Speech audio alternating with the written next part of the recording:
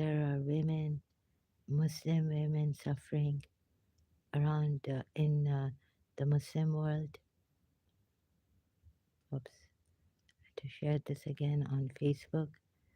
Uh, I want some honest people.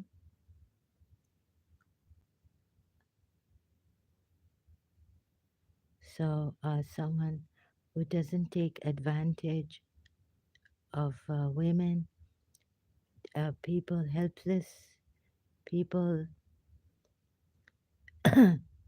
So please don't go asking for their numbers and all and saying that you truly care. What's this? Dedicated.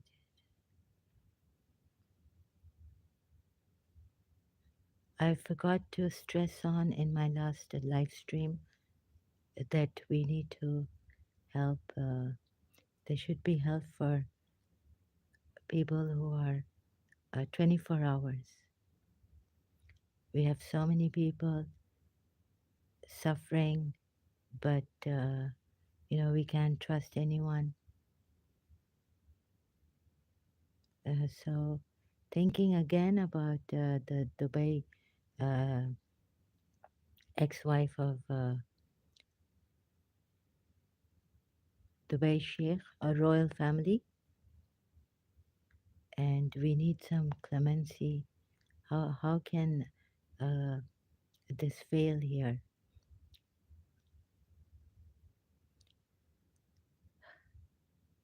So living with the enemy uh, psychically, it's quite difficult for me to. I won't be able to express myself properly again. So global crime prevention organization aspiration. Okay, some of the Pakistanis, they come in a very um, clever, conniving way.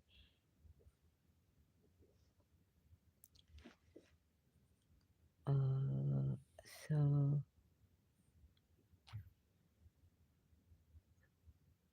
I also miss my principal very much, being separated from her. Uh, this Shia guy came in Karachi, Sayed. So let's see, another group I can. Okay, so please, where are the saints? Where are you? Salihin Allah saints. Salutations. On the roof, I used to say, please accept my salutations.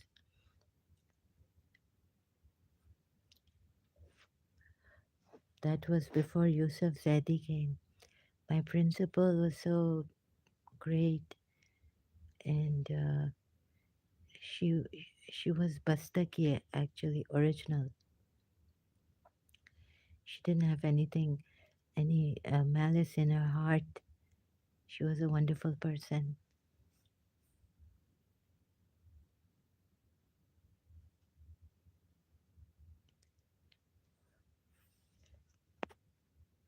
Just a minute.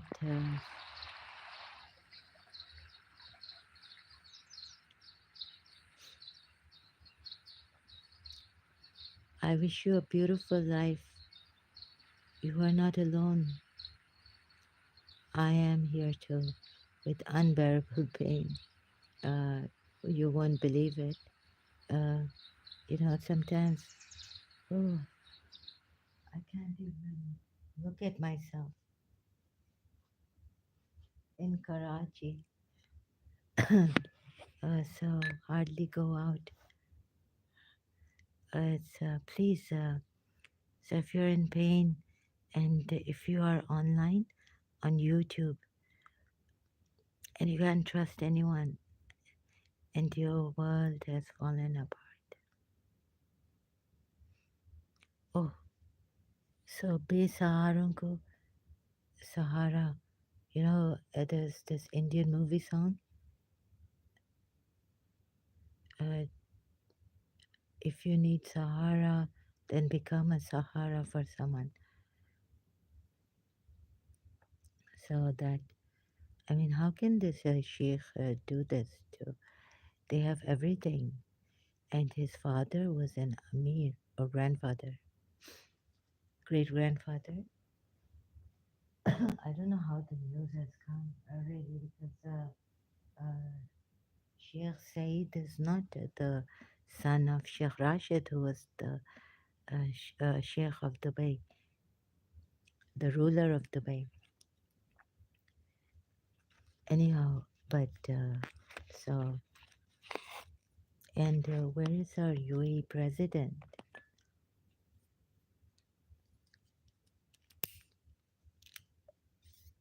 Why has he failed? They better to kill me. Uh, so I would appeal to His Highness Sheikh Zayed's son, Sheikh Mohammed bin Zayed Al Nahyan, to intervene in this case.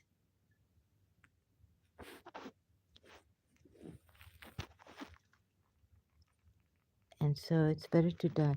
एक तो हमारे भी लोग, our people are so like in Pakistan. Now Arabs also. सुधर जाएं आप लोग. So this case, please, I appeal to the president, ex-wife. Oh, sorry, the president of UAE,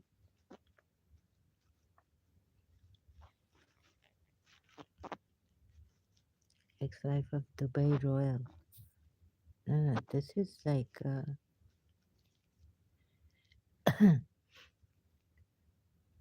here. This is the nephew, ruler's nephew, ex-wife of Dubai's ruler's nephew, ruler's nephew, not son.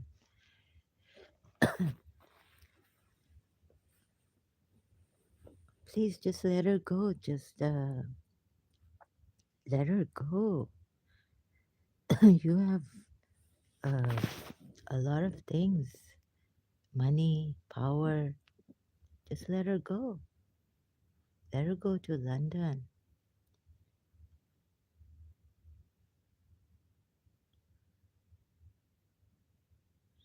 Okay, I'm not afraid to be killed now. Let her go, Sheikh.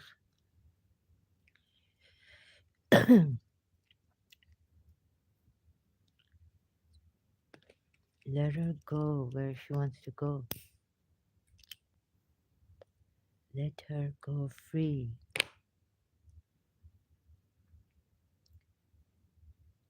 And what do you have to lose to be a good person? खुदा का खौफ नहीं है?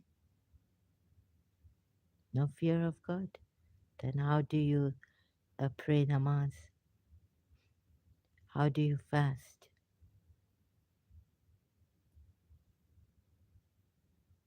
And if one person, a ruler, a humanitarian ruler, one lady crying outside somewhere here in a hotel or in room,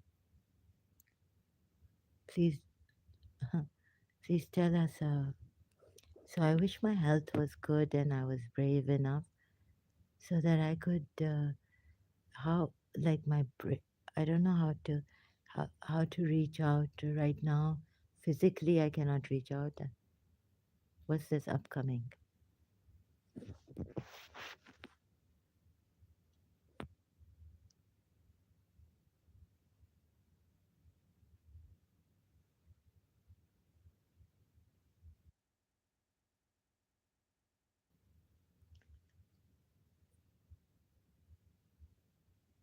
So although I can see myself, it says here waiting for Zahra Berserk.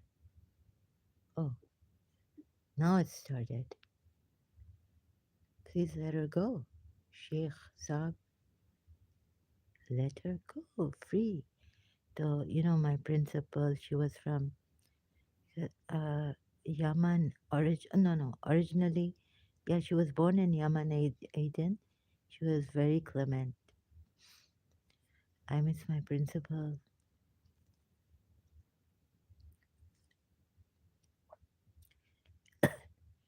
So a truly humble person, really. Clement. So those of you, no women, no woman should be crying. Oh, this is BBC News. And Sheikh has wives and all this. So just let her go. Oh God, I can't speak properly.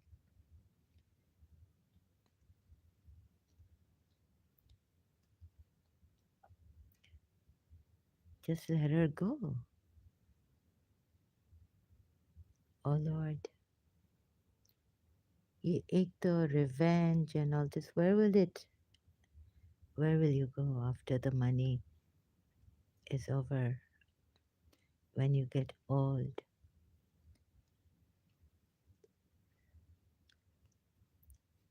Okay, I'm not trying to show that I'm a hero or something,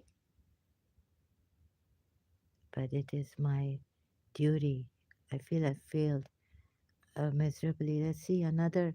Keep trying. So I keep trying, keep failing. I don't get it. Just let her go. Let her go. खुदा का खौफ करो कुछ. तुम लोग भी Arabs भी खुदा का खौफ करो. Whatever happened, happened. Now let her go. Okay. And Iran also just remove the mandatory thing from your country. Prophet Muhammad was a terrorist.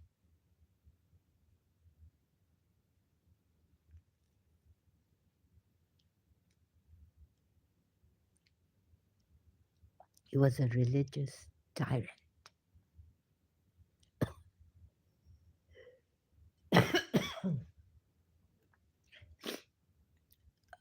So, I mean, Muslim leaders, sheikhs, please help your brother, like Prophet Muhammad said, help the oppressor.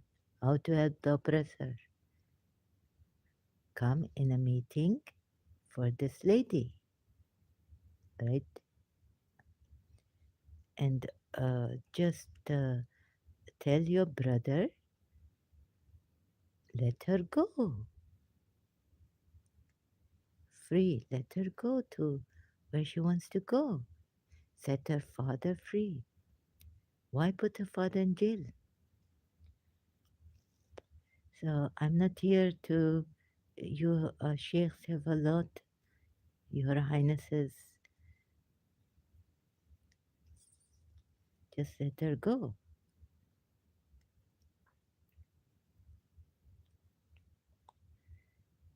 Have a meeting with your brother and help your brother. समझाना भी एक चीज होता है ना. So this family case has come out and let her go. I mean, okay, have a meeting and say, brother, okay, now you separate, but let her go.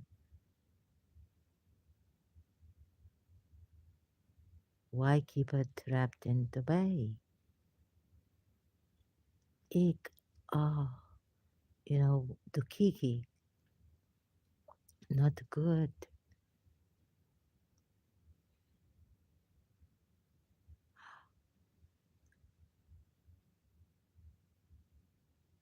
Pleads for help from UN and child custody battle.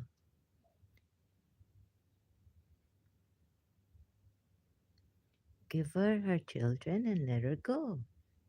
Sheikh Said has, I think, excuse me, he had 9 children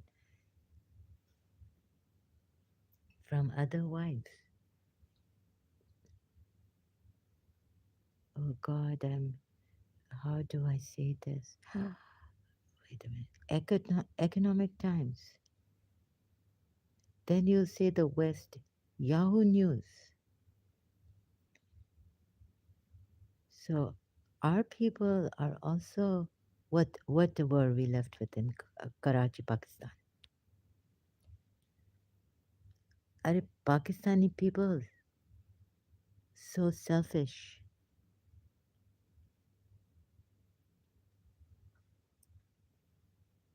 and cunning? And now I see Arabs here.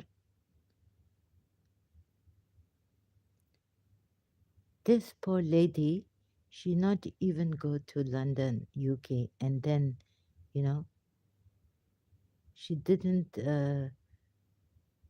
She wasn't clever like me, dumb. Sorry, I mean, you know, she was honest. She trusts you, Arabs, brothers, brothers, sheikhs, UAE President. I appeal to His Highness, and I appeal to the Vice President of UAE, Sheikh Mohammed. Oh God, please have a meeting where nicely.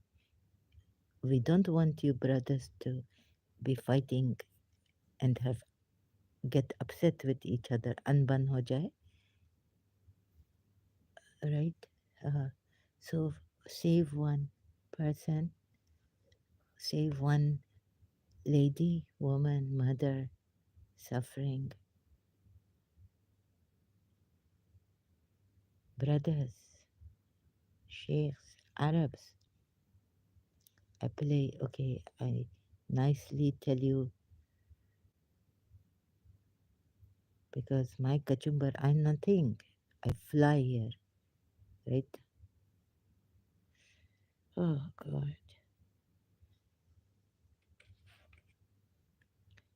So again, I've come here. I said, I got tired, but I told myself, why you come, leave.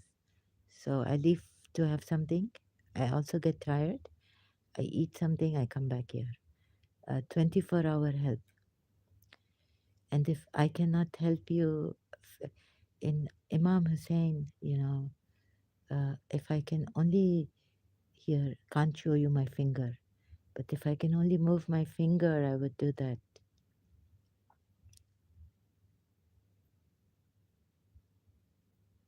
Brothers, sheikhs, let her go. Give her her children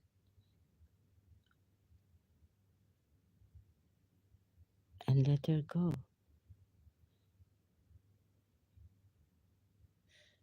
Ex-wife of Dubai ruler's nephew trapped in UAE report.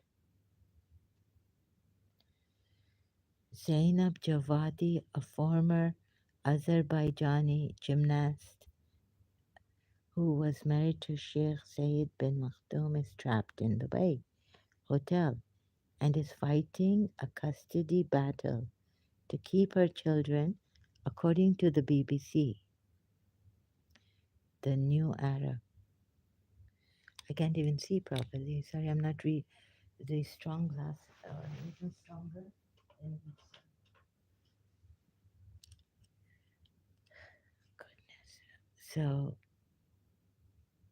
Jawadi, a former gymnast from Azerbaijan, was married to Sheikh Said bin Maktoum, the nephew of Dubai's ruler, Sheikh Mohammed bin Rashid Al Maktoum.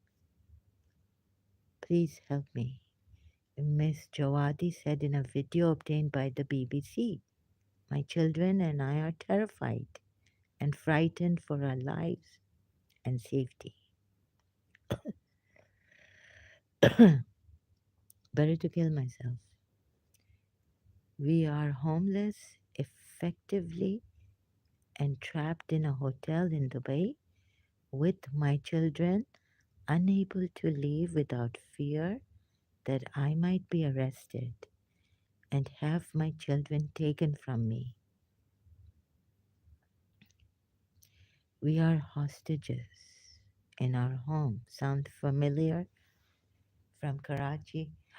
She added in my case from Karachi. She added in a harrowing video. Javadi's lawyers have said that she has faced abuse, harassment, intimidation. My stomach is going funny.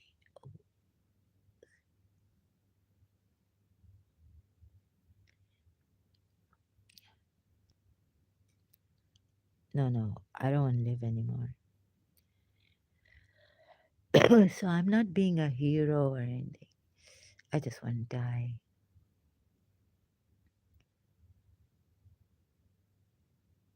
Huh? Sayyid bin Maktoum's lawyers have argued that Jawadi is an unfit mother, a charge she has denied. Jawadi is currently keeping her children at home and not sending them to school, according to the BBC. She's afraid that they might be abducted and never return to her. Oh God. This is not the first time a princess from the UAE has allegedly faced abuse at the hands of the royal family. Princess Haya, the ex-wife of Sheikh Mohammed bin Rashid Al Maktoum, fled the Emirates in 2019, saying she feared for her life. She once sold custody of her two children earlier this year. Oh my goodness, this is so sad. In 2018, Princess Latifa tried to flee. Oh God, it's too sad.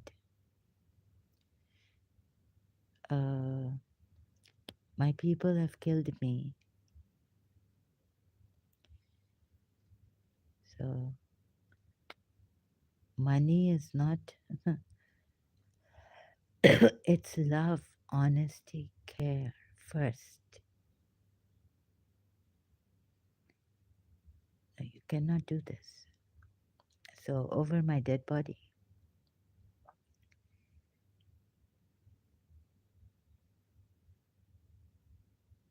is enough. So I really want to go back to my mother, but she's no more. I want to go back to uh, Karachi. At least there we can shout and scream at these terrible, some of them are so terrible Pakistanis. They're dishonest, selfish. My father said that Sheikh Mohammed was helping.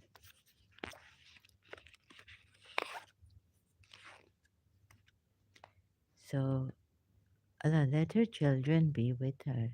She's not an unfit mother. A mother, she loves her children and let her children be with her. So hope the sheikhs will have a meeting about this. This is serious. Humanitarian. What did Sheikh Zayed say? And where are our sheikhs? And what is this delusion I'm getting?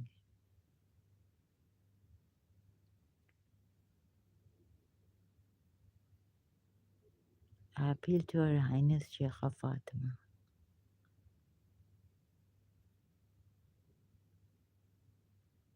This means, well, how we can do this is that the brothers, sheikhs, have a meeting, allow her to leave the way with her children. You see, Sheikh Said already has children from other wives, previously married, 9 children.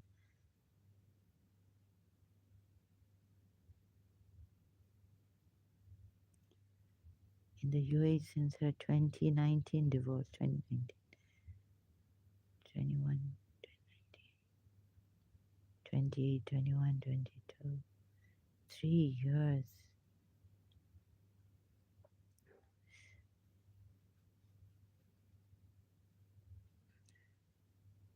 Oh my God. Please let her go.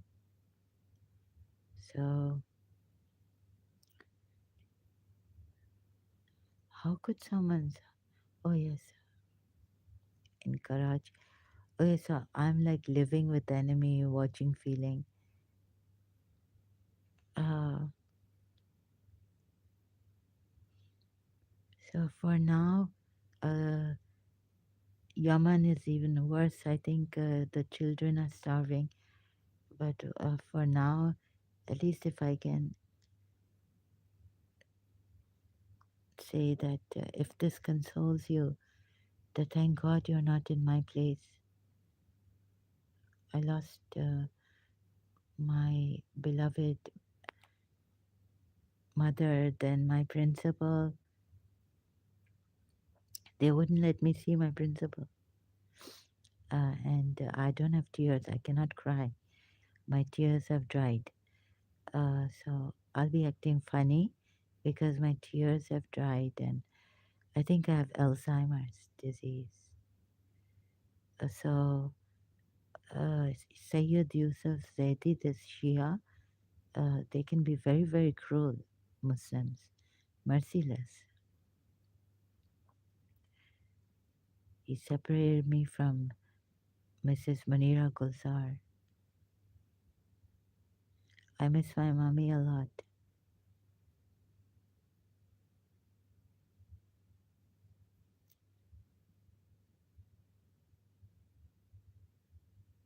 So if I can, and you know what they did? So I cannot tell you. Uh, uh, Unspeakable. So I wanted to die, and I still want to die. Like I didn't want to, uh, you know, uh, I wanted the best for my principal.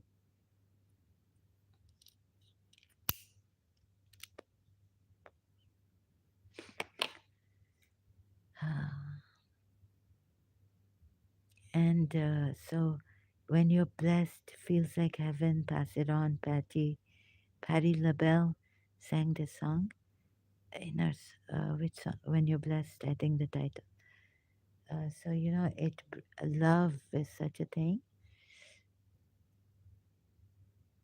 And I would, at times become very like faint hearted.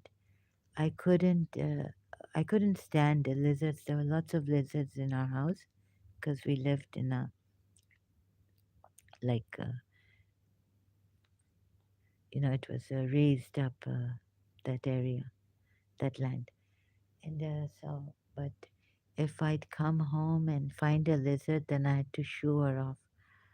Try my best to, instead of killing her, just get her out of my room.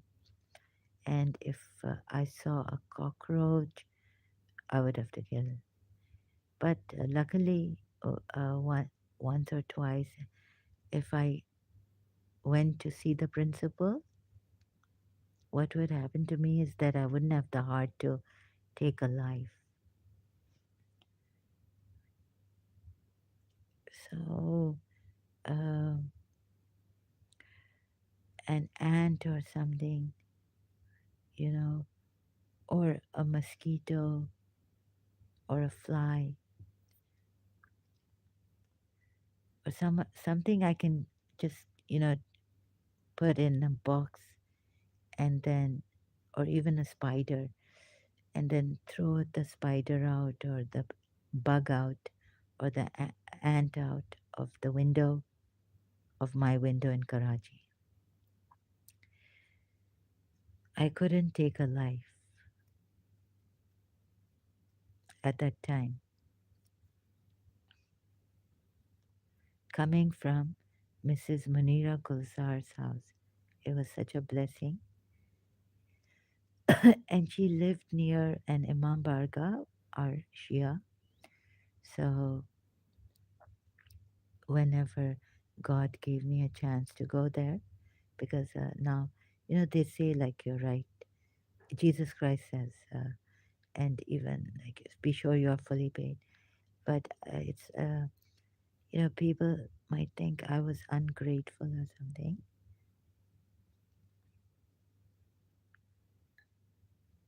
Uh, I used to like send something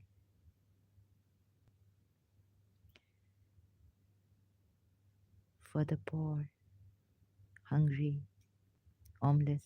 No, not homeless. Yeah, maybe homeless.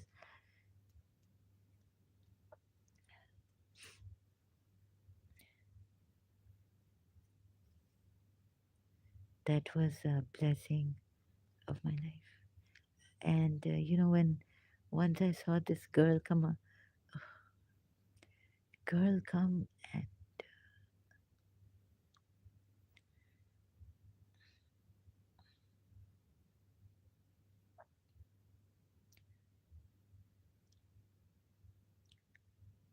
spread her arm as as I was sitting in the car, about to leave from Mrs. Munira Gulzar's place, and I was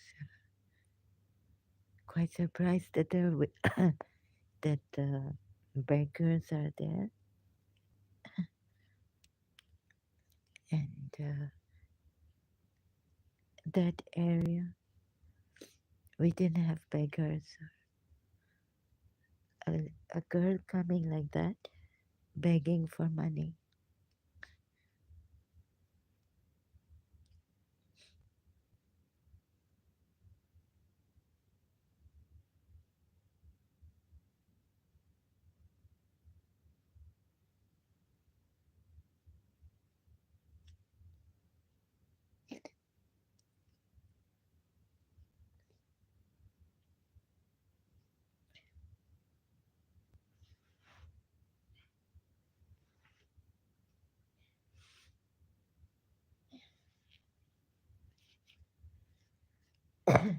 So I don't know how he lived in Pakistan.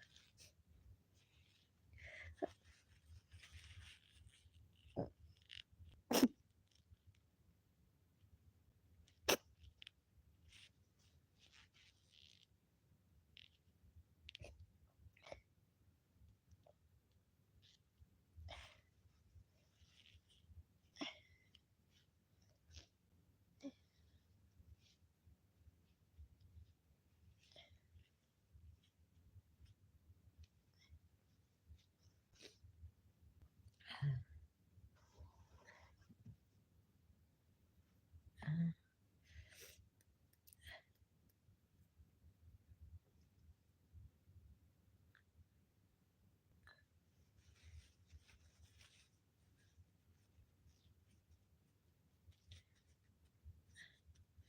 so it really hit me at that time. It's the value of being finding someone who brings peace in your heart, a presence in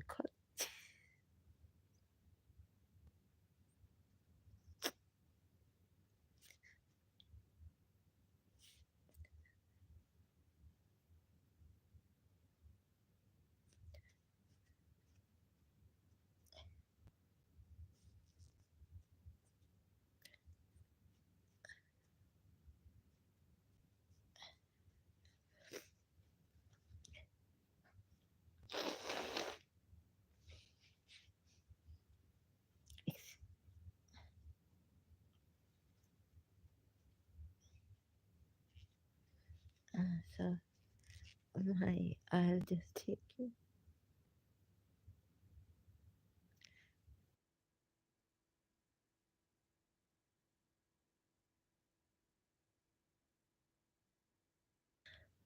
Now what I'll do is you can see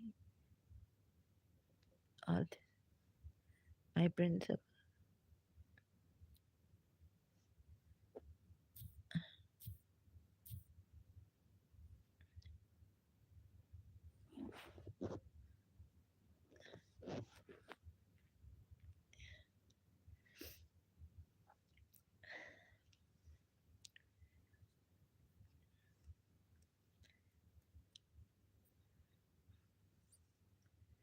she never took revenge. She was a great,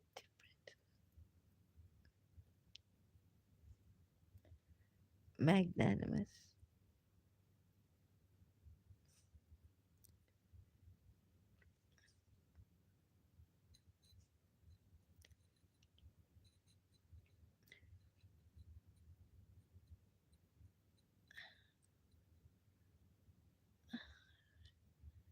Only sorry, there's another Manira, but that's not her.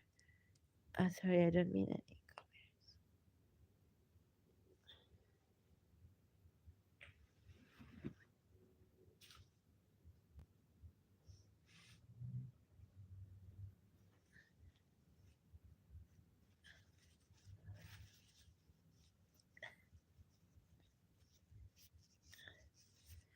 No, I cannot afford to cry. Fine, I do.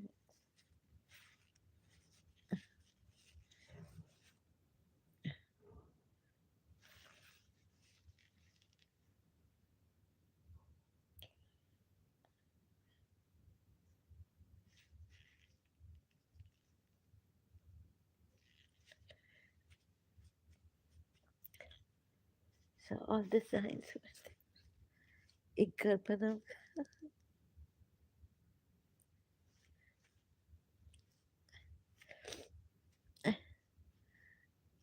and that movie song,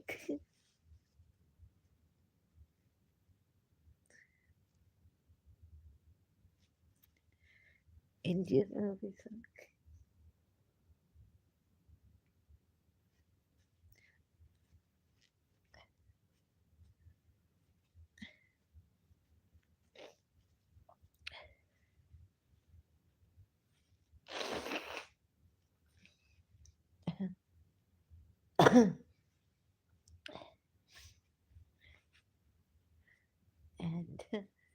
And coincidentally, I had a relationship with my teacher. Her name turned out to be Miss Tissa, and so there's this story in the Indian movies of Anand movie. This is Miss Tissa, the nurse, Mrs.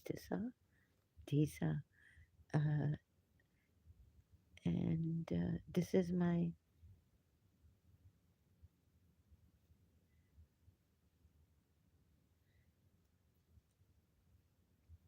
and there's Miss Tissa.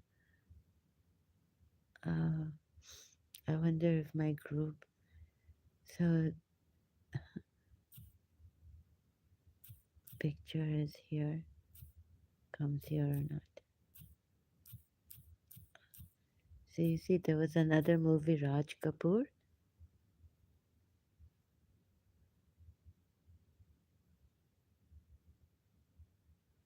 No, there's no.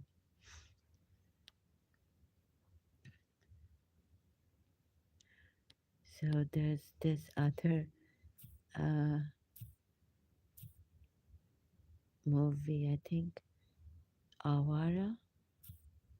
No, I don't know. Which one was it? Raj Kapoor.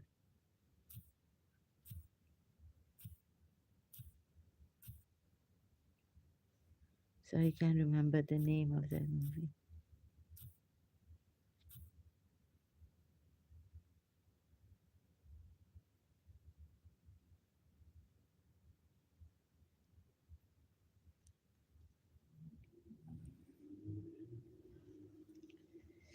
Raj Kapoor and no, Nargis is not in that. Andaz, Chori Chori, uh, Shri, I don't know which one was it. Charso Bees, the one in which is Miss Disa, Mrs. Disa. No, because Nargis was not in that movie. Raj Kapoor movies have to see it like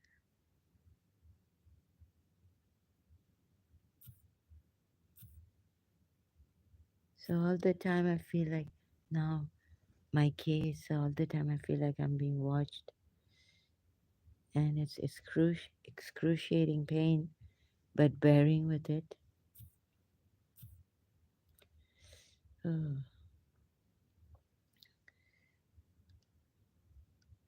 Anari, uh, no, this is Awara. Maybe Anari, right?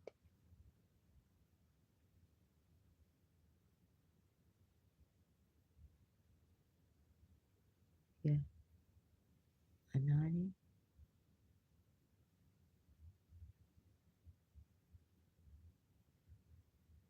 Yes, this one. So they have a God knows it about Miss Disa.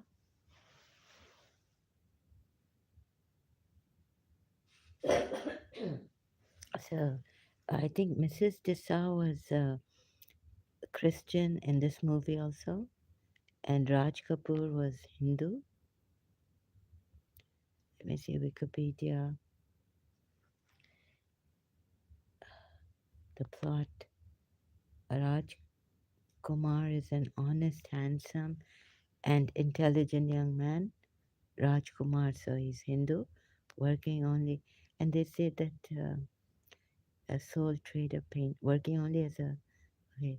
And Mrs. Disa, one day, Raj finds a wallet containing, and the landlady, acha, sorry, excuse me, I didn't see the full stop here. He is unable to earn a living, including paying rent to his kind hearted and talkative landlady, Mrs. Tisa. So, how can you say that रिश्ते pure नहीं होते हैं? How can you say this is just a movie, or in real life it also happens?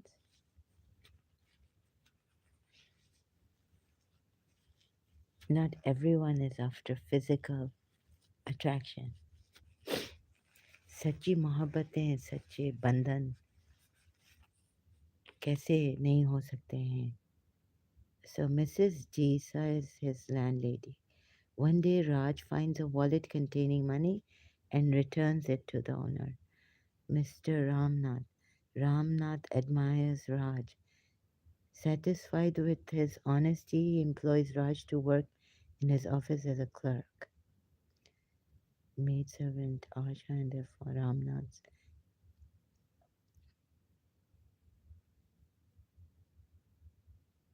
Unfortunately, his landlady, Mrs. Disa, dies suddenly, consuming medicine manufactured by Mr. Ramnath.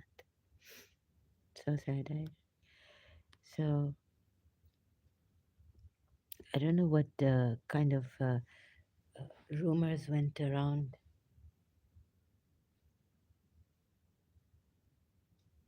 Just on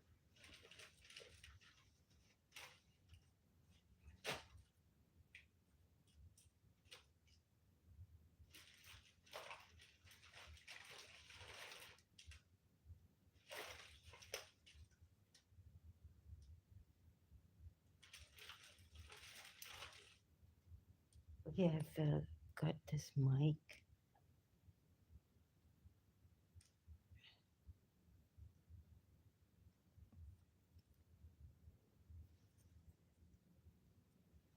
and just to get another thing to fix the mic.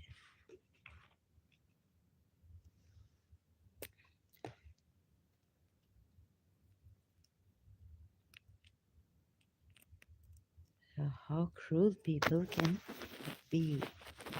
Sorry, I have to bend a lot.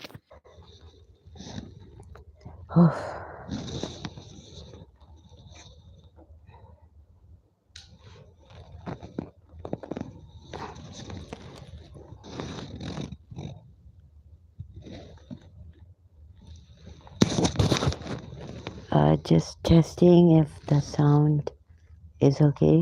Just testing if this. Okay, so whenever there's a night you need love. So for Miss Dessa also, I thought, we would always be family friends. Nurture these relationships, please. I don't know what the Karachi American school thought of this unhealthy relationship. This is, Mrs. Disa was the landlady of Raj Kumar here in this movie.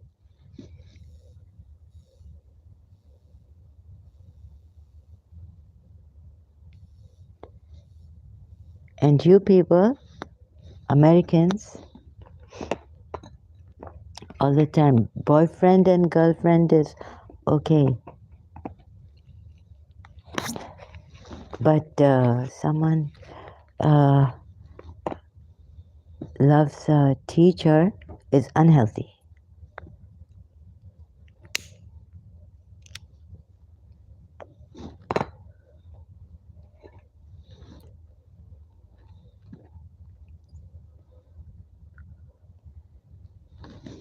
And I don't know about Pakistan. I mean, I know about Pakistan that God knows, but we have in Pakistan, Sister Gertrude is there, was there actually.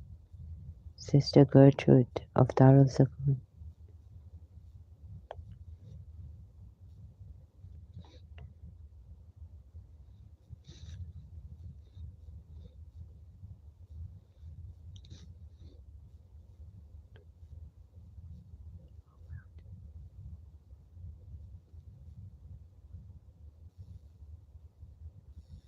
Gertrude, Sister Gertrude Lemons, Wikipedia. I would trust this home for mentally. I should have gone there. Mentally handicapped, orphans, and the aged. Oh, so when my mother passed away, I told my father that she passed away in year 2000. So she was a Dutch from Holland, not German. What a lady she was. We went there again when I was in CAS as a photographer, official photographer of my school, Center for Advanced Studies. And she made us laugh and all this. She was the sister of Father Celestius Lemens, Netherlands, from Netherlands. Sorry, not, they don't, Holland, they don't. So she was a great lady. Now, I could have joined, after I didn't want to live with my father. I would have gone to Sister Gertrude's. Yeah, I trust this. Although we have a Shia Habib orphanage in Pakistan.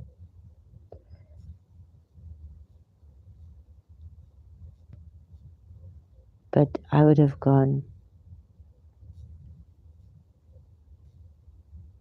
in Karachi. I would have gone to Darul Sakoon. So this place is not for the. Uh, I mean, to come to Dubai and stay here, it's very very expensive. Dawood Habib home.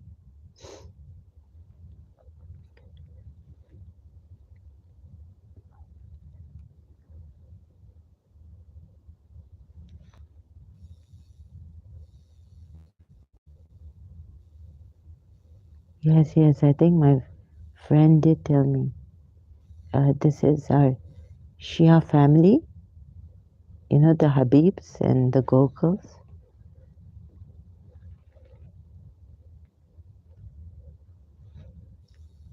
And there's Habib school too.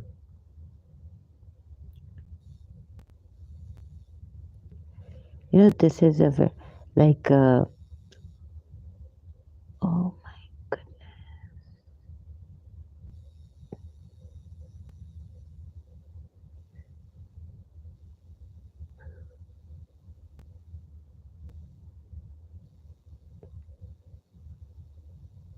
Oh, so cute. Oh my god. So, it seems like God, where is God?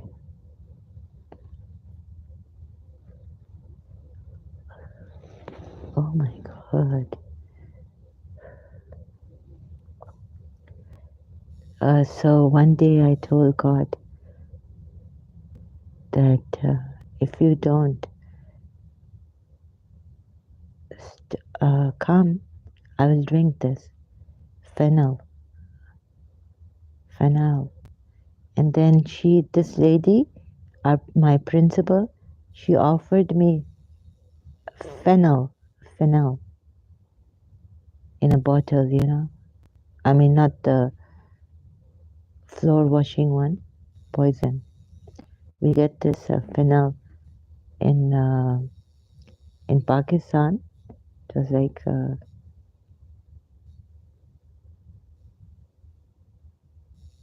fennel. How much poison it has, I don't know.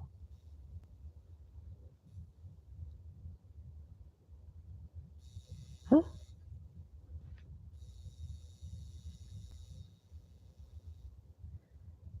So I said, God, if you do not come,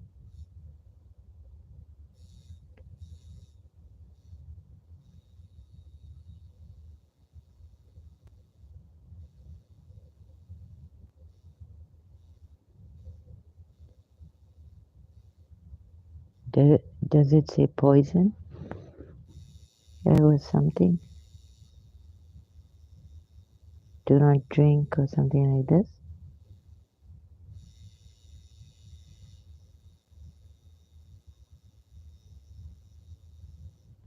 Well,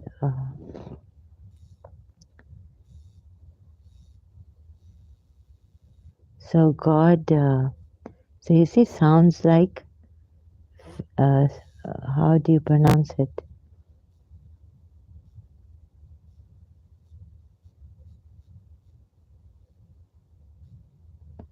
Pronunciation. Oh, I cannot hear it because phenol. Phenol. Phenol. Okay. Phenol, and I keep saying phenol. And there's this phenol. It's like soft, right? So fennel. Fennel plant.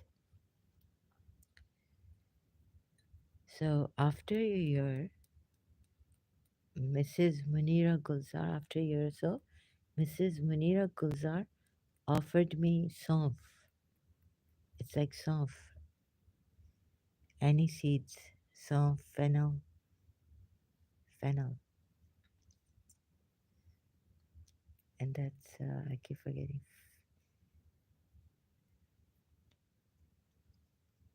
Sounds like something. So God came. He saved my life from drinking this phenol. Phenol.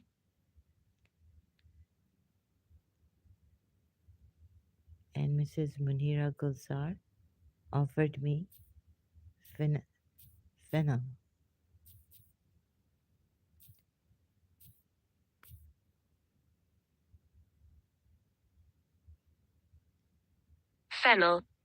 Fennel.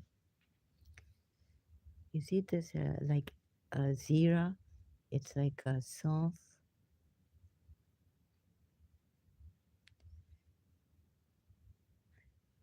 phenol, fennel seeds. Now I'm confused here.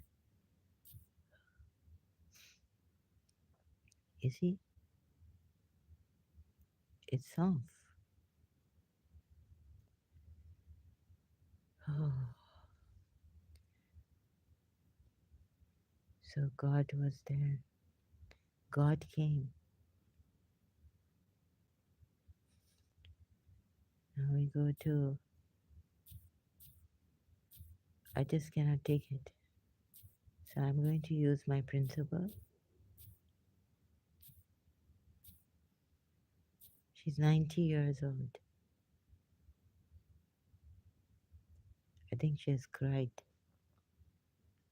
Mommy.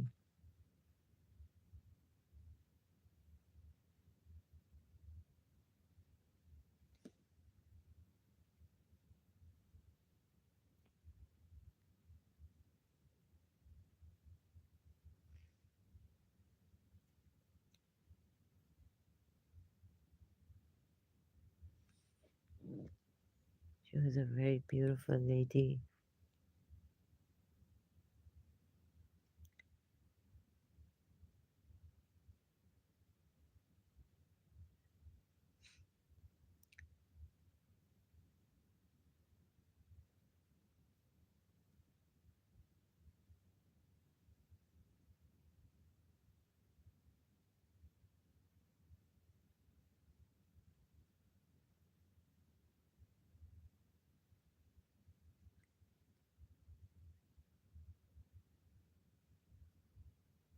July 10th.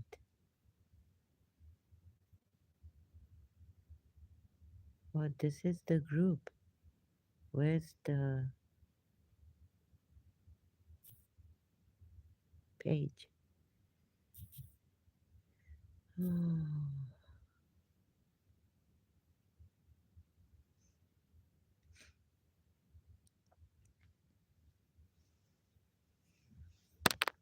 now, Sahara.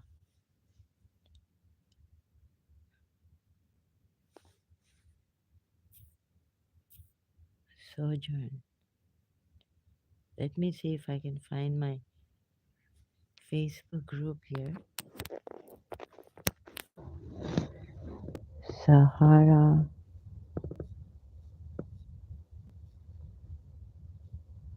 Sojourn.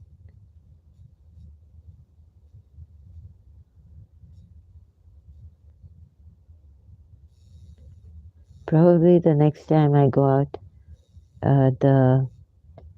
they will have me, you know, they're saying no, they're not going to touch me. तुम शेख साहब की नानी reincarnated हो. Oh, Nani, maternal grandmother. Okay, just a minute, I'll go to. Oh,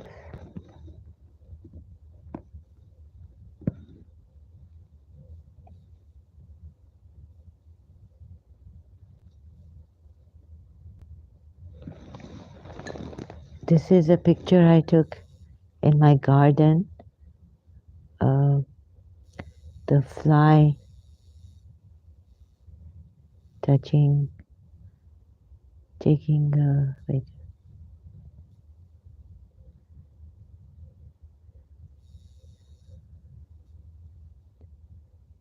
look at this. In Karachi, my house in Karachi, in the garden.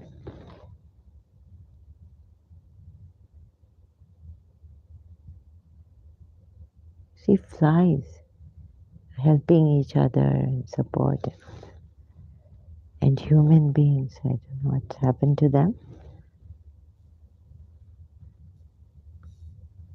So Sahara, sorry I didn't read here. Sahara is a world of love, happiness, prosperity, blessings, bounties of God for the destitute, heartbroken, broken spirits, oppressed, and the meek, betrayed by the world of unfair people, mean people, hypocrites, cunning and self-pleasing.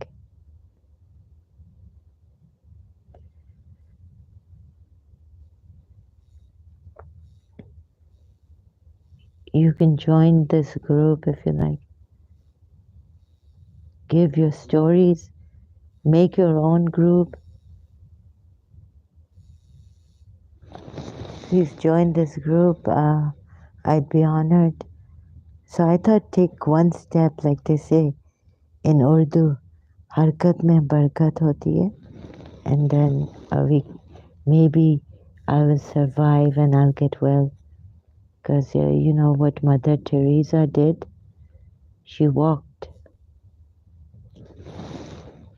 first and she left her a nun's order and she did it on her own.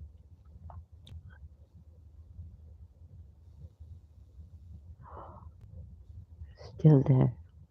So Mother Teresa, she walked a story.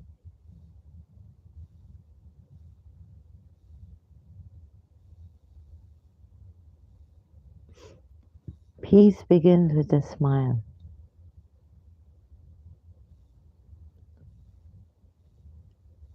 Where's the story where she just walks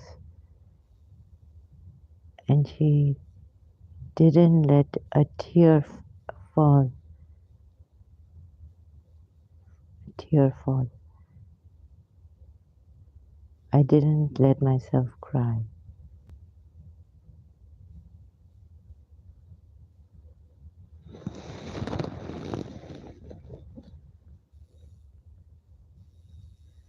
As she so often said, when she succored the poor and the sick, she ministered to Christ in his distressing disguise.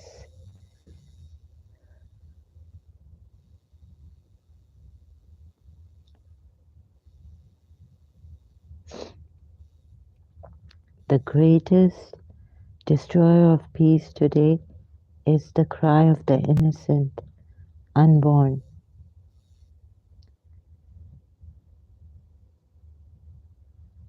She helped the poorest of the poor.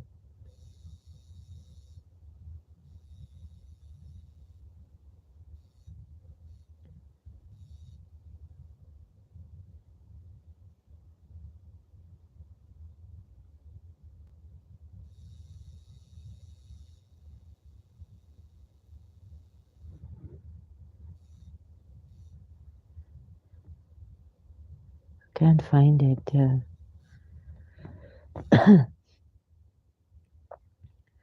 We need more Mother Teresa's, Sister Gertrude, Dr. Fo, Leprosy Center, Karachi, Pakistan.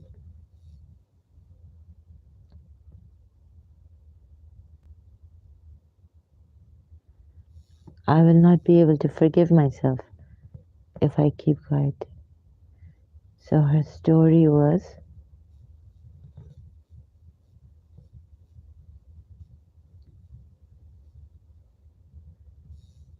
Hindus, where are you? Reach out.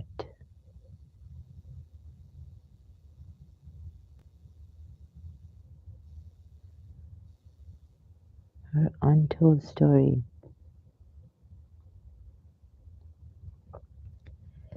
Inwardly, she also embraced Jesus' experience of abandonment on the cross when he cried out in agony, my God, why have you forsaken me? Okay, I can't find that story where she walked.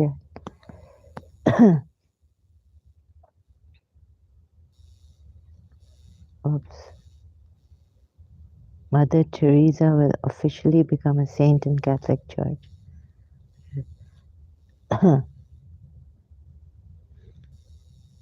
Eternity. I hope I'm not starting from the time she began working among the poor. Okay. Teresa felt isolated from God's love and even sometimes rejected by him. She experienced an ever increasing longing for his love. A According to the Mother Teresa of Calcutta Center, she called her inner experience the darkness, and it continued until the end of her life. Christopher Hitchens called one of her ministries a cult of the. Oh goodness. No, I don't want any right now criticisms or anything.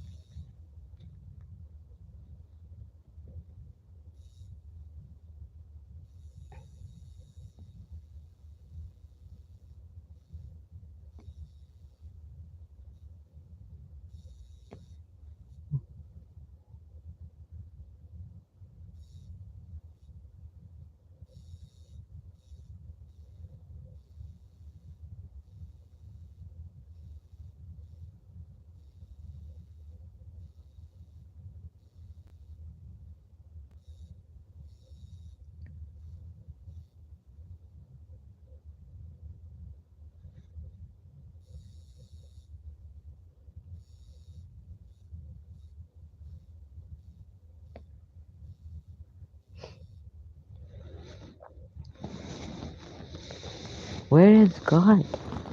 So this is all about her after her death, I think. Oh God. Franciscan Spirit website.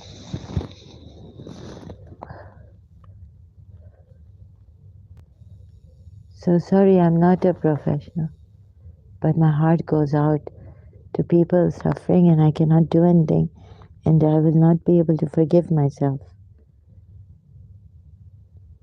But we all survive and we all give ourselves this defense excuse. So, no, uh, again, are you mute?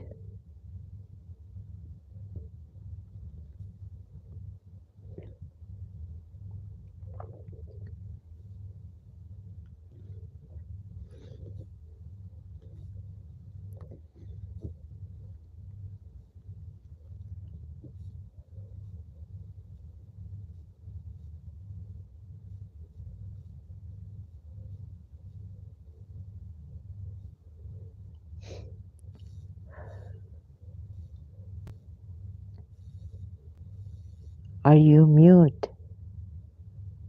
Can you see the rain that drops at your doorstep? The birds hymn songs of freedom. A rainbow is created in the glorious sky, filled with shimmering clouds. Are you blind when a tear is shed by an excruciating heart? This loner is leading a lonely path, a life that is buried, a death. Oops. I can't speak. I can't read.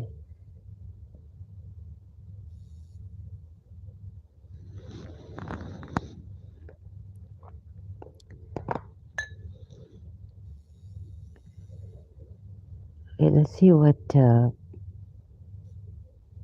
this was really consoling by Peter Russell. Oh, so I have to just go to my library, show you here.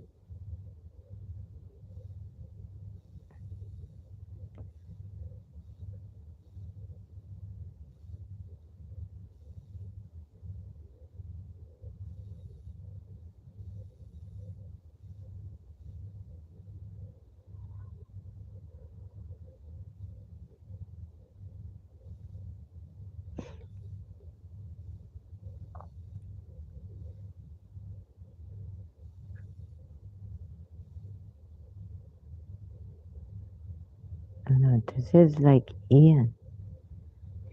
His hand in the pocket when I used to call Ian.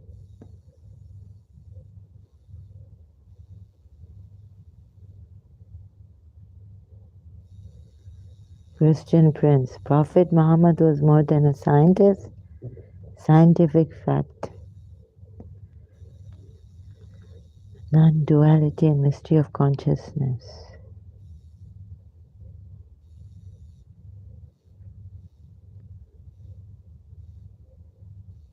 this one. I'll put it.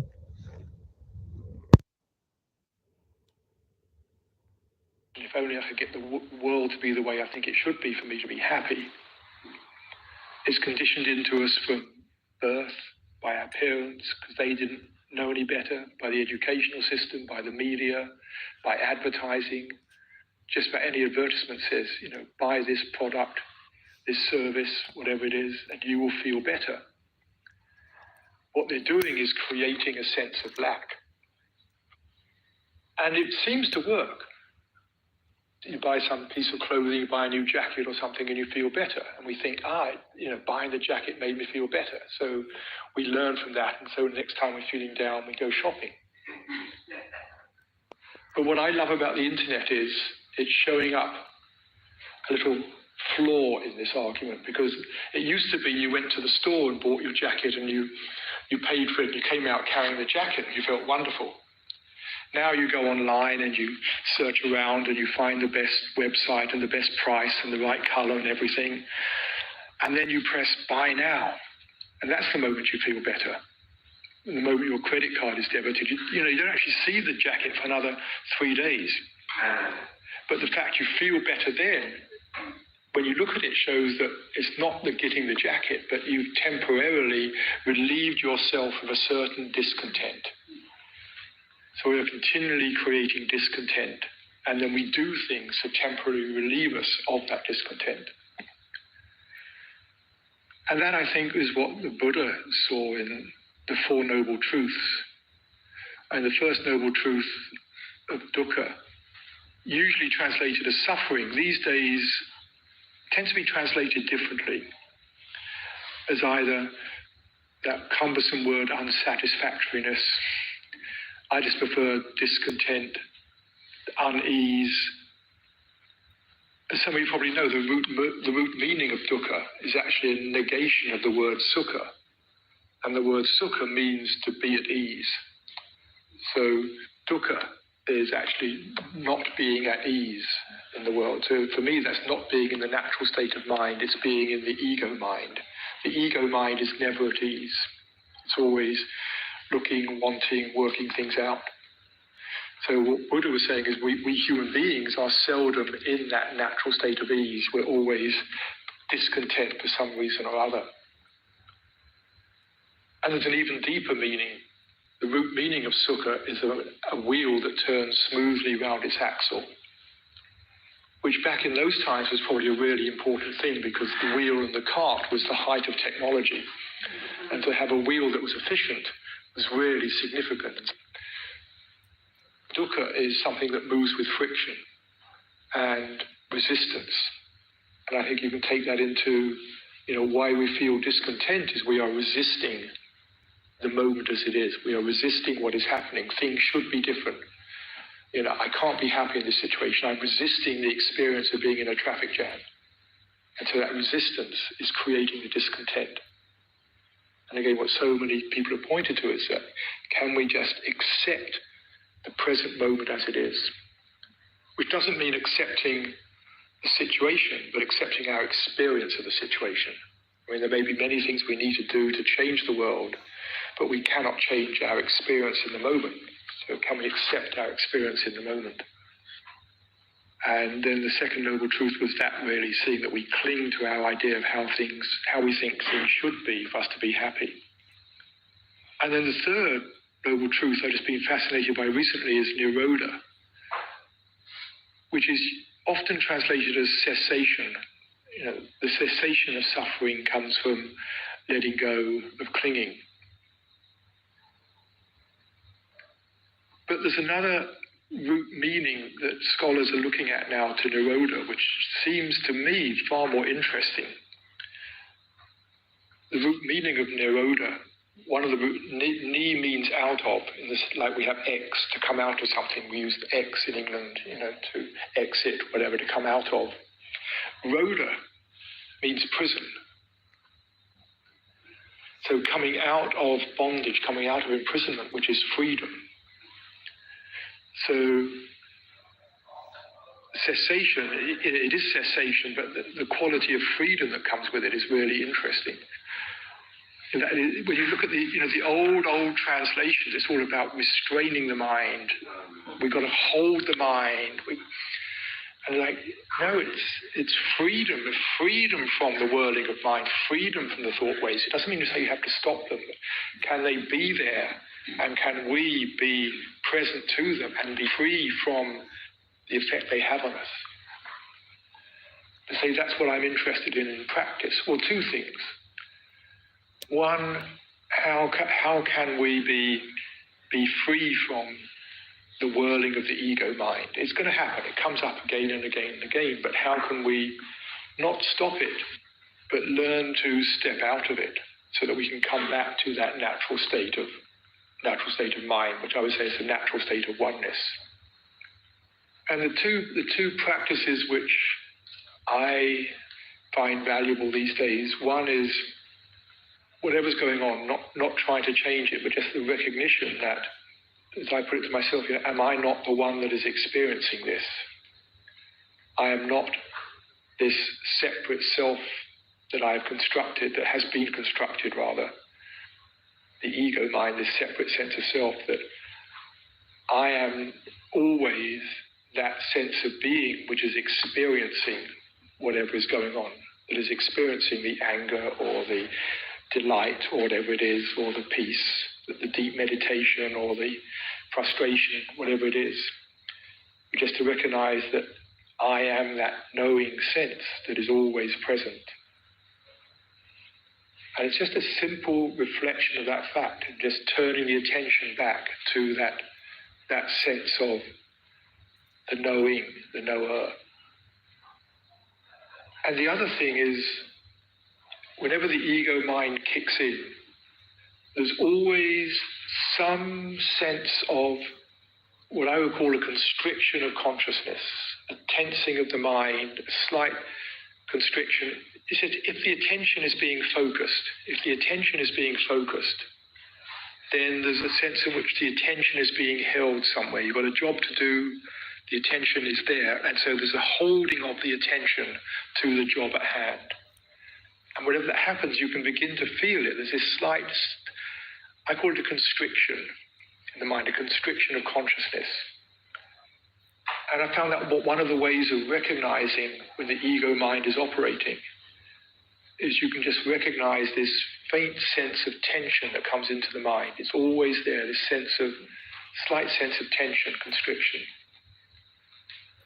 Just recognizing that. I think there's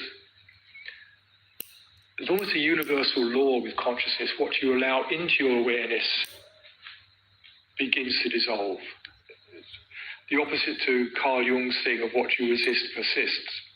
And he was saying when you push something out, he was talking about your shadow, but when you keep something out of your awareness, it controls you, it persists. When you do the opposite, when you let it in, things tend to dissolve.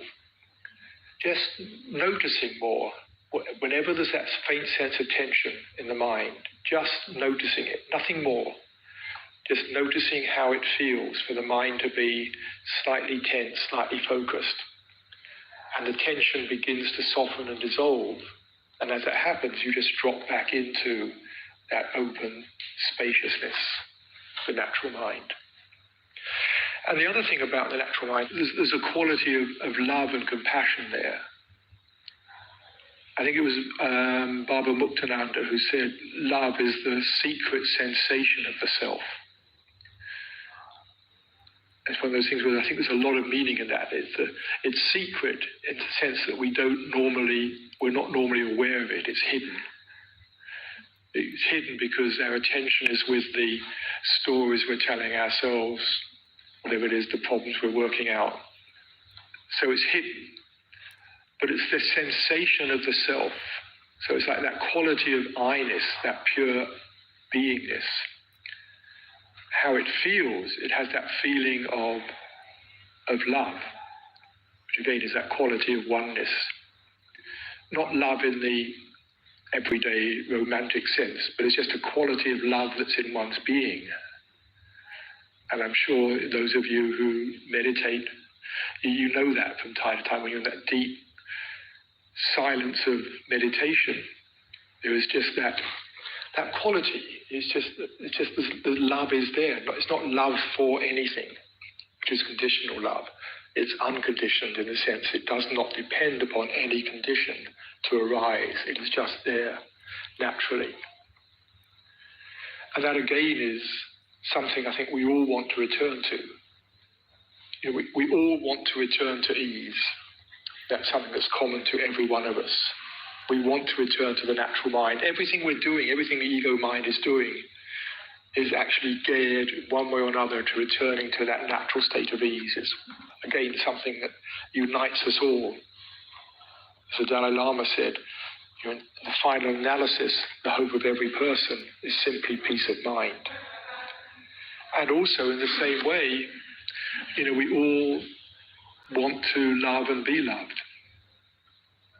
And what can easily happen if we're not aware of what's going on is we start manipulating other people in order to get them to love us in one way or another. It's a sad game that goes on, but the way it sort of happens is, you know, you say something to me which is meant completely beautifully, without any ego, without any sense of hurt or anything, but because I've got my own little triggers, I get touched by it, I misunderstand, I feel slightly hurt by it, totally erroneously, but I feel that way.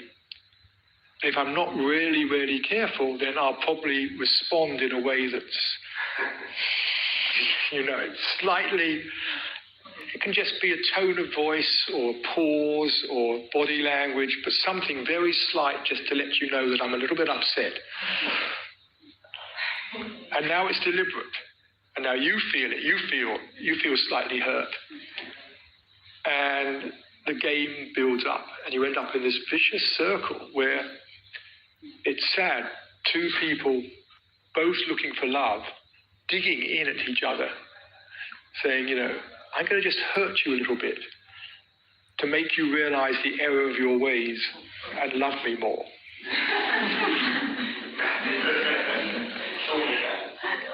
And it happens, you know, whether it's personal relationships, family, friends, out there in the world with strangers. It's a game we fall into so easily and ends up in divorce, argument, fights, whatever. Simple way around it, and this really is the Buddhist principle of harmlessness, or the golden rule, which is in just about every tradition, is to have the intention that whatever you say or do in any interaction, that the other person should come away feeling loved, respected, not hurt, in some way or another, not attacked. It's basically just checking whenever those little attack thoughts come into your mind, any sense of slight attack to make the other person in some way wrong is where an attack thought comes from. Just beginning to check those at the very start and not let them come out into the interaction. I think one of the Buddha's definitions of right speech was, if you can't say something in such a way that the other person feels good on receiving it, it's better to retain noble silence.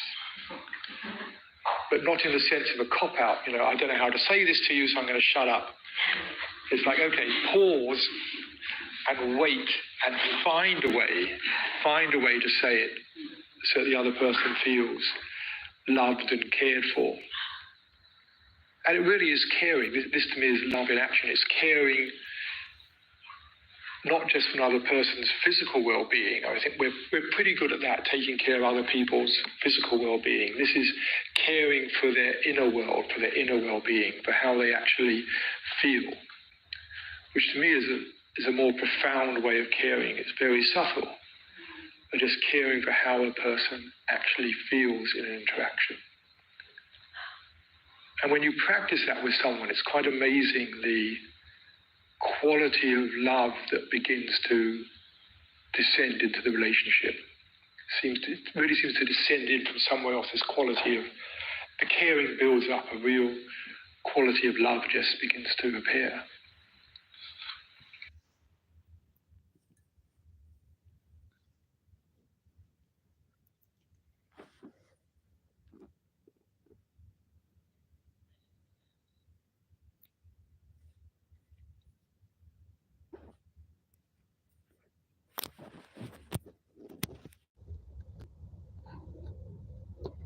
1. Peter Russell, Reflections on Oneness. So,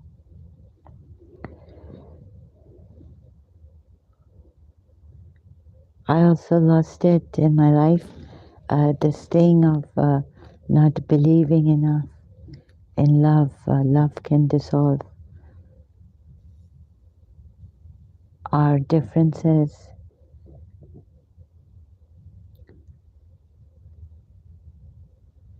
So, health for myself and others,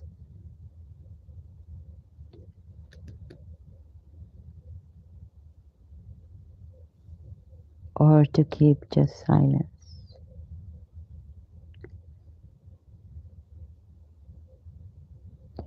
not say anything. So, sending love, unconditional love. Those of us who haven't got it as yet and are suffering, maybe we need to accept our condition.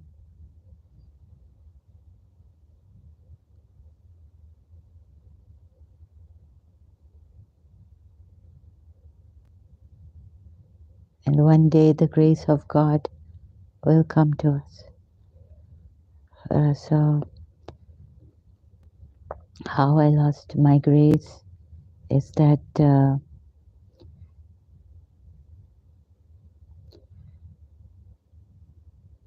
something triggered on the, some fear came or something on the, where is it?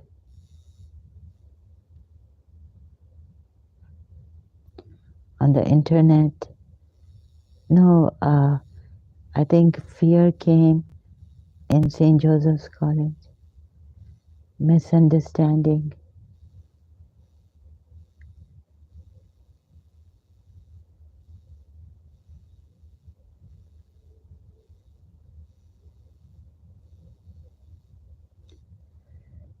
Where is that?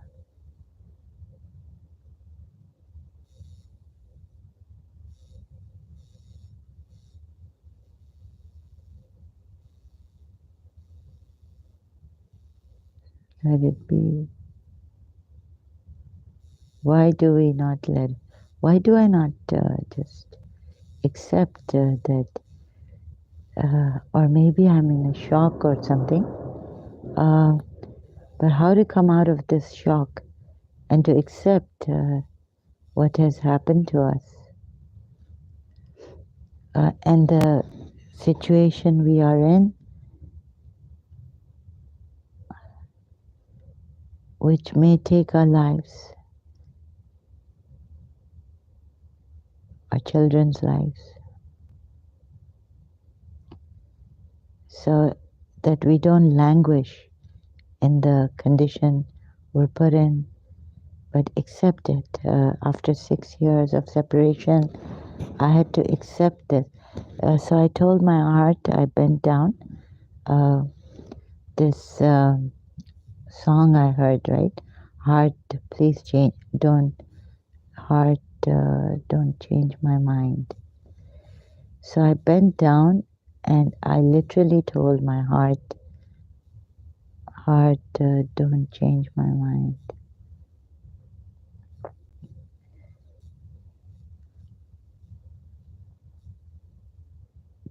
Glenn Medeiros, heart, don't change my mind.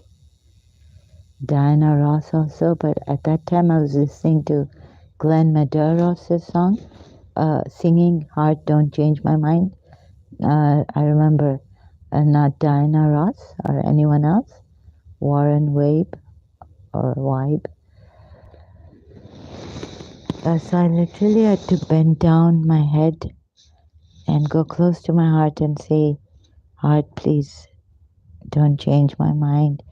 Accept it, help me let go.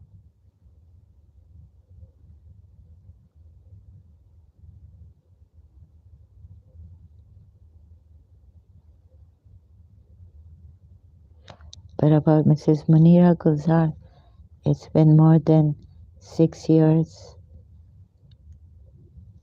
now, and I have not been able to let go. And God says, oops, it's coming to me, oh God, that you will always be with Mrs. Munira Gulzar. Always be with Mrs. Munira Gulzar. God wishes mommy for me. You see? And the Muslims could not understand if I told, even if I said to myself, because Allah wishes to remove. They would say, Astaghfirullah, Astaghfirullah. And I was saying it myself, like, what am I saying? Allah wishes mommy for me, Mrs. Munira Gulzar. See my principle there? I just showed you a little while ago. So any fingers and my Muslim self part that I have not been able to let go because I'm shocked, that part of me, Allah intends only to remove from you the impurity. So it is Allah's intention. But in some translation, and abide in your houses, and do not display yourselves, as was the display of the former times of ignorance. Hazrat Khadija displayed herself, and establish prayer, and give zakah, and obey Allah and His Messenger. Allah intends only to remove. See here, Yusuf Ali says, and I have also had Yusuf Ali translation, and Allah only wishes to remove all abomination from you. All of a sudden, the verse they say changes to from feminine to male dominant, and only one female. Shias have worked it out. So, intention. I'll have to go. So this is Surah Azab, ayat 33. Ayat also 33 and Surah also 33.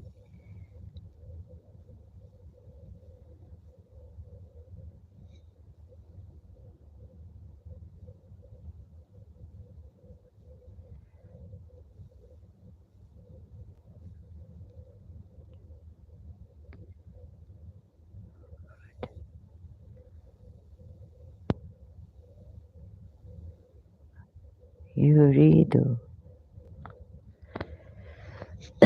Is this irada? But it says wish here. So we don't know.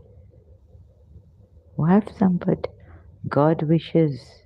Because God can have a wish in translation. So Yuridu. God knows what this is.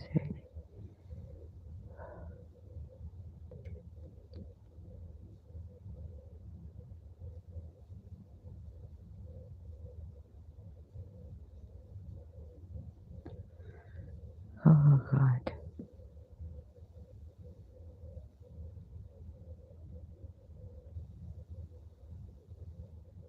Uridu. Urdu.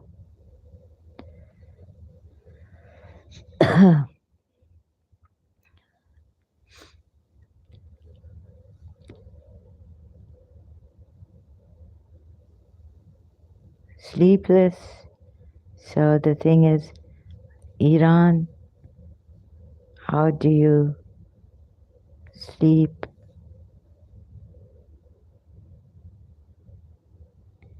Actress Priyanka Chopra's Iran. I was wondering, isn't it Iran? Iran. Stand selective outrage. U.S. citizen Siamak Namazi returned to prison in Iran.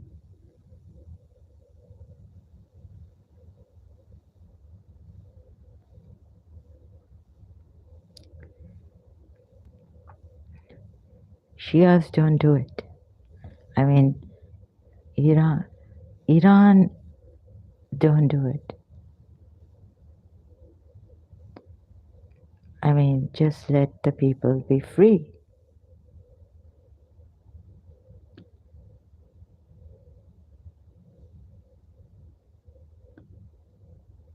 Oops.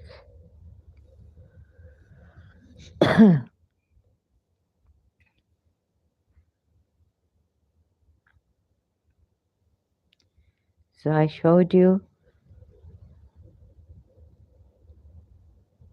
and tonight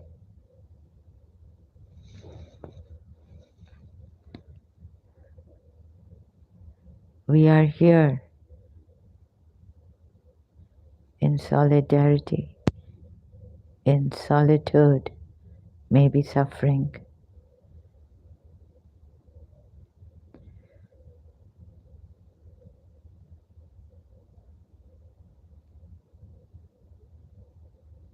We are all here.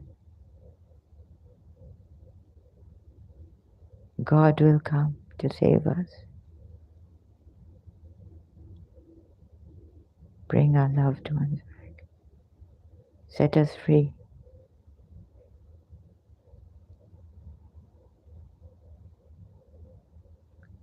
No woman should cry. So leaving the du'as alone, and uh, what is this? Allah. No, what did I show you? I showed you that the dress of piety is the best dress.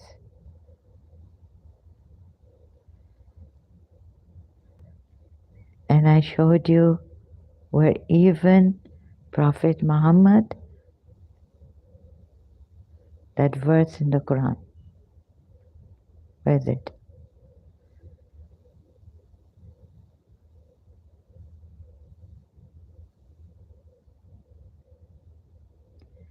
Children of Adam, we have given you clothing to cover your private parts and for beauty, both. But the robe of piety is the best.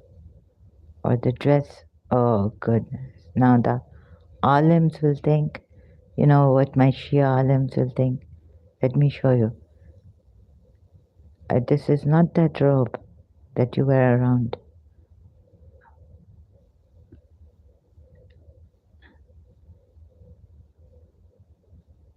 Shia alims, this black thing, cloak. This is not a robe. Acha? No, they call it a robe, not a cloak. Why being bathrobe?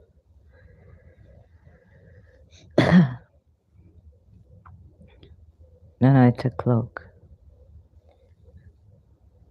I should not be stubborn. I submit. Yes, cloak.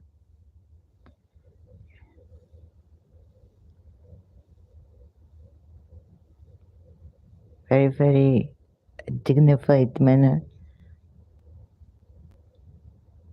Cloak. Now the thing is that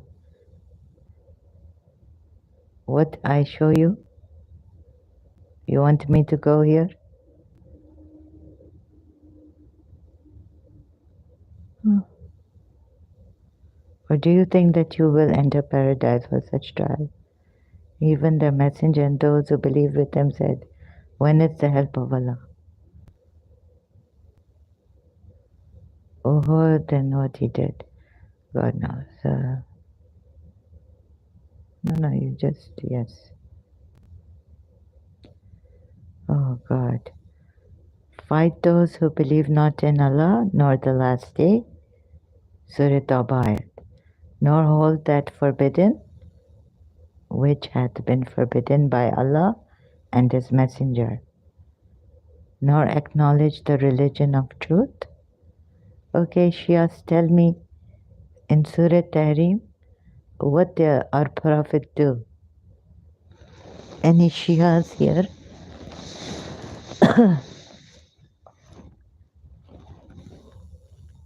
Huh? What our Prophet do in Surah Tahrim? O Prophet, why do you prohibit yourself from what Allah has made lawful for you, seeking the approval of your wives?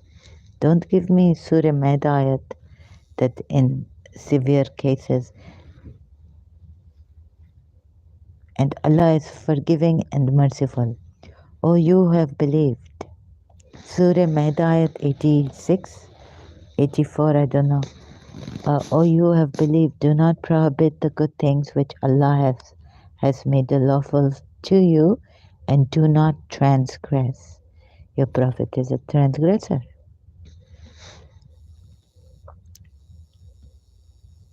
Like, under no circumstances can you prohibit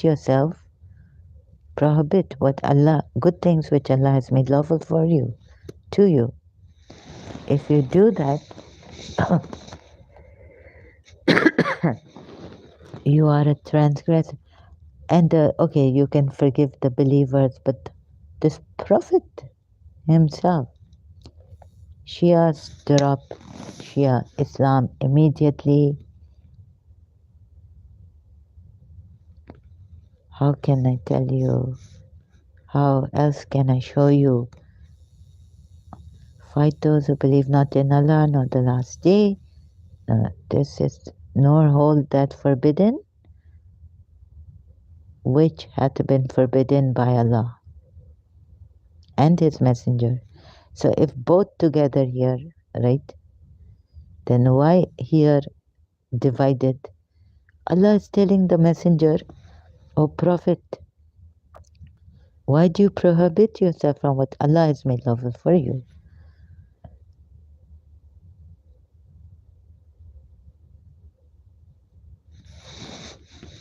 Iran, setting free Iran from Shia Islam, any Islam, completely. You see, injustice should not be done in the least bit.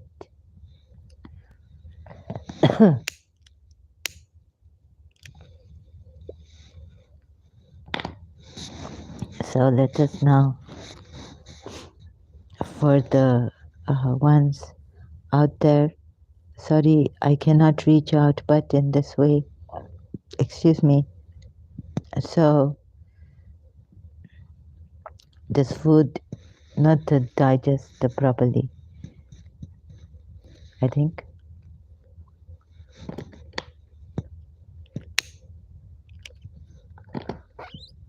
So Allah is manifest truth.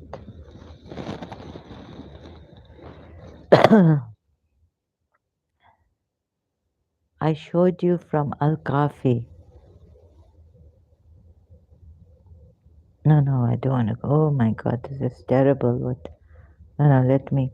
Do you want me to get my my heart is like meshed.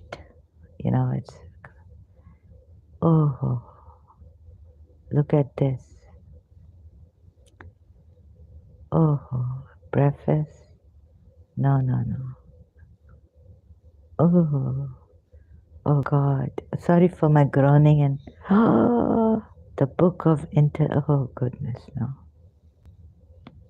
It's very it hurt me. Al-Kulaini's disciples say Abu Ja'far Muhammad bin when God created the intellect, so Abu Ja'far Imam al-Bakr that he said, when God created the intellect, He examined it.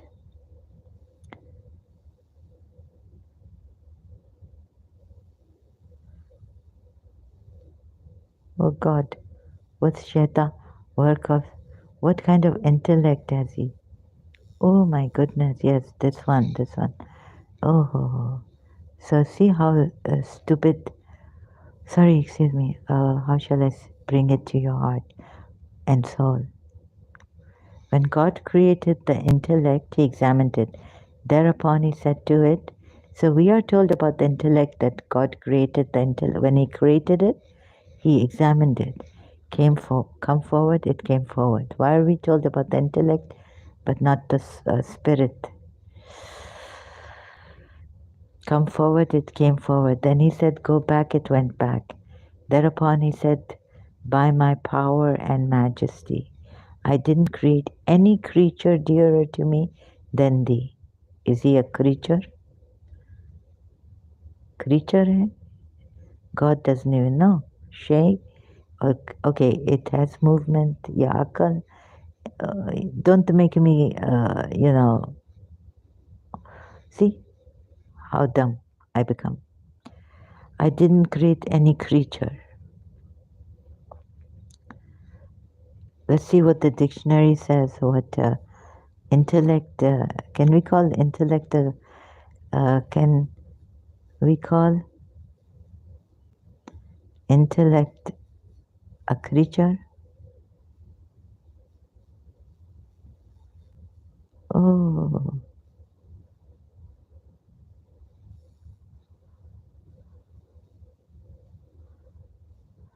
oh God. What is it called when a creature possesses human like?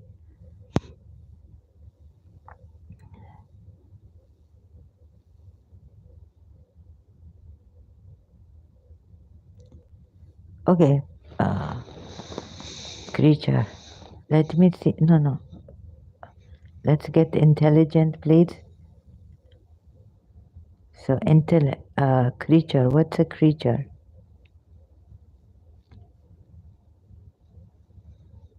I know what you will say. That this this al kafi. No, no. We have to be precise. If this Earth in its axis misses 0.0000, what happened? It collapsed. Khatam shad. So what have we created this world on? Universes on truth. Haq. Allah say. Maybe in the Quran it comes. Something created, either animate or inanimate. Okay. Such as a lower. So now someone coming and saying, I have low comprehension. Please do come and say here. Or okay, maybe later on you say, I not even check anymore what you say. Because, my ego coming up, 3D creatures.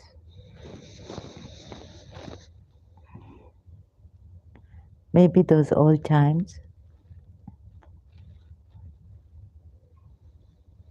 but God not creature. Oh, you mean created thing. Okay. Oh, God.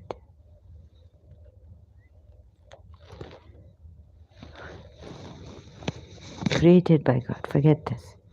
Sorry, I don't mean to make fun or anything, but what can I do? I cannot help it. Maybe like Bahalul, I'm doing go back, it went back. So, yes. You see, is this soul, spirit, or akal? It is akal. But the spirit knowledge we have been given but little. I mentioned to Abba Abdullah about a man afflicted with doubts about wuzu, ritual ablutions, and salat, remarking that he was a man of intellect, aqil. Now, really, I will make fun of my Shias, but Mariam will come here and tell me, if you start to disrespect Imam, then I will not come here. No, no, Mariam, I'm like Bahlul. Why he disrespect? In his craziness, he disrespect Harun Rashid. What kind of intellect has he when he obeys Satan? I said, how does he obey Satan? He said, ask him about its cause, and he will tell you that it is the work of Satan. Oh, I mentioned to Abu Abdullah, afflicted with doubts about wudu and salat, remarking that he was a man of intellect. So, Satan come in our intellect. Abu Abdullah said, what kind of intellect has he? We don't want it. So let's take you beyond where there was no Iblis and Adam and Eve were naked. There was no shame, no guilt. Because you say, I have given man intellect the greatest, and now even shaitan come in this intellect. So, Auzubillah, Auzubillah, Nauzubillah, Auzubillah min shaitan rajim. And all this we say. What kind of intellect has he when he obeys Satan? I said, how does he obey Satan? He said, ask him about its cause. Now we need to know the cause of the intellect, the cause of the doubt that has been caused in its intellect. Mind has come, start to doubt. He said, ask him about its cause, and he will tell you that it is the work of Satan.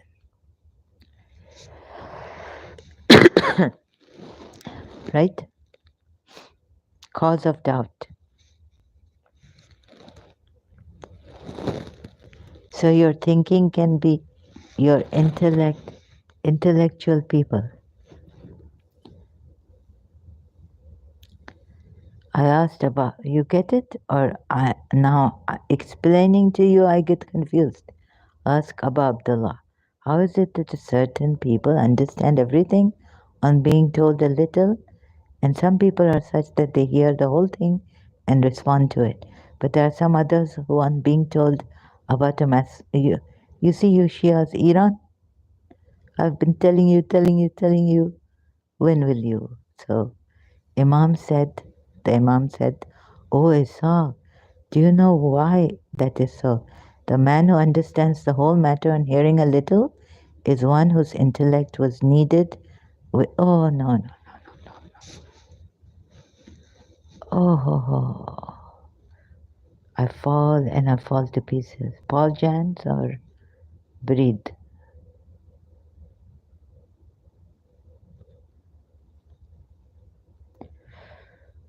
Oh, you see, so the development of intellect, very good. Ex-Muslims became atheists, relied on scientists. Maybe you say not good, but working on pure reason, I tell you, even Kant doing great work as a philosopher. Immanuel Kant, please, you see, so what a pure reason.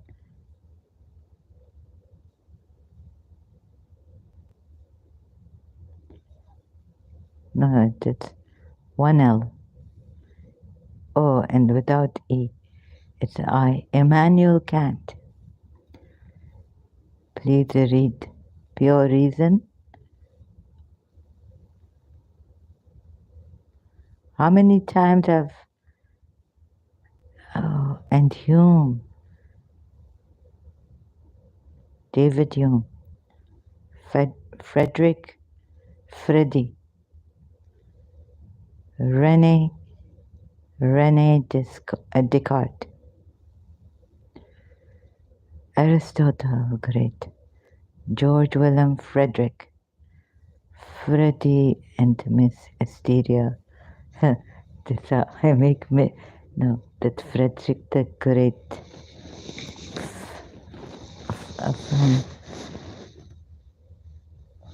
my hysteric Freddy.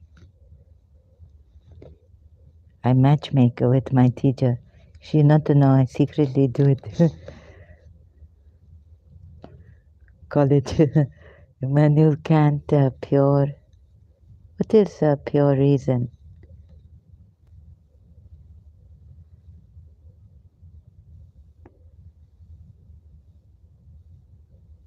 Critique of Pure Reason is a book by the German philosopher Immanuel Kant, in which the author seeks to determine the limits and scope of metaphysics.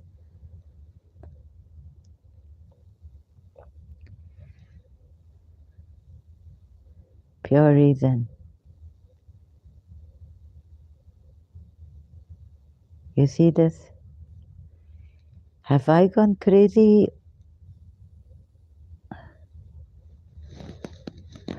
Goodness. Please.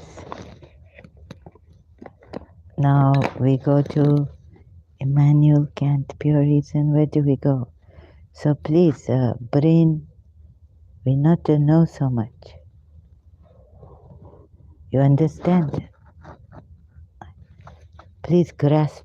Sit. Sit. So, okay.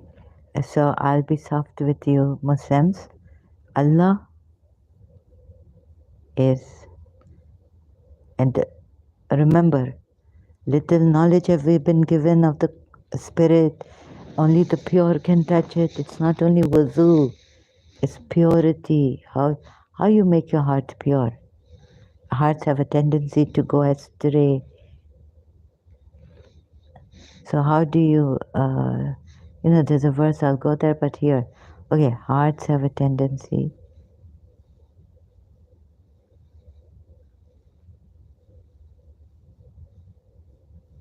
Oh, something moving here? No, just making sound. Maybe no mouse here or anything. Hearts have a tendency to go astray.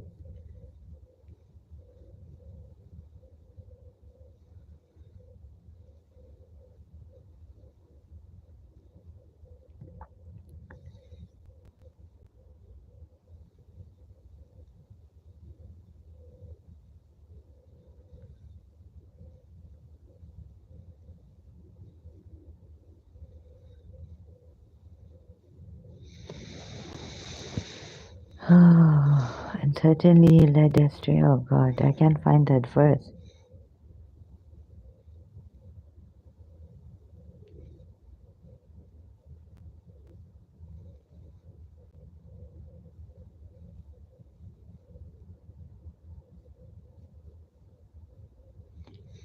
Maybe it is in Al Imran.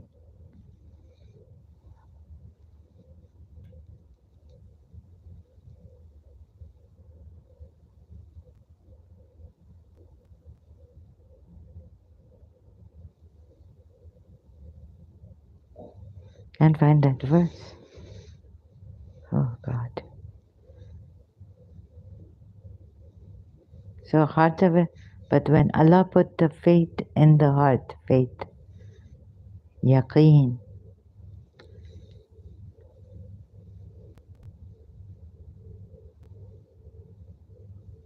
how will you have faith?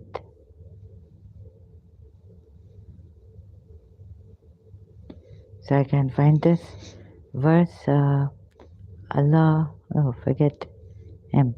No, I will be soft. Allah, so is manifest truth. Let's see if I can do this and that I get it. So I lost a loved one, some enemy.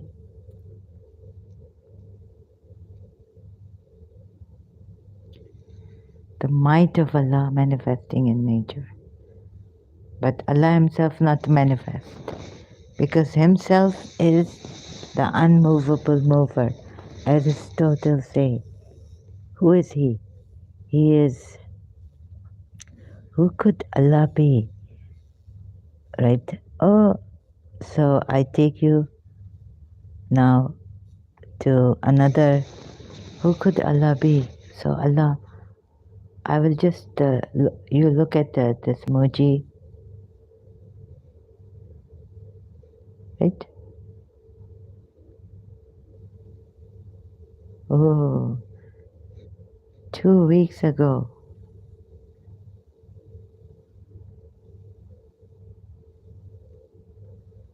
abide in and as the sky of awareness 1 month ago.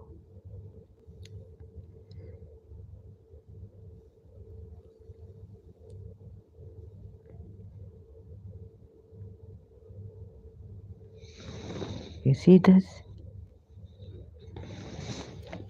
Any one of you can do it. Descartes, what you go to the mind, what intellect is. Shia's, you can think. But when you stop thinking, can you stop thinking? You cannot. But don't pay attention to the thoughts. And what you find here, not intellectually, Muji Baba say, God knows where my thing is gone. Uh, wait a minute. Oh God, I can't find it. So, excuse me.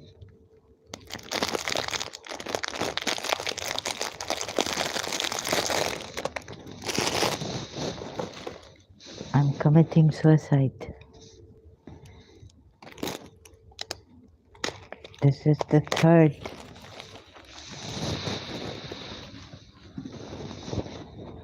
It's very terrible. God has not come. But I know, maybe He wants us to search inside for Him. Okay, if He's given us that search inside.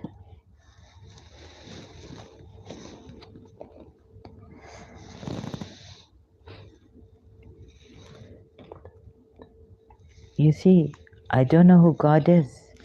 Creator, I tried searching for a creator, but I have no evidence inside of a creator, like Moji Baba. And I realized that this without thought intellect now, what kind of intellect? Shaitan come in the intellect.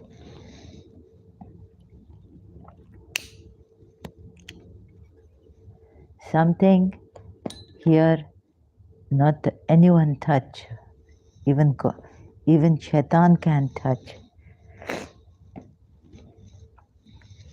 So you believe, right?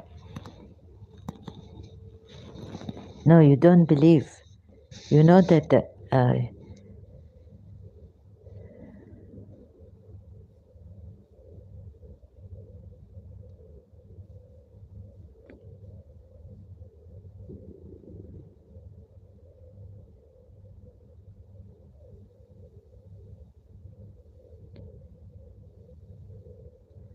you know only the absolute is. 11 years ago, Moji Baba said it. Stay as the witness.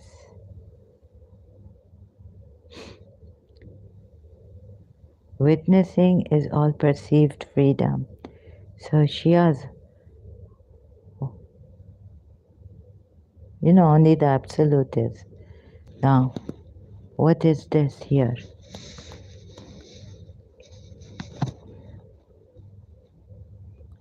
I want a very short 12.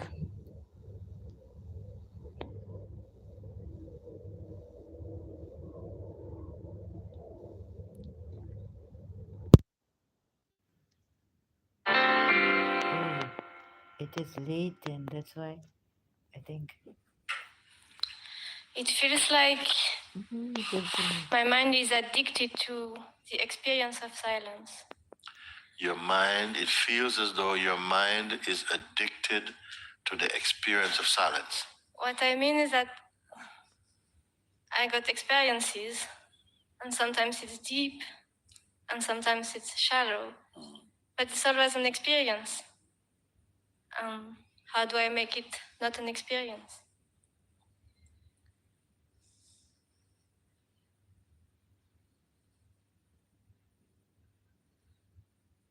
Every experience has beginning, middle, and end. Every experience has a beginning, duration, and end. So there must be something that is aware of the beginning of them, the duration of them, and the end of them. You see, you are aware of it. The beginning of the experience, even of silence or stillness, something is aware. Now there's a feeling of great stillness, and you may go in the kitchen and make something, but inside the stillness itself, the stillness hasn't gone away. Then you eat your sandwich, the stillness is still here. Then maybe phone rings, you take a phone call, then at the end of phone calls, it seems like stillness is gone. Only a sensation. The silence, the real silence, is more than a sensation. The real peace is more than a passing sensation. It is one with you. It is like your fragrance that is always with you, this peace. It is not something that, you have to keep it, keep the peace. Because even the idea of needing to keep it means that it can go away. What is it that is here that cannot go away? Everything that you can see, everything you can remember or imagine comes and goes. We can take a minute to just reflect on that if you want. Whatever it is, whether it is a thought, it's some image, memory, some sensation, whatever it is, it comes and goes in your mind or consciousness. It come and go, come and go. Everything come and go. Even the idea you have of who you are comes and goes. Your assessments or beliefs about the world and people, it is coming and going. Everything is changing, coming and going. Something witnesses this coming and going. Something is watching, or it knows, it sees the coming and going. Everything in your life. Oh my God. Yesterday, there was a moment just like today. A time just like today. Now it says 3:43. Yesterday was a 3:43 too. But that moment does not look like this moment outwardly. And it comes and goes. Look at the feelings you have right now. You're standing here. You're aware of your body in this room. Maybe the sound of the fans, the temperature, everything is very tangible right now. Soon also that will pass. Everything is like that. Everything is coming and going. Is there anything that is not coming and going? Is there anything that you can say that is not coming and going?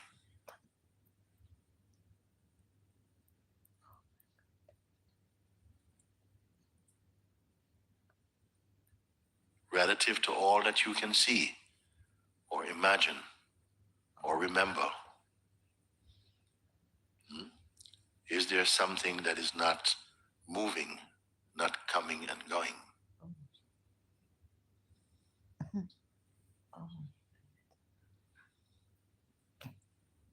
It must be that which is aware of coming and going, isn't it? Everything is coming and going.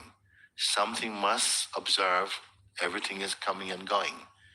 That which watches everything coming and going, is that also coming and going?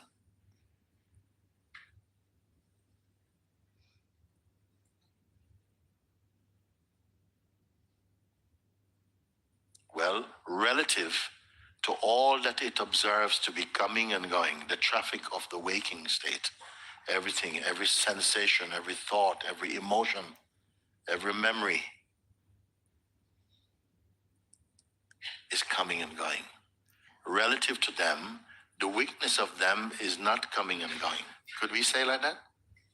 That which is witnessing the coming and going, itself unmoving, It watches even the turning of the head or the blinking of the eye. Everything takes place in its presence. That witnessing function, in front of whom everything is noted. Some things are felt to be more important than others, and then automatically they get saved. And that impression remains in the consciousness. That functioning is happening by itself, by the way. Okay? So relative to all that it is perceiving, it feels stationary.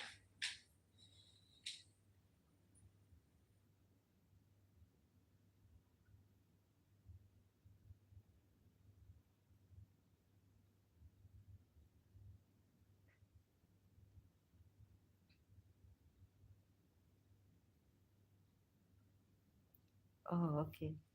Oh, sorry.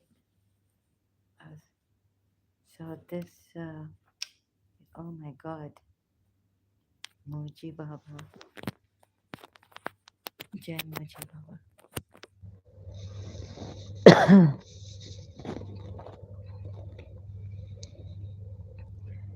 So you don't have to sacrifice to know what this is, right? I'll just be a little hard on you. Witness, Shahadat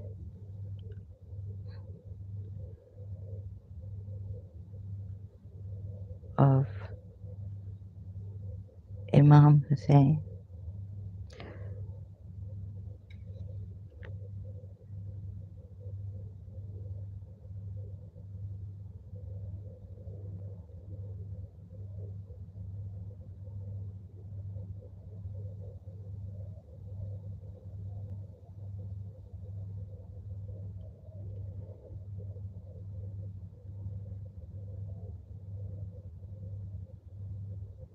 You don't have to.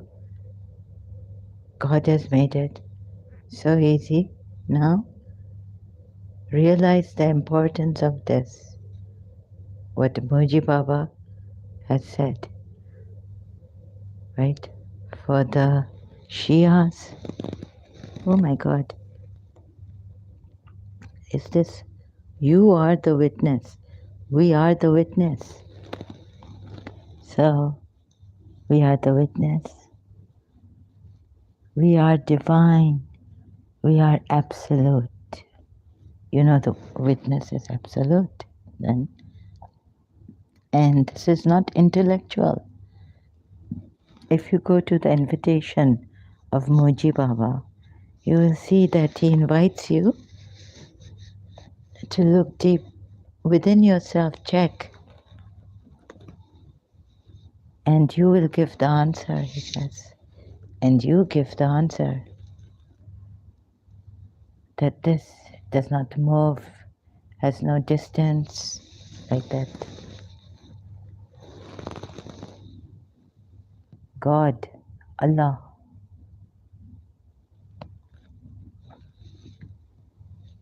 what has happened? Hmm?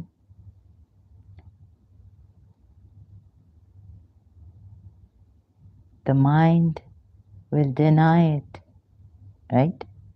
Even the intellectual, high, very intellectual people, like my principal, I pick on her. Let's not joke about this. She's, I could joke with her, no. So, Mrs. Munira Gulzar, the great.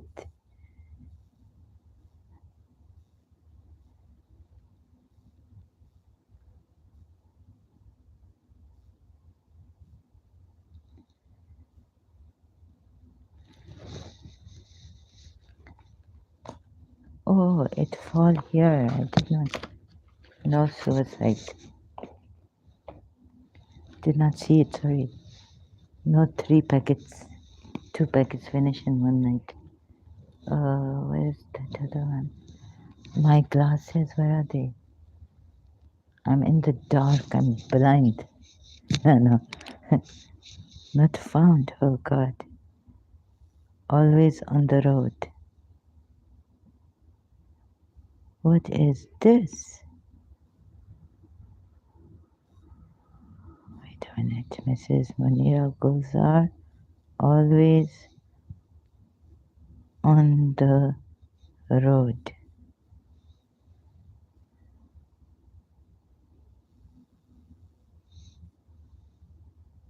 Oh, everything is gone. The, intellectual lady. याद किया दिल ने कहा तुम. What is happening to me? Error. F-E. Okay, so you read. No, no, you read idle. No. No, I don't play with God like this. Where is it?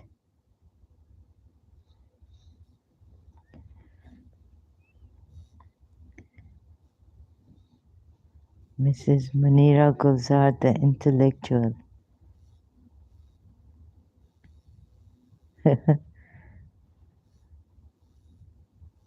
It is gone.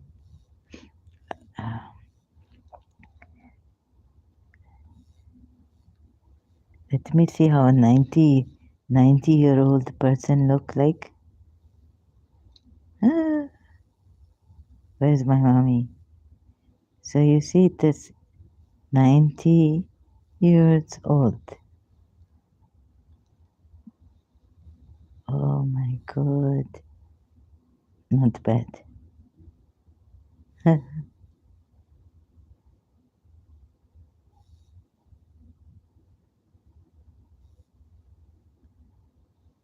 No, no, my mommy must be alive.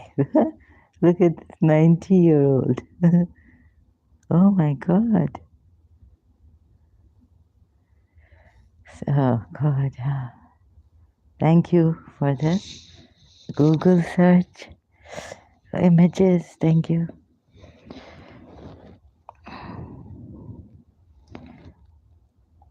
So, Zahara, why you hurt? Why you get angry? You have accepted. People saying all sorts of things.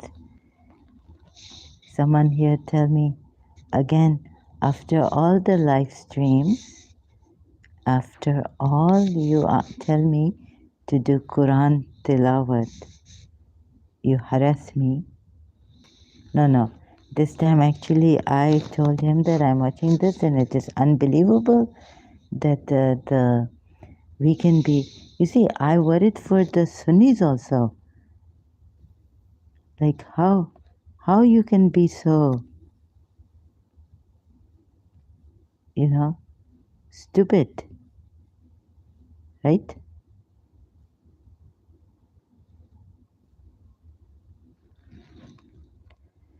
So we go to what, wait a minute, let me search here. On my other tab, I saved all this. How can you be so stupid? Riyadh, the book of miscellany. Wait a minute. Do not take down anything from me. Who? Sahih Muslim. So what is this?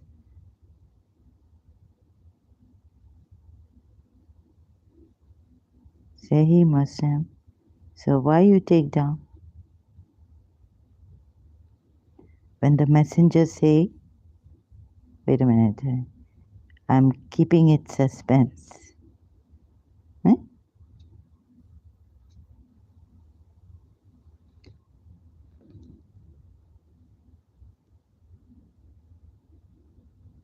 The book of Zuhd and softening of hearts.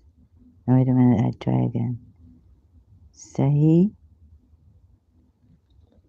Muslim.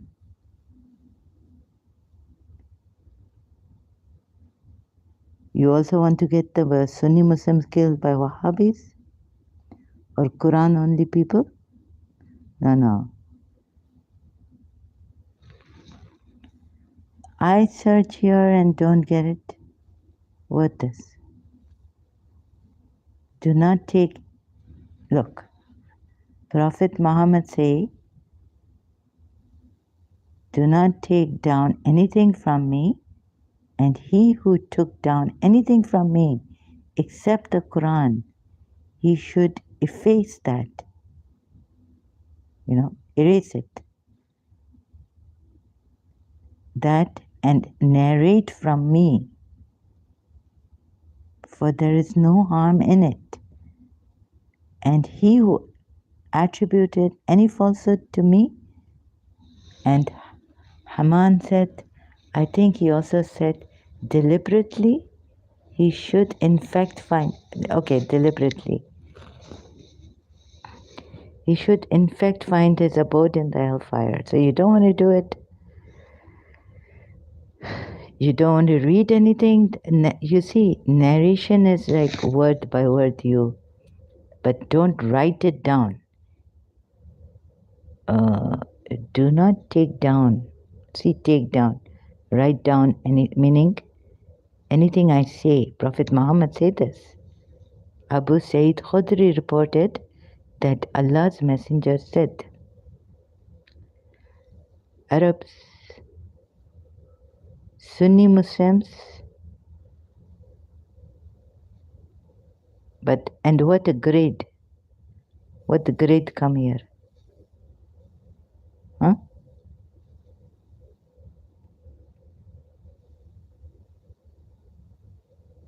No grade given?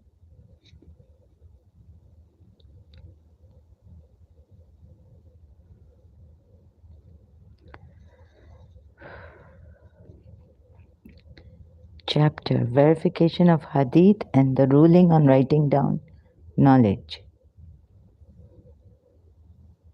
You don't want to go to hell, right?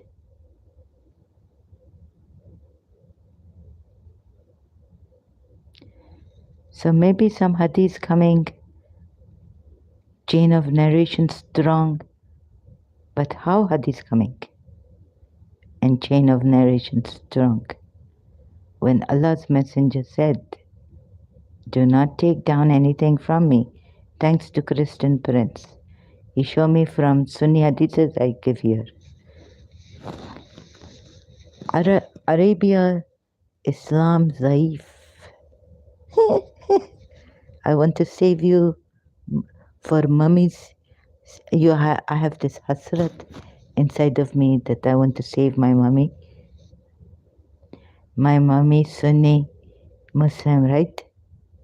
Tell me.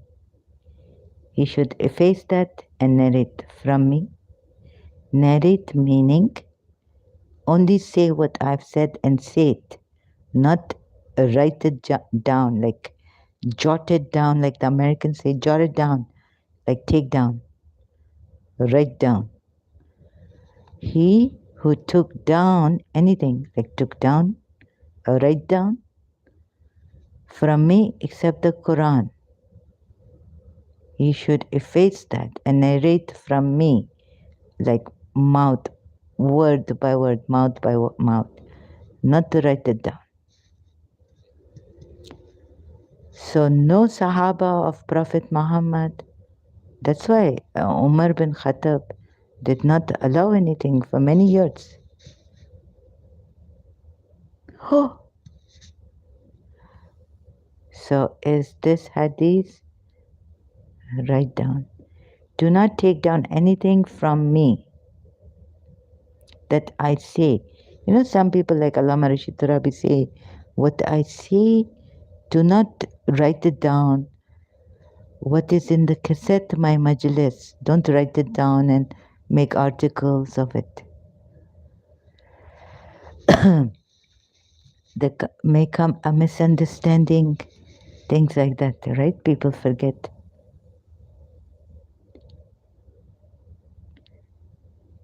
You may, if you go to Allama Rashid Turabi's Kahani, Allama Rashid Turabi ki Zubani, on YouTube you may find it. Search.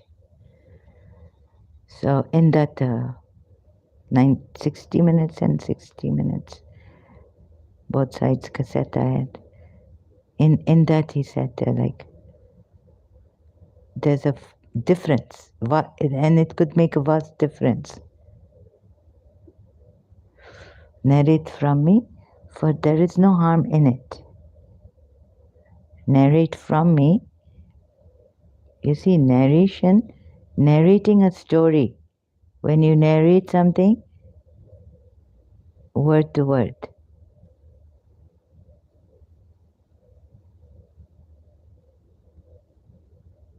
mouth to mouth, give a spoken or oh, also written account.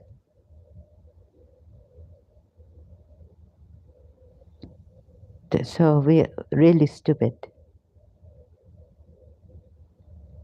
What it mean? I don't know what it means. Really, we've lost it.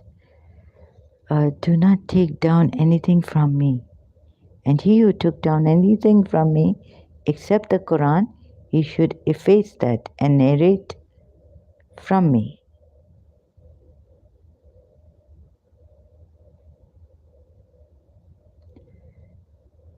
Don't know what this means really.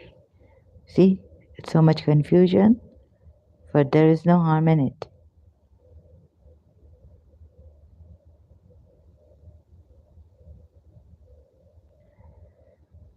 Really, I get what is this going on?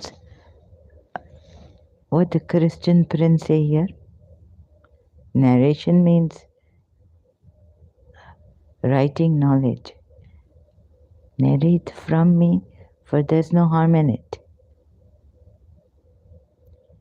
And he who attributed any falsehood to me, and Hammam said, Hammam. Doesn't Hammam in a Farsi, maybe I don't know Arabic, it means washroom or something. Anyways, Hammam said, I think he also said deliberately, he should in fact find his abode in the hellfire. So you don't want to go to the hellfire. Whatever he said here, we don't know. Narrative also means like you can, no, narration, you maybe spoken word but don't write it down. That's why, Abu Bakr, Umar bin, they fight. Imam Ali, that not to write any hadith.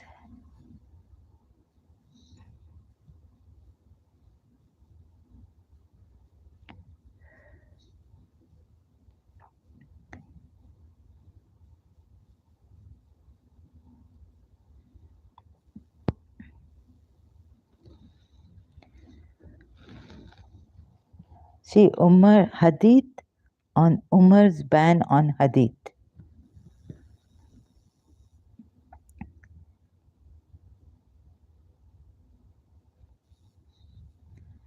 So I'm not going to my Shia site, I'm going to, this is Wikipedia.org, because there is Islam, there is Shia.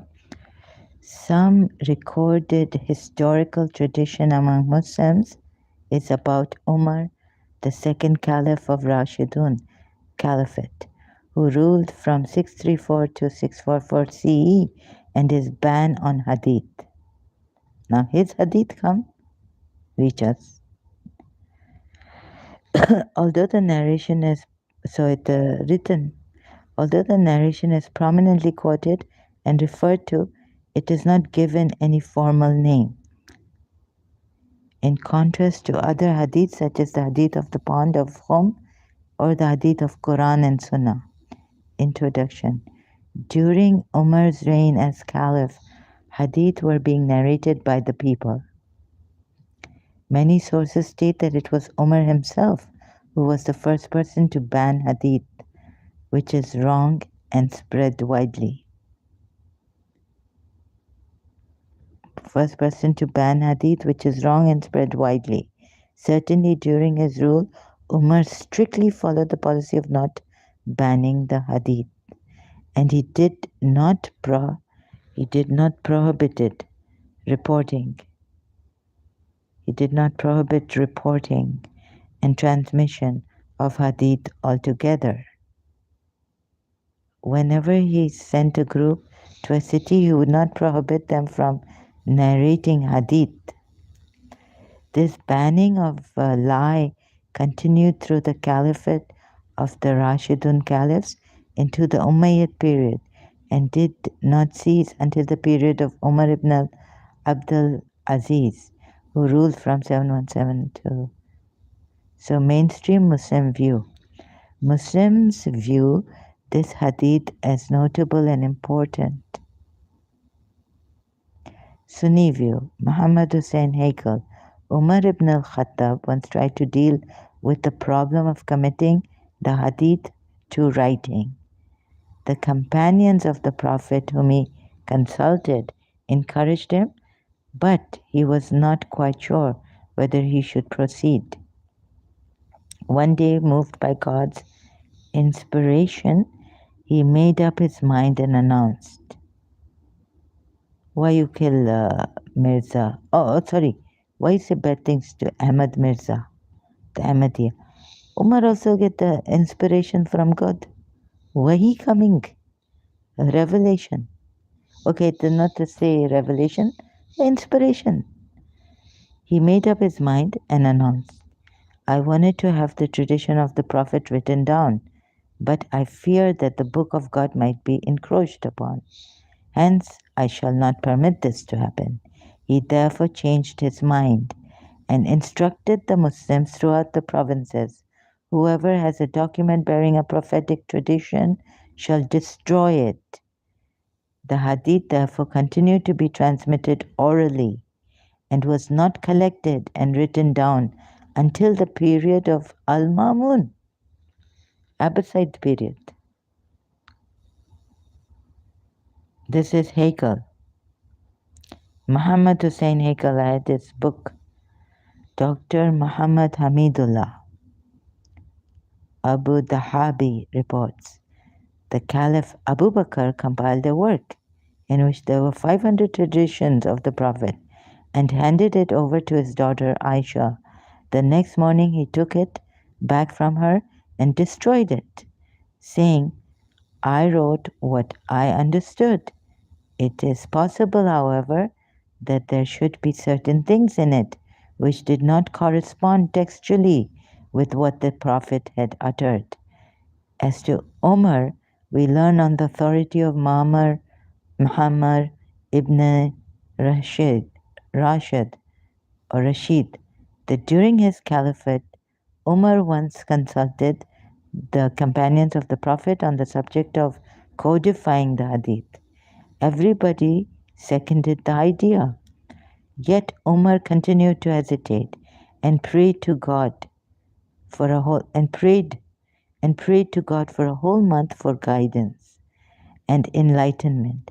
Ultimately, he decided not to undertake the task and said former peoples neglected the divine books and concentrated only on the conduct of the prophets. I do not want to set up the possibility of confusion between the divine Quran and the prophet's hadith. Shia view is completely different. Muhammad, the apostle of God, had expressed a wish on his deathbed to write his will, and for now we'll keep Shia view aside. Here you have Umar praying to God. He got guidance. Abu Bakr got guidance. So one day you see Abu Bakr gave 500 traditions of the Prophet to his daughter Aisha. The next morning he took it back from her and destroyed it. Would you kill Abu Bakr? Thank you for the likes. Now, this little bit so that we can come out of true falsehood, confusions, Sunni, Muslim, Mummy leave Islam, and not to get what, uh, what is this? What is it doing to you people? Sunni Shia. Inspiration. Okay, inspiration could be that you prayed to God and God told you. So it came as an inspiration in a dream or something or an intuition way. God communicated to Umar bin Khattab. Now it can happen, right? Because in the Quran it says, it doesn't say God only talks to prophets through behind. Sorry, God communicates. How does it say it?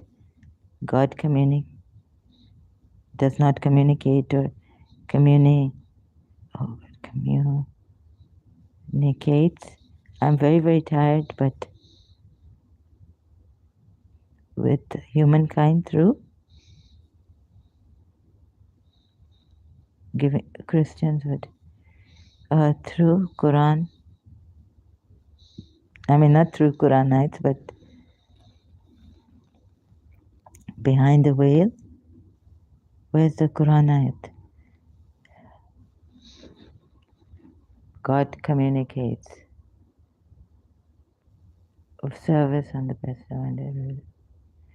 It is not fitting for a man that Allah should, a man, that Allah, you see this? It is not fitting. So even this last prophet, we are told, Allah did not communicate to him directly. Only in Mi'raj he went close somehow, we are told, but that those verses are quite tricky. Surah Najm, I don't know whether he saw Jibril, went close to Jibril or went close to Allah. Mi'raj, his ascension, serves as the basis of understanding for revelation in Islam. Surah 42 verse 51. It is not wahi. It is not fitting for a man. Doesn't say prophet. Look again. Check. Surah Shura verse 51. It is not fitting for a man that Allah should speak to him except by inspiration. So what Umar bin Khattab say? That I got inspiration. Or from behind a veil. Or by sending of a messenger to reveal with Allah's permission what Allah wills.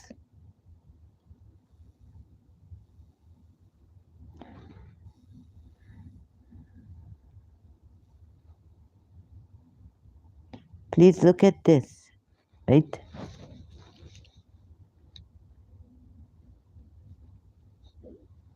Shias, I tell you, this prophet, false prophet. See, it says, and the not is for any human.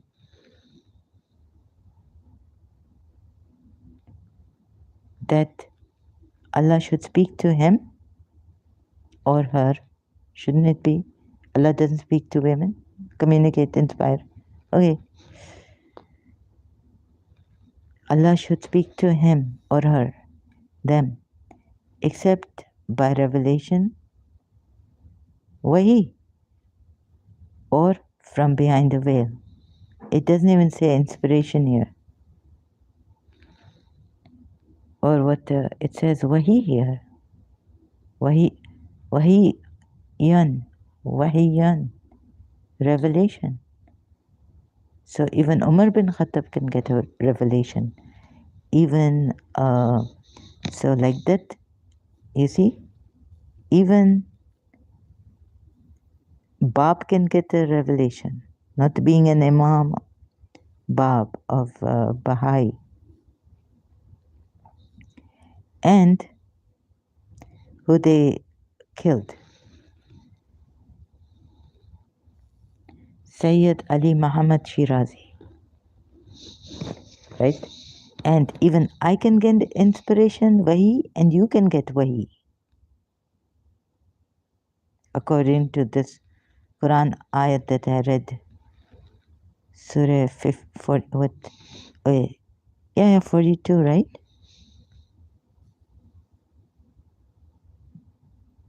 Yes. According to this Quran ayat, humankind, mankind, or humans,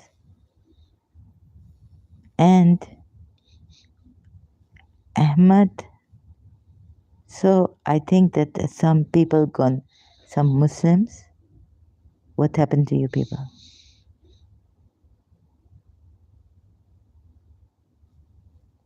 Mirza Ghulam Ahmad. So he even get inspiration, like Umar did after Prophet Muhammad. And Abu Bakr, and for Umar it says that he got inspiration. But this verse not even saying inspiration. Like we say only wahi coming to Rasulullah, the prophets, and wahi coming to,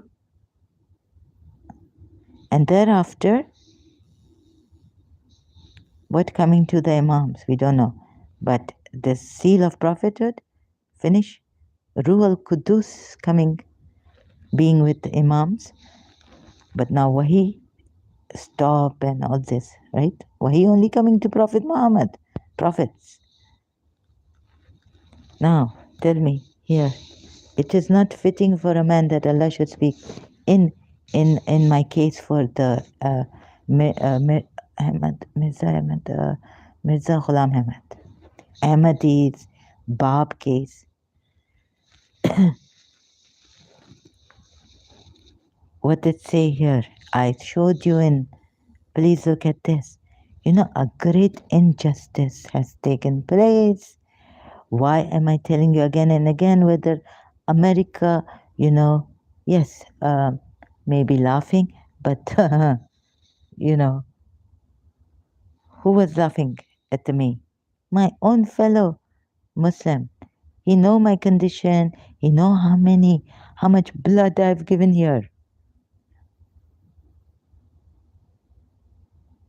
You know about I say about something against Imam Jafar Sadiq or Imam Sajjad on Facebook post. He say, yes, I'm with you and all this. And then all of a sudden he change.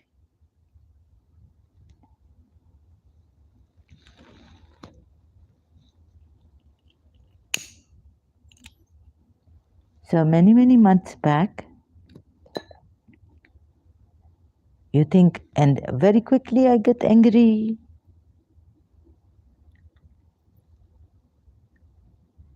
So first he come like, yes, I'm with you. I say, what do you mean by you're with me in this?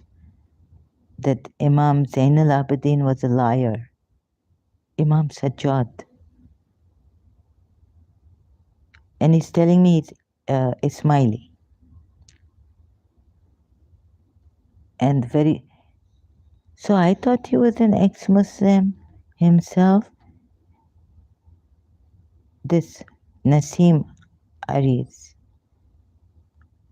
You think our own Muslim friends, this, that, not laughing, not being happy in our loss? How long did it take for him to say this after what I do on YouTube? Okay, I bring the mentioning and all this. How long did it take for him? If you call your brother, we will harm him. Yes. Look, being happy. So you are happy now so quickly? That I received this as a intuitive feeling. And he's rejoicing. He's saying, yes, yes, good for you.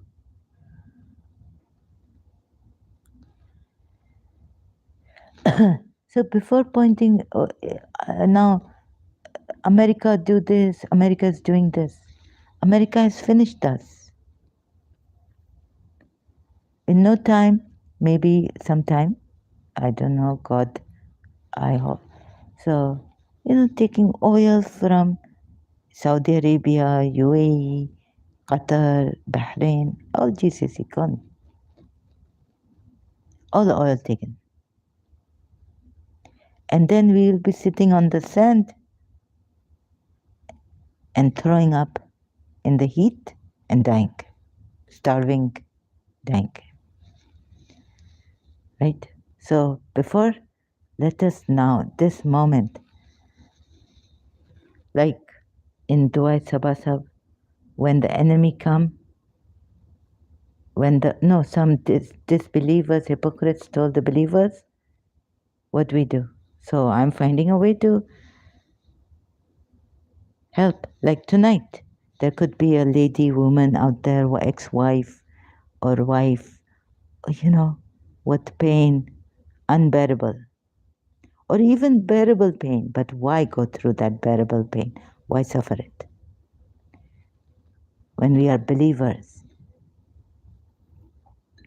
in divinity, even spiritual people write books to help us, like Shakti Gwain did. So when something like that happens, okay, I don't have to go to Dua Sabasab, right? Uh, First of all, how Francis of Assisi, Saint Francis of Assisi, pray. What prayer is best prayer? Make me an instrument that I not feel sorry for myself. Lord, make me an instrument of your peace. Just let me give you this part, sorry, yeah? The artspm.org. Thank you. O Divine Master, grant that I may not so much seek to be consoled as to console, to be understood as to understand, to be loved as to love. For it is in giving that we receive. Most intelligent person will do this, say this. So I wanted to reach this place, right? Because prayer, this is my wish.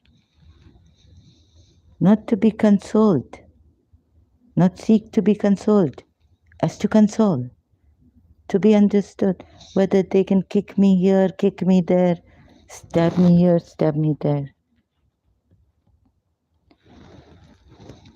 But I get up, like in Bodyguard. So, the Bodyguard. I want to be like this. My principals say you are like a bodyguard under my nose. When she get a reinstatement and I photographer, you were like my bodyguard, standing under my nose.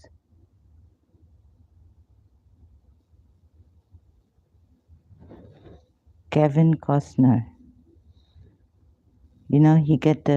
he saved Whitney Houston. He take the bullet himself. You see? So grant, O Lord, grant me that I not to seek to console myself, but to console others.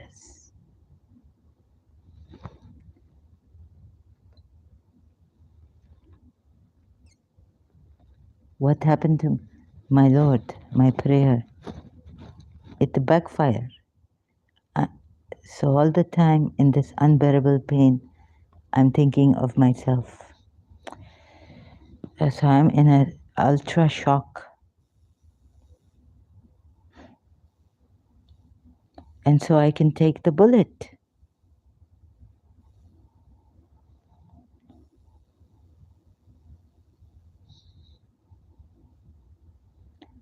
to save a life.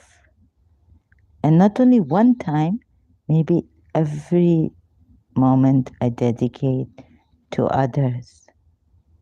But I feel, and I don't have a face to show to my mommy, principal, when they separate me and make me go insane. Oh God, what my poem for her,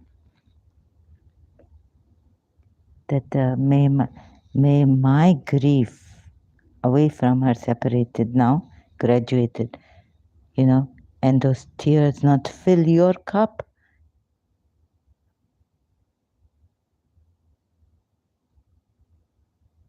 Not fill your cup. May my grief, uh, now that our paths have differed, blessed are the paths of those whose paths mingle with thine more often than mine. In that poem of mine, I write that may I hide my tears and not fill your cup with my tears.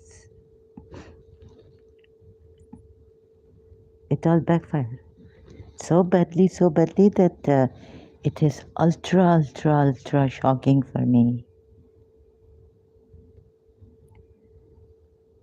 Blessed are the paths of those. So morning bring me closer as my eyes crack open to dawn. Dawn brings me close to grief. And all this I write, God knows how I write that poem. I don't know. I didn't put it. It's in my poem book. And so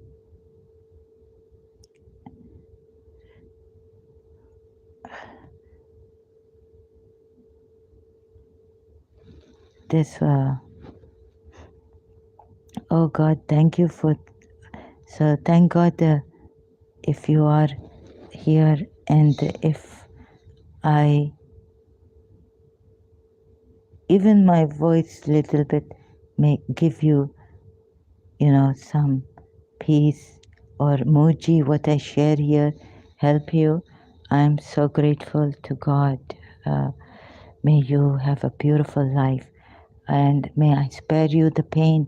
May, if I could, Celine Dion song, if I could, I would. So I'm the follower of a martyr, Imam Hussein.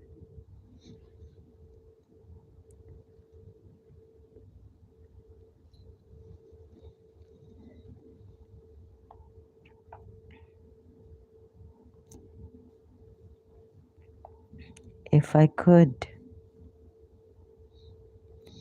so Regina Bell, okay.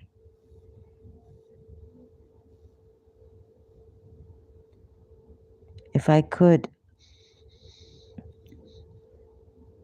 I'd protect you from the sadness in your eyes.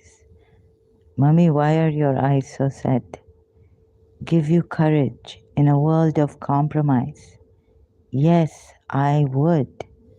If I could, I would teach you all the things I've never learned. So you'd say that, you didn't learn it. How can you teach me? Sometimes a rude child can be like that, but we have to understand. And I'd help you cross the bridges.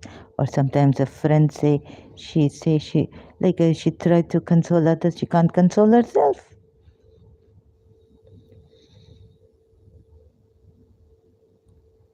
And I'd help you cross the bridges that I've burned. Yes, I would, if I could. I would try to shield your innocence from time, but the part of life I gave you isn't mine. I'll watch you grow so I can let you go. If I could, so I can let you go. Not for myself that you come and you help me. Now you perform your duty because I was your mother and I took care of you in your childhood. Now you take care of me. No, no. This mother says, I'll watch you grow so I can let you go. If I could, I would help you make it through the hungry years, but I know that I can never cry your tears, babe. But I would if I could. If I could, in a time and place where you don't want to be, you don't have to walk along this road with me. My yesterday won't have to be your way. Mother is telling her child. If I knew I'd try to change the world I brought you to, now there isn't much more that I can do, but I would if I could. If I could, I would try to shield your innocence from time, but the part of life I gave you isn't mine.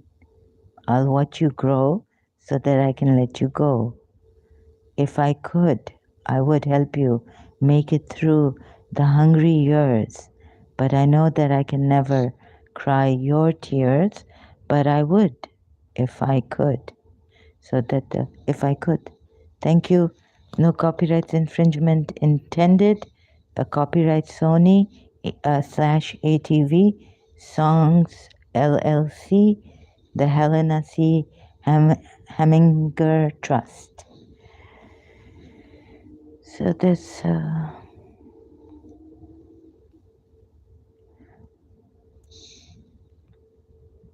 I wish you, so wishing, I stopped. So this is the moment we have. And it is that if you look at it, some of Quran ayats uh, and the spirit, because maybe Huwai didn't give Rasulullah the secret, right? When he, before killing him, because we are told from the Sunni hadiths, majority of Muslim hadiths, that Huwai, Huyai bin, what his name, sorry, you know, Safiya bint Huwai's father, how he killed him. They had a debate and discussion, and they call it debate, okay. So Prophet Muhammad and Waraka also giving him, excuse me. So you know, this thing with the Jews, that he didn't, God could not have, God did not, he didn't know. So he told them that Allah, the soul's not, the spirit, sorry, the spirit's knowledge,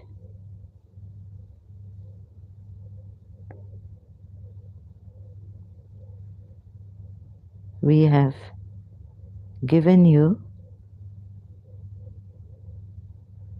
but a little.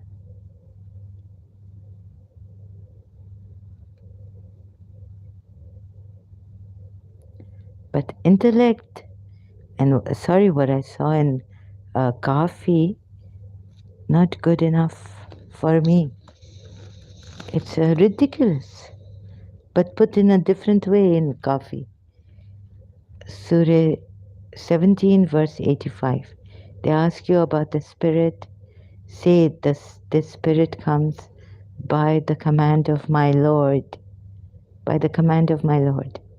But you have been given only a little of the knowledge. You know how important it is that you think in Al-Kafi for the Shias. There's a kind of intellect where the shaitan comes in and brings doubts in. There's the kind of intellect that shaitan, they say, doesn't come and bring doubts in you. Sorry, I fail to understand those hadiths. They are in fallacy.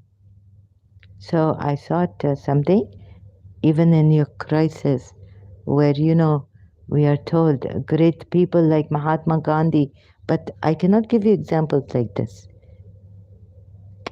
So should I give you example of great, like Prophet Muhammad's grandson? Because we've been listening to the majlises for since childhood.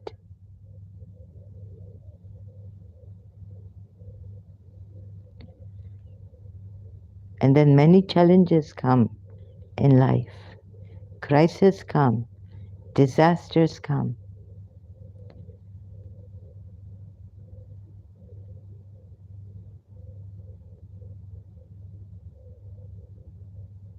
If you had been given the knowledge of the Spirit, which is not even created,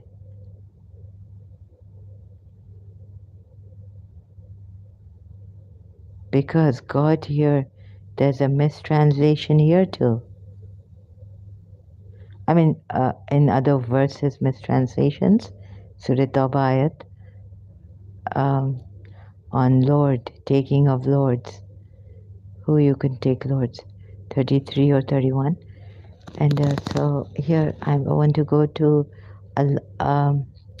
see, what Allah made you witness. Am I not your Lord? So what happened when, forget the enemy right now, life's crisis, enemy, forget America. Okay, they do a lot, okay? But right now, if your father covert narcissist, if you have an enemy husband, Muslim husband beating you up, this, that, then in Pakistan, you know, one husband, what he do? Oh my God, to this nurse. I heard the story. I was not well, so oh my goodness. He take away infant child and they put her on drips and injections to make her sleep for a week. She was very, very shocked. Or a month. And then she come to our house and she was a nurse now. But oh my God, I say you have to work. My goodness, after the traumatizing thing. And recall, O Prophet, when your Lord brought forth descendants from the loins of the sons of Adam and made them witness against their own selves. See, again, what the difference. If you read the translation, made witness against yourselves and for Allah, about Allah, what you think? I, life, I know, pain. I don't ask me. I'm doing every day for my case and telling you about my health as I come here first time. And every time I come here, I speak a little bit about my health. Unless it's for religion, and sometimes I don't. But then I also have to say my condition is like this. So all this I have to explain, explain, explain. You see, America, okay, rotting our soul. Cicero said treason is such a bad thing, worse than a murder, right?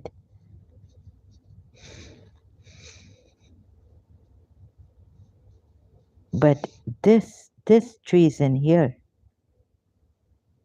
this also worse than a murderer. This is like termite. This is worse than termite. 1400 years we've been misguided, and you just want to keep that label. If you're a Shia, like my father or something, you would want to, you're so attached to Imam Hussein, you don't want to let go.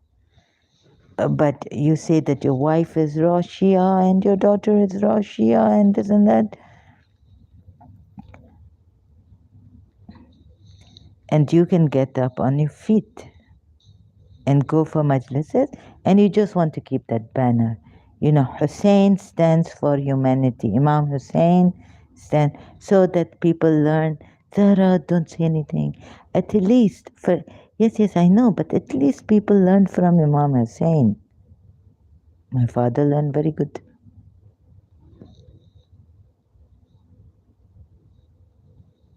He leave casino, he leave everything. You know, my father, he learned. Okay, maybe other people. Yes, America did this to yeah, the BCCI and CIA. They don't want. Oh yes, okay. Everything America do very much. Now please, but here he's a false prophet, and you're saying that don't disturb the. Uh, let people come here. No, no, no. You don't have to sacrifice like Imam Hussein and his children. And that was not even a sacrifice. What Yazid, okay? Put that banner. Imam Hussein stands for sacrifice. Just plaster up it. Just, Islam. What Allama Iqbal said that एक यद अल्लाह and एक सजदा शबीरी के सिवा क्या रखा है इस्लाम में. Let there be, let that be. No, you're thinking, oh, etiquettes of Ahlul Bayt, you know what? Let that be, let the people, and many shaheed now in the Pakistan. I unable to get up here because I see one video, but I see many Yemenis are able to get up, eat. I see lots of things. Who else? But no, let's talk about some Muslim coming saying, let's talk about what Hindus are doing to Muslims. Okay. What else? Yes, I can talk about it. Give me also if I have been. Where are you in Hindus? You are not helping this, that. Okay. But not talk about this? Put a plaster and the billboard. We don't put a billboard, but like keep that banner. Banner we put. Like keep the banner of Hussein up high.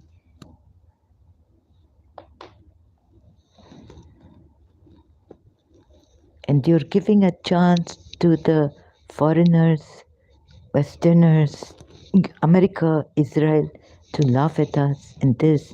And दुश्मनों को क्यों दे रहे हो तुम? Why making the enemy happy? So one day someone asked me, why you not marry your cousin? So you are making the enemies happy.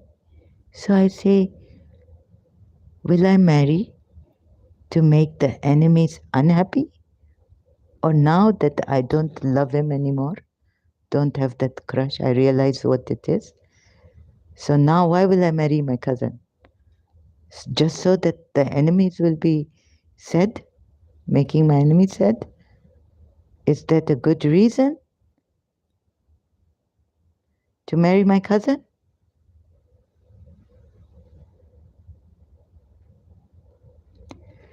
And then again the same person say, then why do you, if American, this woman do this to you, then why are you doing this? What answer I gave her before? That I'm after the truth and saving human beings, total freedom, Jiddu Krishnamurti and all this. See, first example, someone told me that why? Because she knew that the enemy will be happy if I don't marry my cousin. So I said, just to make the enemies happy, I should marry my cousin because I don't love him anymore.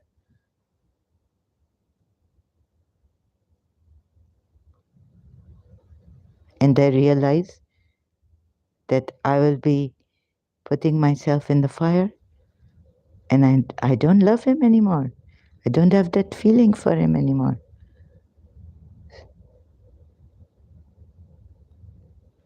How do you people think, really?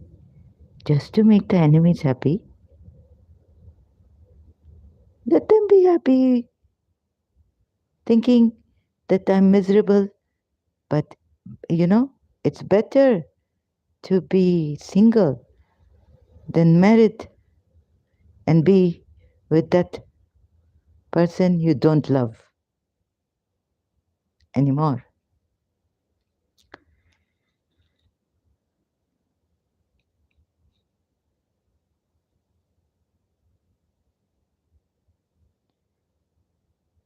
No hard feelings, even. I just leave gracefully. Like, no revenge, nothing. This, I don't know why it come out here. I don't even want it to come out. So, and recall a prophet. Okay, back to this ayat, right? Made witness against Abu Dhabi, I say, Zaif. I'm saving you all. Please look at this. And mention when you Lord, I'm saying Islam, Zaif, Abu Dhabi. Come kill me. Execute me. UAE, Islam, Zaif. Oh, my mind taking time to, I think I'm very traumatized, tired. Now you see my health come out? And mention when your Lord took, wait a minute. So, okay, now I'm very tired, huh? So I'll just read the translations, but you see, word by word, what am I not your Lord? No, wait, before this, sorry. Their descendants made them testify of themselves, about themselves. Am I not your Lord? Not over themselves? Oh, sorry. Okay, I think I have to stress my tired head over themselves. Yeah. What if this word even wrong? Allah. Or made them testify in themselves. In themselves. Am I not your Lord? Or what if it's about yourselves? And you said yes. What evidence has come that Muji Baba give you? You see, so you think, not think, when Muji Baba, when someone says, please, hands together, I invite you, you not understand the language of kindness, sharafat, decency, invitation. I'm not forcing you, but I'm, okay, pleading in the way, please leave this, Islam. It has misguided you.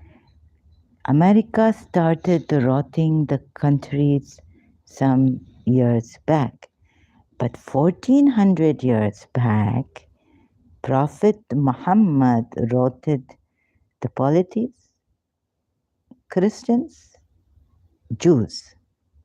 And until then, we don't realize it. We just, yeah, Imam Hussain. Maybe from somewhere sacrifice come, yes. Radharani sacrifice come, but you don't give it much value. And what value is my father or like my father Hussaini, going to give someone who sacrificed her love for Imam Hussain? He not even know what his daughter did for Imam Hussain. Prayed to God and God heard her, or like that. Like I said, this is enough. If someone cut me now, the blood will not come out, because they said you are a Muslim. Finally, after 6 years, give them a break, right? The eldest sister come and see her sister in this. She said that, that's why she said, and she very, very scared of me. But eldest the sister retired from Canada come, maybe they have a heart attack. I would have never forgiven myself. I would have killed myself if Miss Desa's sister, if I banged the door and that they have a heart attack, her sister have a heart attack. Yeah, I'm laughing now. I don't know. I was a very serious person, you know. I would have killed myself. Thank God Miss Desa's sister didn't have a heart attack. Retired, came from Canada to Karachi. So, oh God. So, you know, I would have killed myself. So, okay, she said that you are a Muslim, you can do this, and it's true. And I get, yes, so you see the mischief. This also not play a part in my thing, but I only pray to God that, oh God, you know that there is Jesus Christ strengthened by the Holy Spirit, Spirit here, in the Quran ayat here. Quran ayat we are told.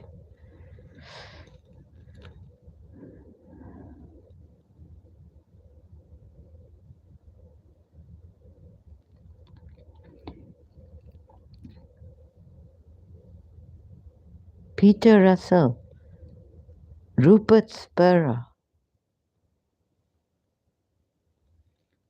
what are our Maulanas and all that doing on this, okay? And when, no, forget Maulanas and all. Where is,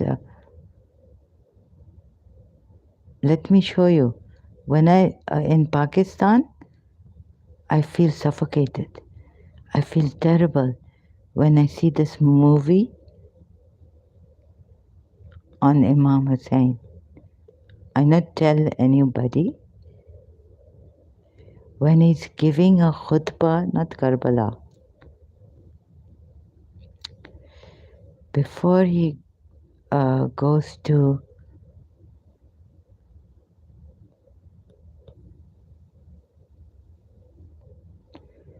now angels are appearing on the shrine of Imam Hussein.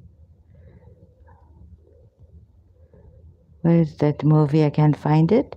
When he's just teaching the Quran in Medina,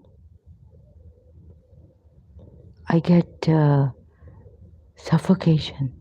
Like, it seems so artificial to me. And I didn't tell anyone about this.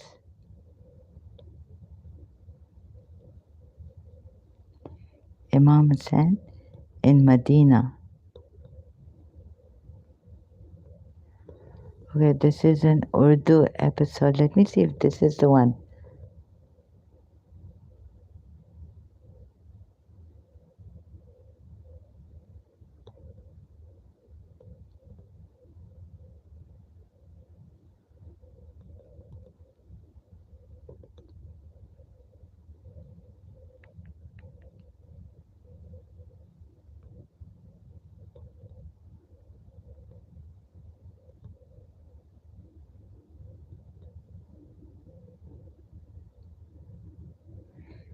And on his face is light.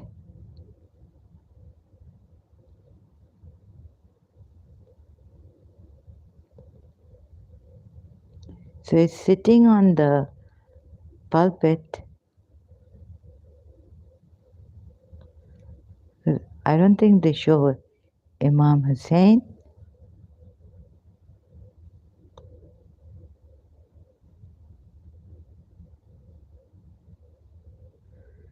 No, I don't think that. I feel so suffocated.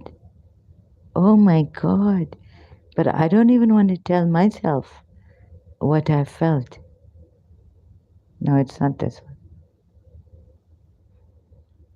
No, sorry. So thank you. No copyrights infringement intended. Al Fasaha movies.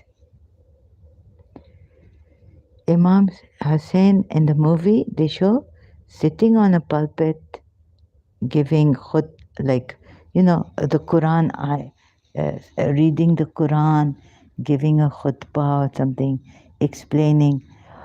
This is Imam Hassan actually. Oh, not Imam Hussein. I didn't see that, sorry. Uh, I don't feel like the Christian priest who took care of Imam Hussein bin Ali. I didn't know this. So, huh? Christian priest?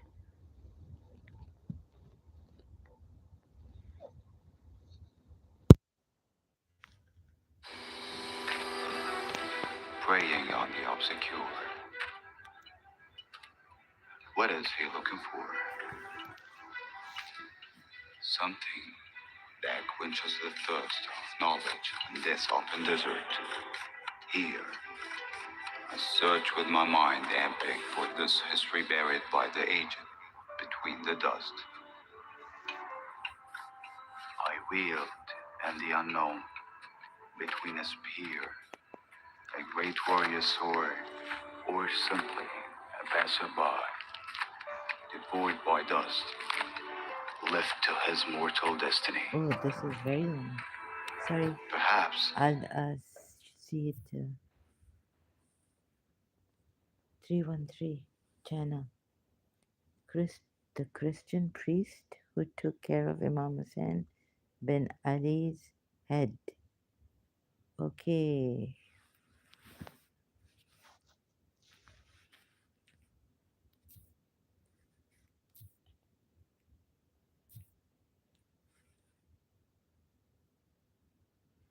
So maybe you are too tough and you will not leave. You are, but please, don't you see that hijab mandatory in Iran, the Islamic laws? Now, that was an introduction. I was supposed to, how shall I show you? It's not good for humanity. Okay, you can bring Imam Hussein's name and say congratulations, like maybe your heart don't want to leave Imam Hussein, but sorry, I had to be pushed. So oh yeah, I can go back to my, don't have to.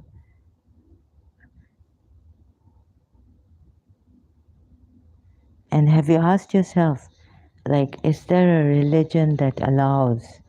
Because you see, why now? Ismaili Imam also very, very,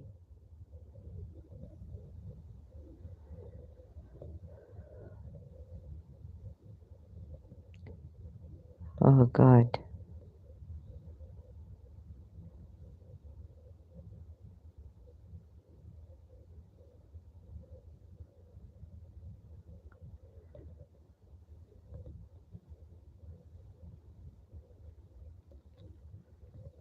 So empty your minds, please.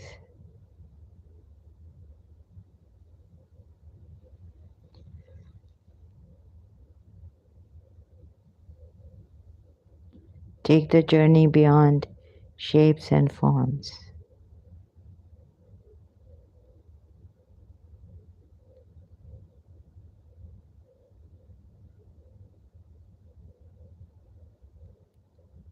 Oh yes, I left that verse. What if you know that you bore witness to your own divine self by saying Bala when Lord made you witness to that?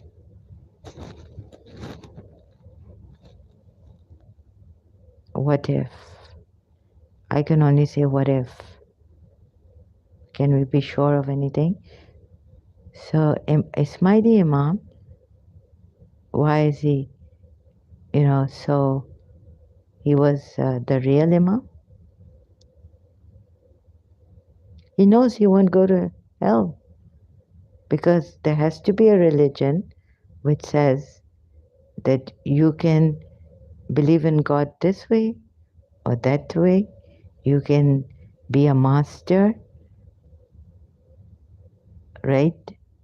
When you reach that mastership, you can guide the people, take care of the people, not impose many rules and laws like a cult or something.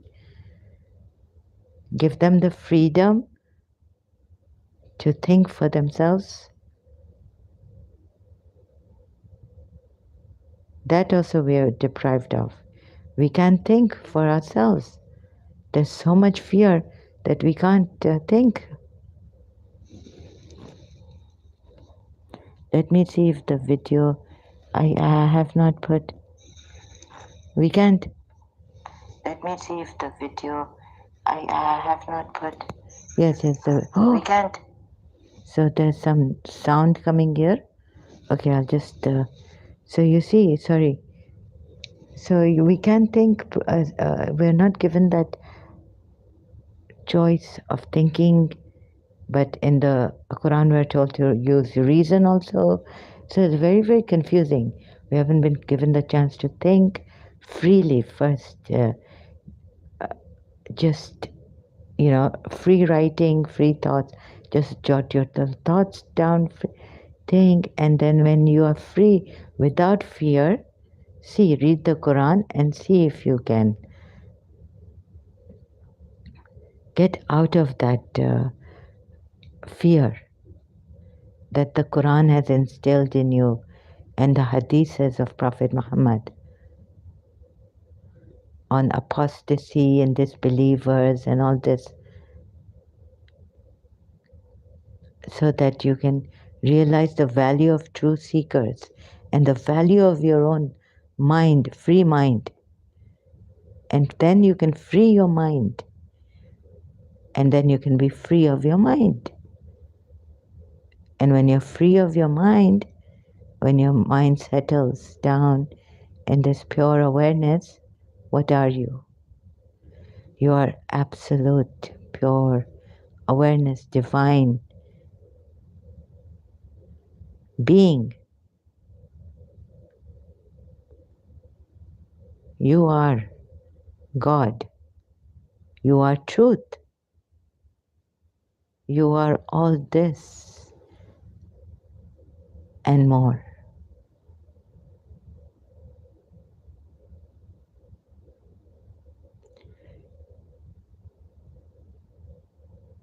Give that a chance. And then what will happen is maybe I will be grieving, but maybe you will be saved.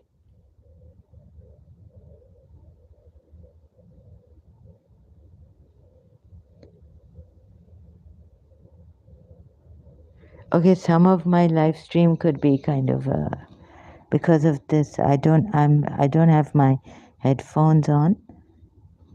I just have a speaker, so I don't know if my voice faded into that movies thing and all. I thought the movie was silent. Wasn't thinking properly, paying attention.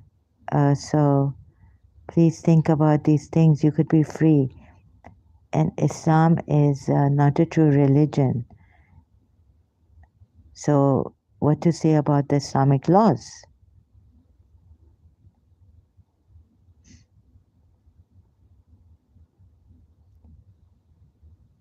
And you are divine.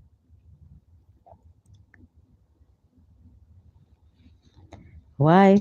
Because also look, not only Muji and all this, Muji Baba, I mean with respect, but am I not your Lord? Look at this. A little difference in this could make a world of a difference for us.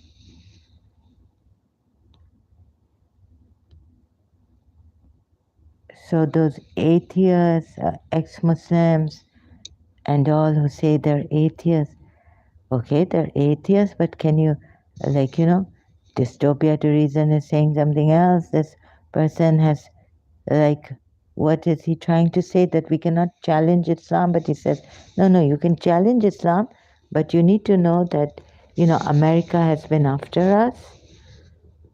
And so in Iran, uh, don't rejoice on these things, protests. But Baba, women's rights, the problem is I get angry because, I am Moulin Rouge. There's an oppression. I felt oppressed. So someone cut my potentials off, in childhood, right? The person's frustrated, oppressed, and you are mad yourself, getting angry at or getting upset. You know, women's rights in Islam. What are your rights? Okay, grandson, Prophet Muhammad did very, very great sacrifice. He proved to the world. This Najil Balagha is even like the Muslims, non-Shia, the Sunni Muslims don't believe in this Najil Balagha.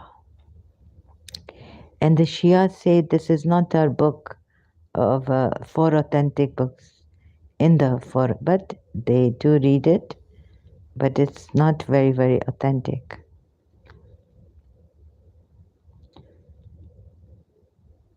So, but look at the hadith, surah ayats. No, no, Imam Ali is just great. And Shia jinn coming? Yes. What do you want? You know, jinn in Imam Hussein Karbala. Jafar jinn helped Imam Hussein.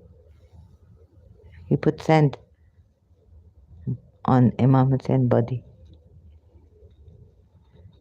Jafar jinn, the chief of the jinns, helped Imam Hussein in Karbala. Not only Christian help Imam Hussein on his head, on his head. But the Jafar jinn coming in Karbala and helping Imam Hussein. Chief of jinns coming. And do you know who is the chiefest of the jinns? Iblis. Then when probably he gets stripped of his position, now we have Jafar. Jafar jinn is now the chief of the jinns, not the shaitan. But now here, tell me what Imam Ali saying, his khutbah after the Battle of Jamal, concerning women and shortcomings. Does he not mention the Quran ayats? Deficient in shares, deficient in intelligence. And when Bori Imam, right, died, having what that women, M, no one talking about that. FGM.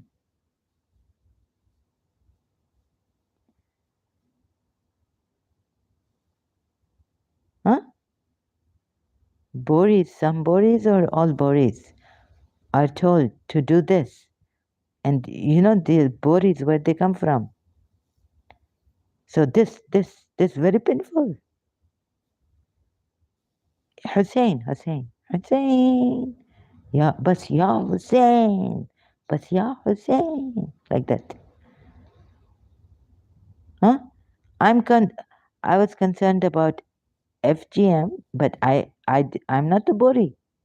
I'm a 12 Shia. We don't do this. You want me to just say Ya Hussein? What this from this religion come? Or even if, let's say, the Dai of borrowed it from another religion, Baba, stop this. Fatimid, Boris come from Fatimid. And I think the Ismailis and the Boris were, united until they also split it somewhere. You see, I read here, and where Imam Ali coming to correct your Bori Shias? Where Imam Ali coming? Hmm?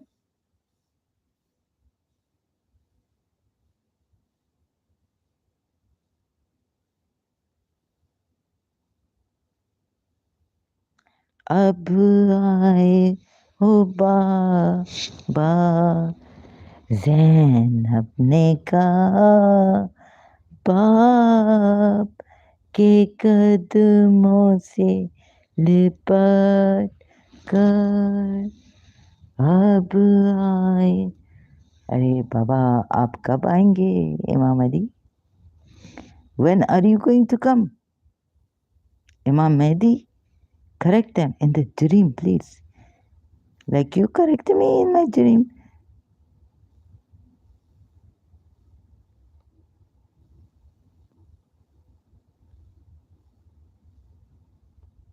If I search like this, it will be like I will miss it. I'm very tired. So let's go to the Boris.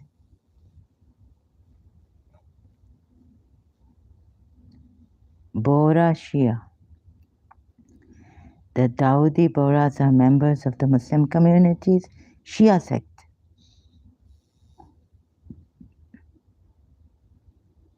America did this. This is good, not bad. Or yeah, it is bad. You can talk about it, but you know, Dawoodi Bohras are a subset of Tayyibi Mustali, Ismaili Shia Islam, Fatimid Caliphate. The Bohras trace their heritage. Look at this. Named after Fatima, the daughter of Muhammad. Please, Hazrat Fatima Zahra, there's a community who has this.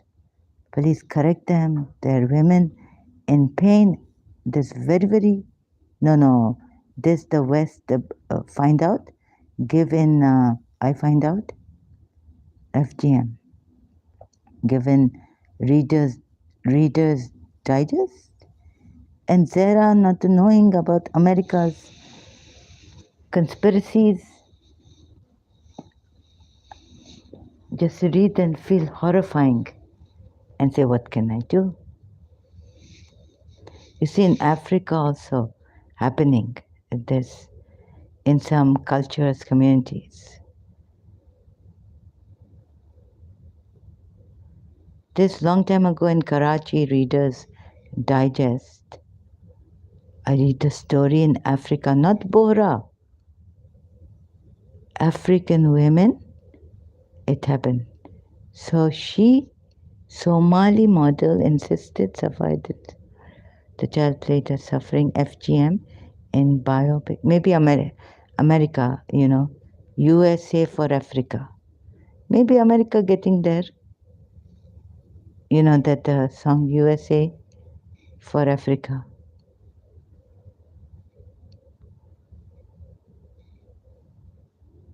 Oh, it is a band. USA for Africa.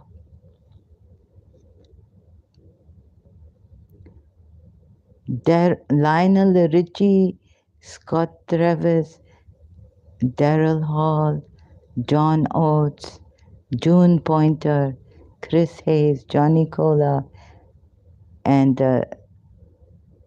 many. If I not to name them, Ruth Pointer.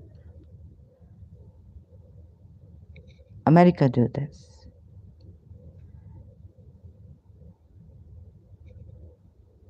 In Reader's Digest to Africa.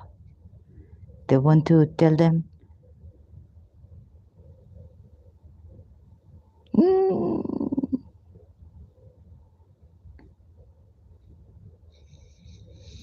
So some good American, they want to make us aware.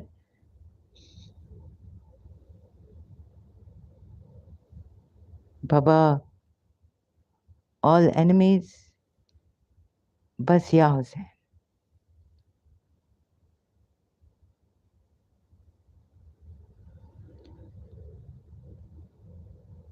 Yani you yourself cannot help the human rights violations. And your Prophet, what your Allah say? Your Allah say in the Quran, if you say Iran great, it is incumbent on us to save the believers. But it doesn't mean saving like it could mean that they have discontentment inside. Oh my God, something is here under my skin, on my chest. It is incumbent on us to save, meaning if disaster come, even if heat come. You know, many Christian friends of mine living without the AC, not 24 hours AC,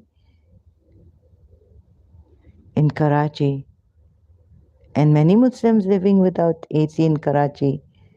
But why can't we live without the AC? Little heat come, I throw up, get headaches, taban, and yani, I'm gone case, lethargic, this, that. What is happening? I try so much in Karachi to not use the AC. It's not that healthy. It is incumbent on us to save the believers.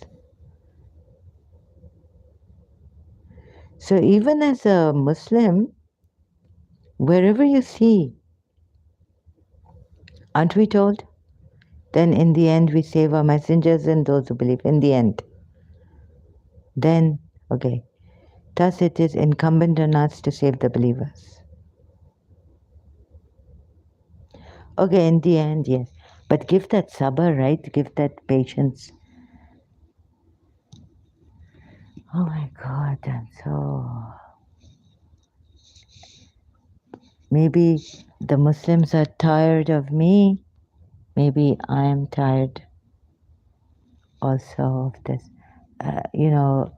Human rights in Pakistan, in the Bori Shias, in the 12 Shias, in Iran.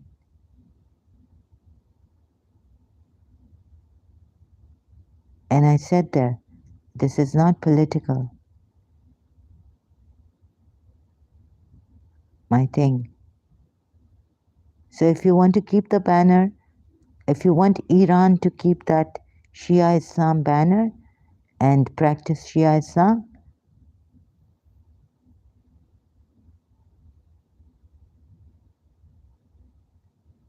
Iran can be great if Shia Islam comes.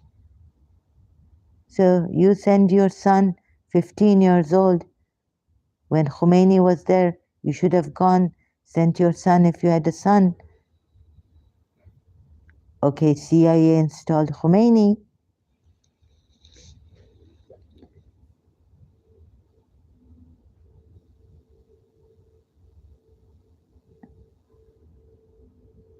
"15 years old.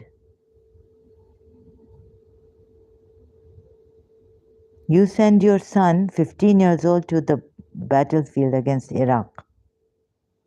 Saddam Hussein.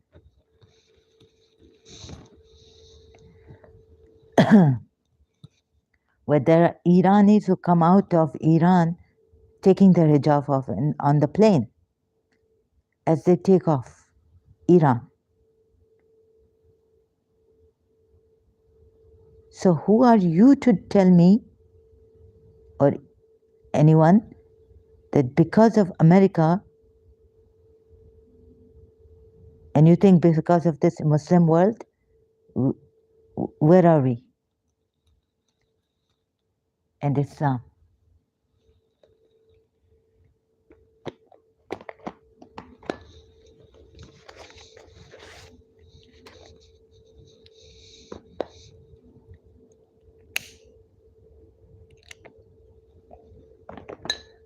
human rights violations happening.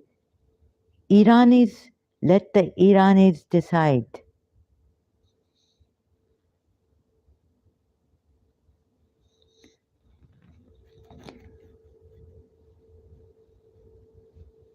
But America won't let the Iranis decide, right?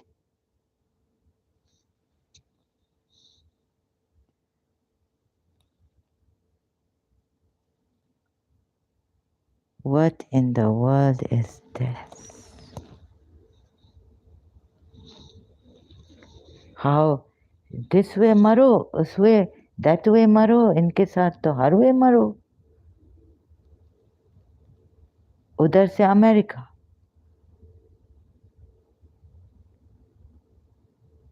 Shh, keep quiet. Imam Ali kept quiet for 30 years. This is like my father. So keep your banner, you know. What is happening? Any good person in, yes, there is Peter Russell, sorry, Europe, London, America, please help us. So, UN is not going to help you, and neither is the European Parliament. Excuse me, Iran, you know very well, right, that you were, look how you, look, you know that America is doing these things. Tell me, Iranians, let's see, what the burn down on America. How many times Khomeini made you say this down on America?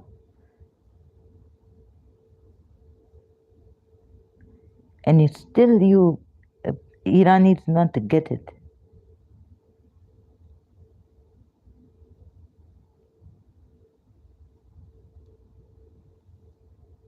Oh, death to America.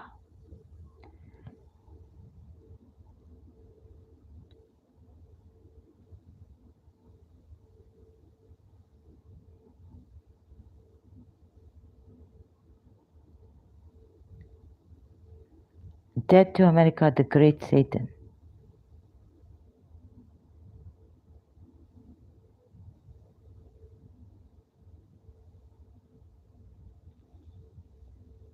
Down on America. And still you Iranians not get it?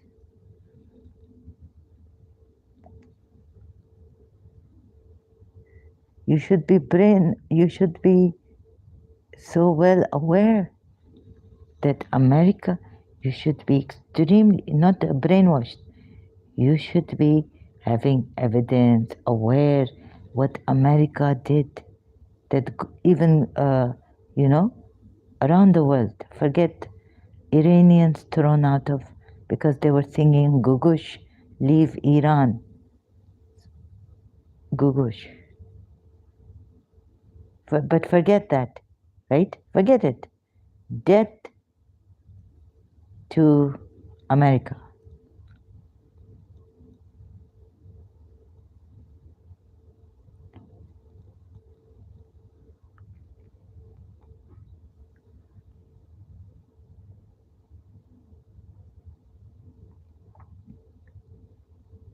It is used in Iran, Afghanistan, Lebanon, Yemen, Iraq, and Pakistan. We all know it. Wikipedia has also given it. It has been used in Iran. Please, what is this? Yes, death to America. Okay? So, Iranians, you know that America is just waiting.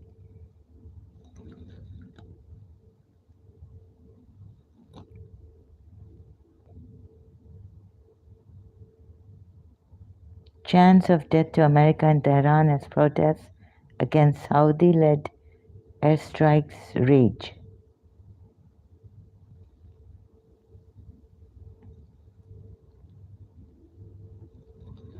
See, Iranians know it is not a Saudi-led airstrike. They know that it is America behind all this.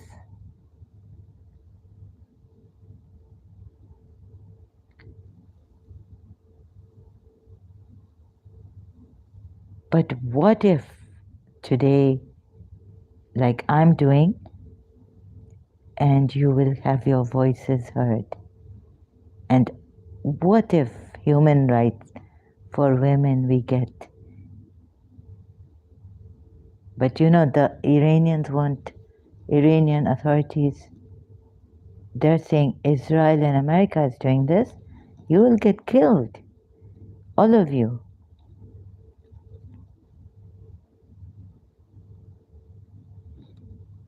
Really, Israel and America,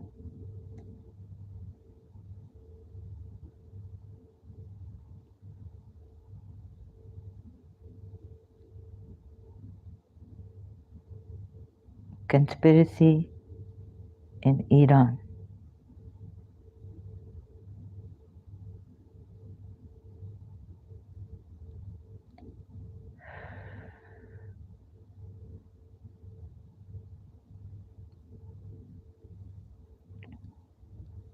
State media quoted Iran's ruler Ali Khamenei as saying that protests were planned and not staged by ordinary Iranians. When was this? 3 minutes ago. Ordinary Iranians, not staged by ordinary Iranians.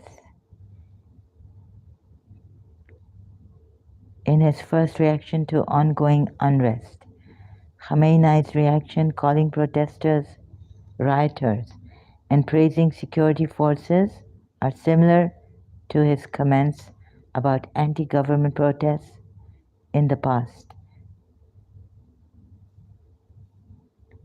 I came here 10th 3 2020 Monday. Israeli plot, Zionist regime. In fact, protests began in mid-September after a 22-year-old woman, Mahsa Amini, was killed by heavy blows to her head while in the custody of hijab police. Heavy blows? Her death first led to protests in her native Kurdish region of western Iran and then reached heavy blows to her head for not wearing the hijab properly.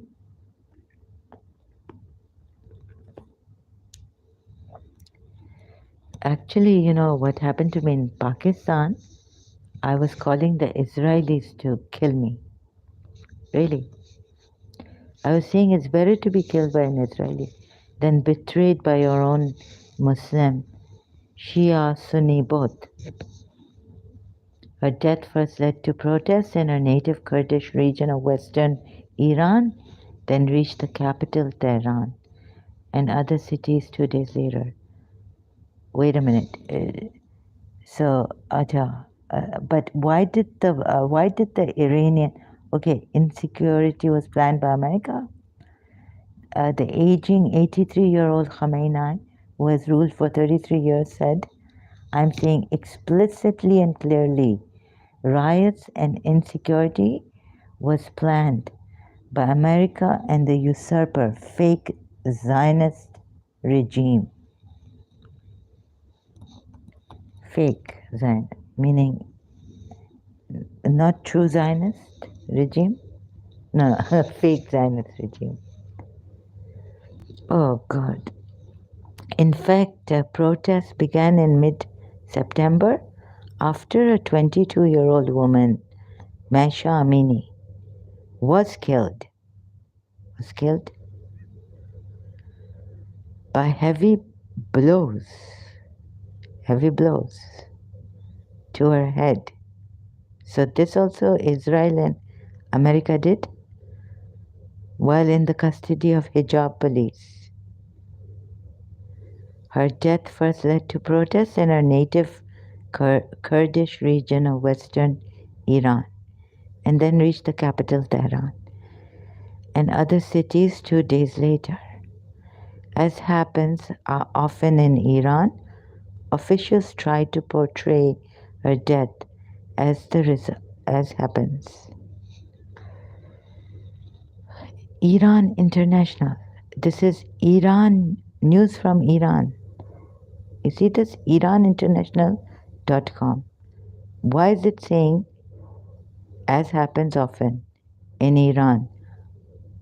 This is human rights violations, as often happens in Iran. Officials try to portray her death as the result of illness, and no one has been held responsible after the initial incident on September 13. Khamenei's reported appearance Monday. Oh my God. I think America should come. Zionists should come. Kill me.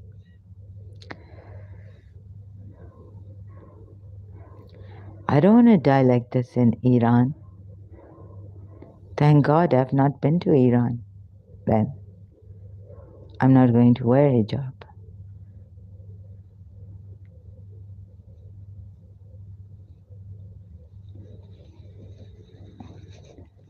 Blows on the head, and as happens, usually,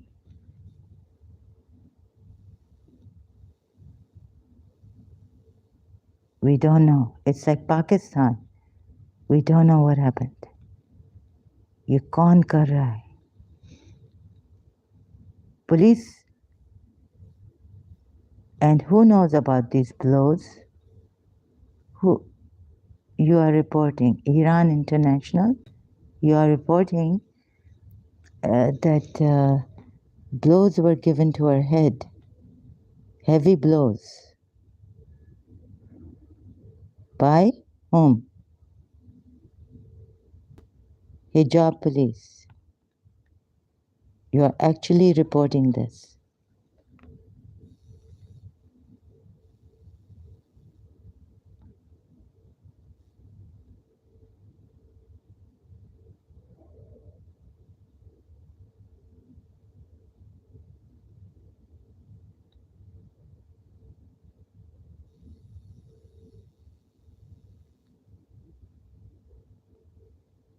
I was telling a family that if a stranger comes and stabs me on the back, it will not hurt me that much as it would hurt me if a family member came and stabbed me on my back. And don't tell me that Pakistanis and the rest of the Muslim world, like Iran also, I hear, exploiting Islamic laws, using them,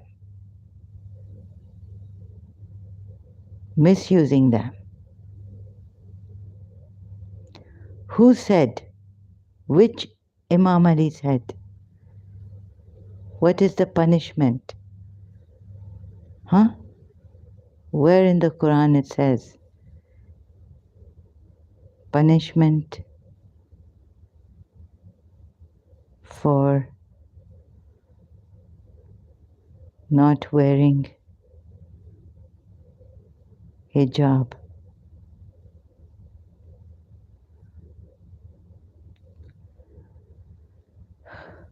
The sinful Muslim will be subject to the will of Allah in the hereafter.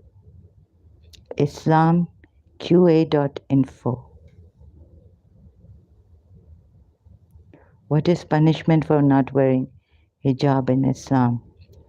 According to Quran, there appearing for Muslim girls said non-covering by a woman will mean the lady will be sent to the place where there will be wrath on Judgment Day, to give hijab.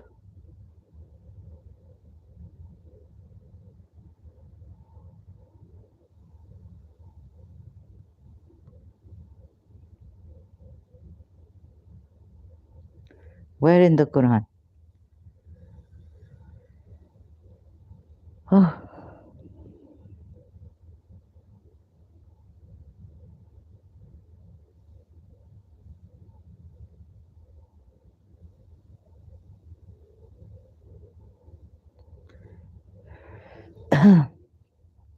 Where's the ayat in the Quran?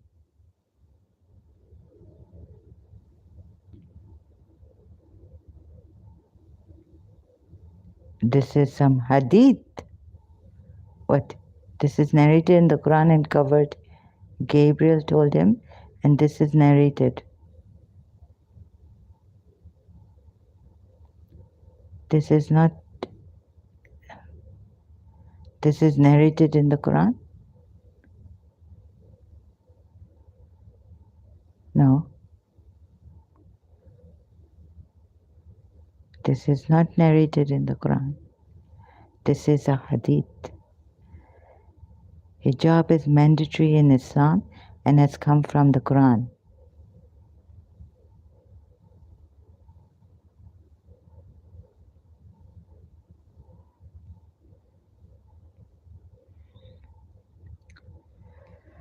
Oh my goodness.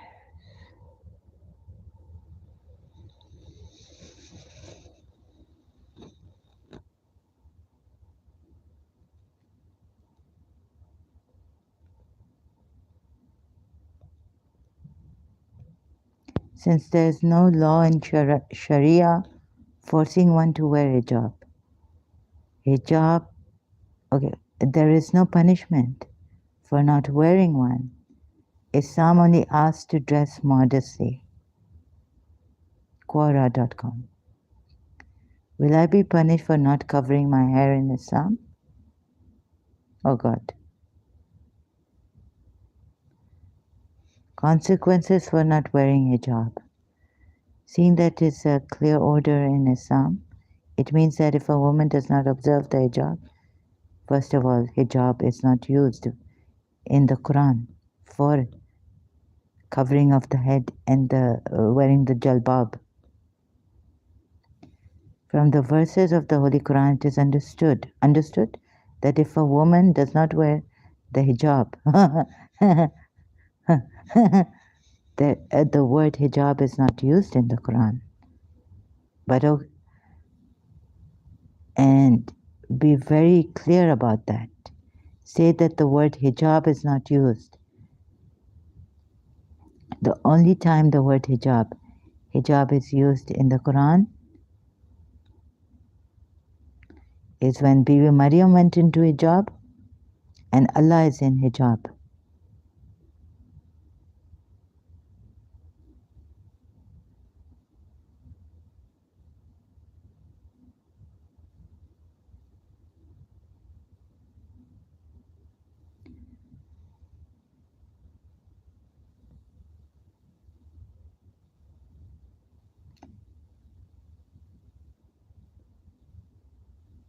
Now there's no hijab used for this, khamar and jalbab.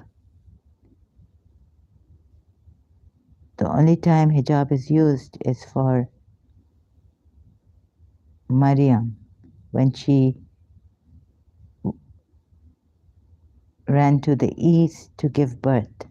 She went into a hijab.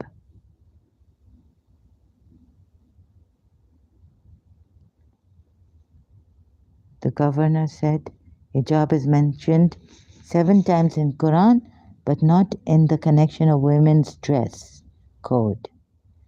It is in connection with parda, which means that which you speak, you should have parda in between. For the Prophet's wives. No, wait a minute. The Quran mentions hijab in Islam. Oh, you believe? Oh, yes. O you believers, turn you altogether towards Allah that you may attain bliss. O Prophet, tell your wives and your daughters.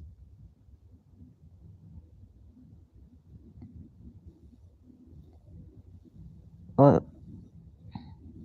best raiment cover your shame as well as that.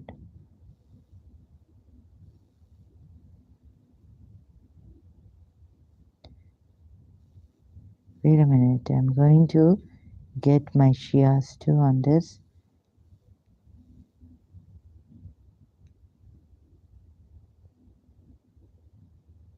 Hijab means curtain, separation and wall.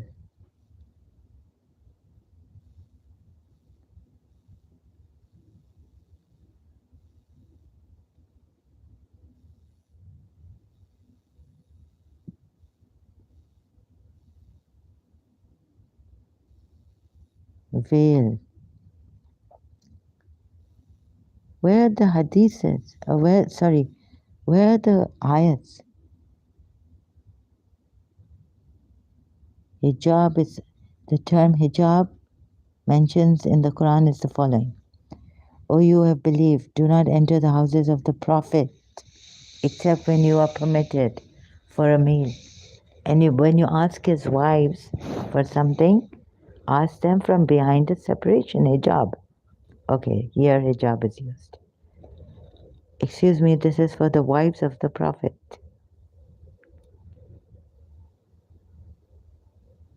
Are you wives? It is therefore quite clear that the term hijab does not absolutely refer to the meaning given nowadays, yes, as the scarf that would cover the head. That's khamar and jilbab and adornments.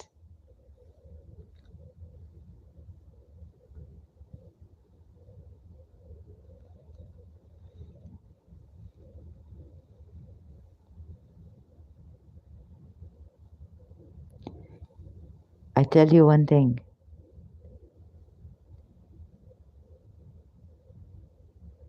Prophet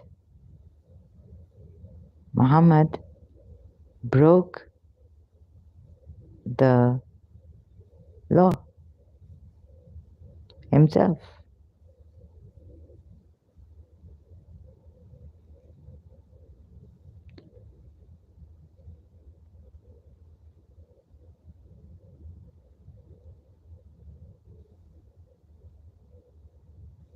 Korah. Why did Prophet Muhammad instill strict laws and punishments on his followers while he himself violated Sharia many times? Maybe in hadiths you can see this. In this, a Christian prince will be very good if they, how many times virtues and merits and his companions. So Allah saved them and they came out of the cave. Indicates that one can only ask directly or perform good deeds.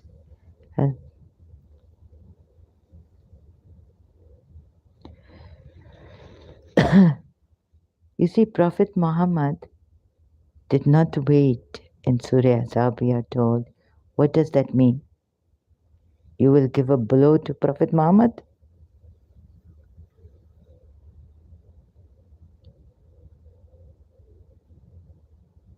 Imagine if a Sahaba did this, how strict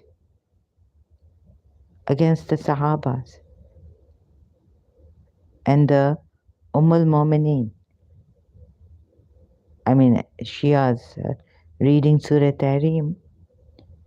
But he broke a law. And this law, not only in Surah Azab, but in Surah Tahrim, we are told. That poor girl on hijab.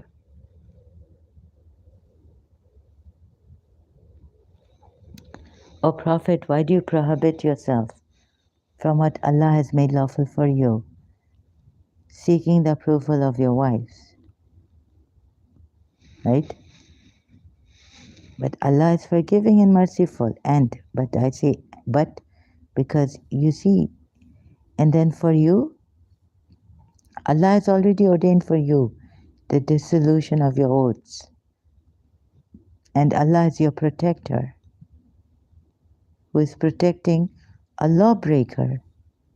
He's, he's, Allah is protecting a lawbreaker, his own law. It is, do not make lawful what Allah has made lawful for you.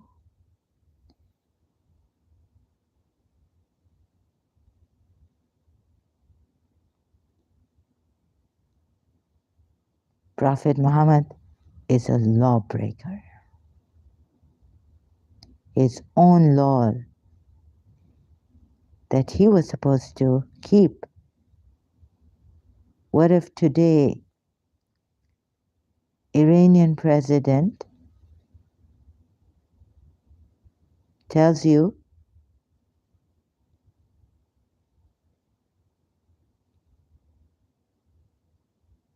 right, do not do this, and he himself does it? Huh?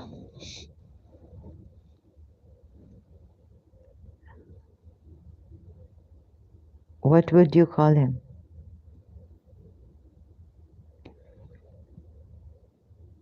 No.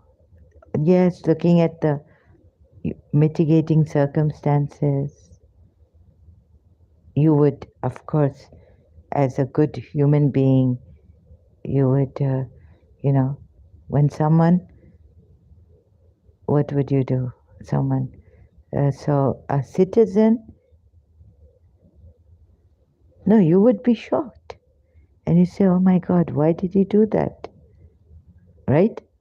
Allah is shocked. You see, as a good human being, you say, oh, he brings such great laws for the betterment of humanity. There should be no adultery, no fornication. You should take responsibility. Don't go to a prostitute. When Allah has opened this muta, temporary marriage, so if you want to enjoy, get pleasure out of these uh, Muslim girls by marrying them. And so Allah has legalized prostitution in a good way. Like you now take and you give them some money, and also take the male. So the prostitution, the Muslim prostitute, legal according to Islamic. She cannot marry another, but she can also become your wife, permanent wife. You can even make her your permanent wife after you have enjoyed her temporarily and she has enjoyed, right? So such great laws he's told us. He's pious, trustworthy. Even Allah is shocked.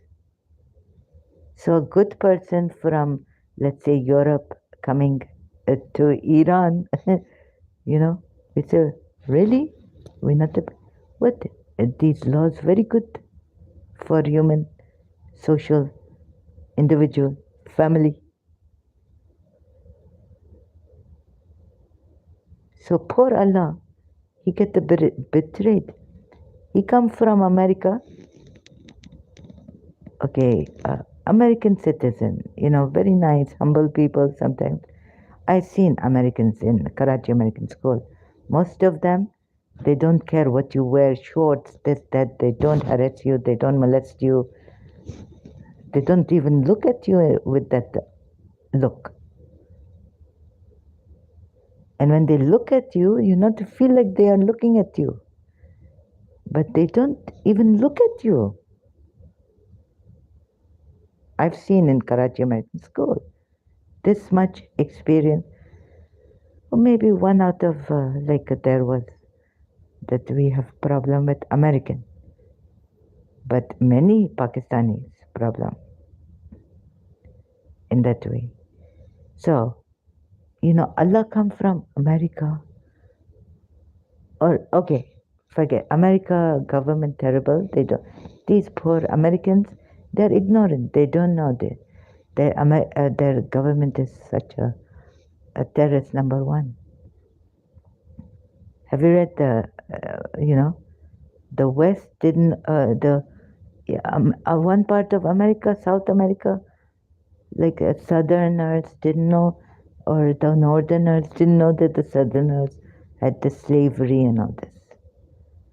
So let's say, these poor people, Southerners or whoever, wherever America's slavery was, Northerners coming and saying, I thought that we great people, you know, why?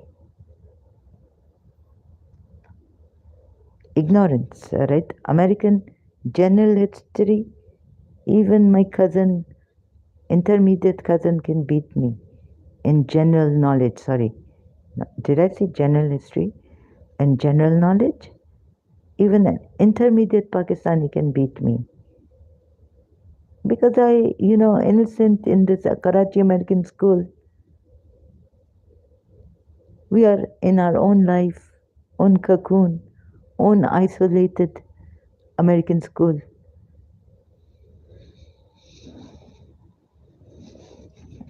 And we forget what happened to us on this in Karachi. Okay? And one day, okay, now in Iran, let's say this one innocent American come. He going around the world and saying, I'm American. I want to know where Yemen is. There was one person I was following on Facebook, very nice person.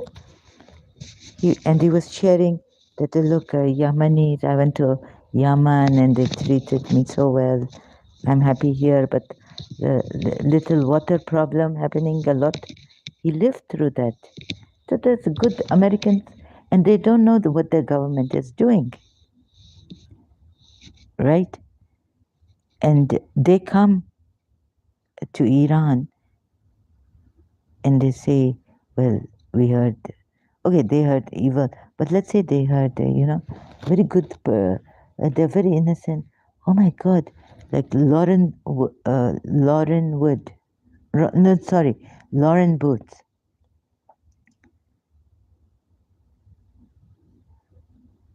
She went to Masumaikum, Iran. She became a Shia and all this. Then she go to Iran and she say, what? I heard I became a Shia. I was in Qom. I never heard of these things. America and Israel spreading propaganda. Who is now? Won't that human being be like, let me see what, really? So, although a common citizen in Iran, if the police catch him and, okay, punish him, right? Lauren Booth, no, nothing. But when the president of Iran had come on him, Lauren Booth surprised, but of course, only surprised, shocked.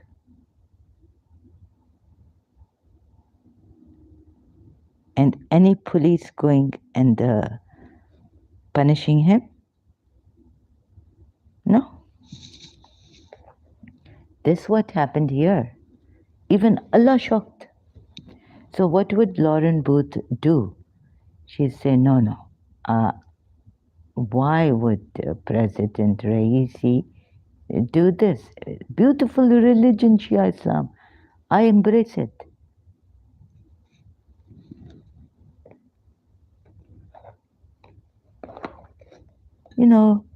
Their alcohol, permissive society, but very trustworthy. You go to Cecil G and they'll tell you, sir, it's on sale, but this defect in this shirt.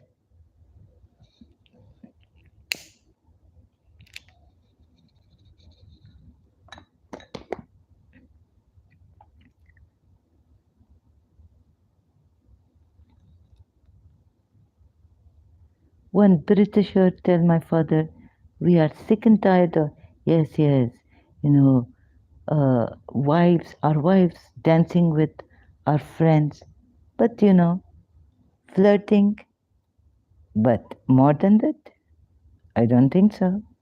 At least they have a limit there. I mean, tube, okay, your friend's wife dancing with your friend, but at least your friend decent. I know my friend in London come to play cricket.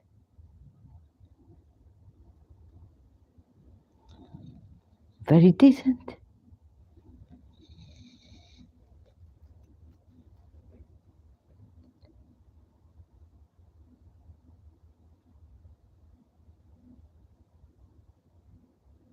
Even Allah shocked here.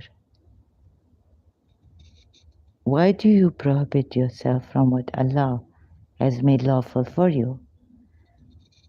But what for the believers, transgressor, punish them.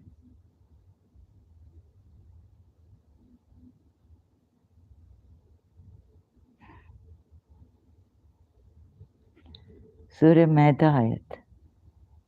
Please look at this. O Prophet, why do you prohibit yourself? Excuse me, you want me to just make the Muslims happy? Because Yemen suffered, Iraq, what America did to Iraq. Before that, before Iraq, what America did to Iran and Iraq, fighting.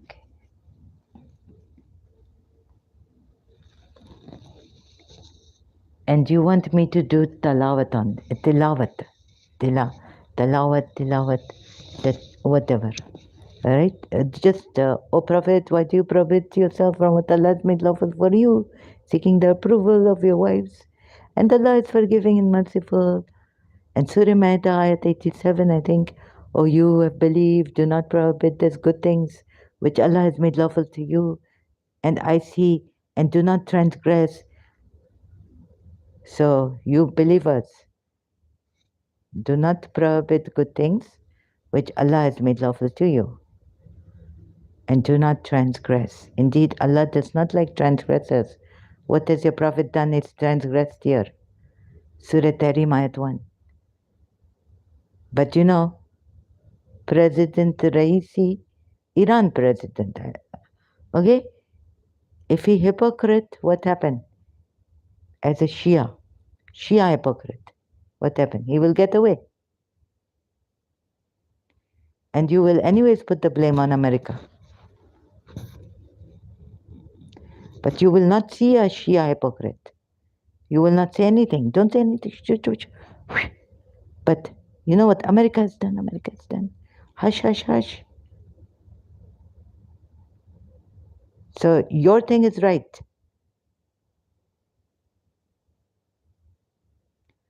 What kind of human rights is this?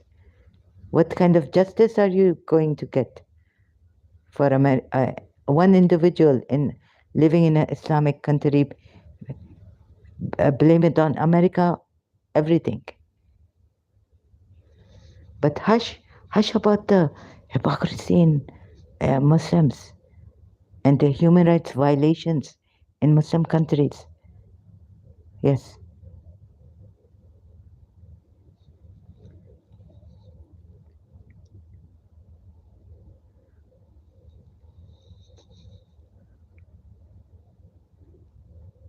They could have simply written a letter to the president because, you know, what this you are giving it. Yes, they should have. So they should have written a letter.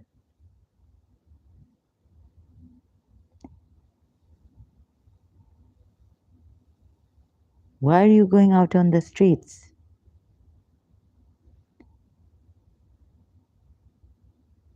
How many petitions?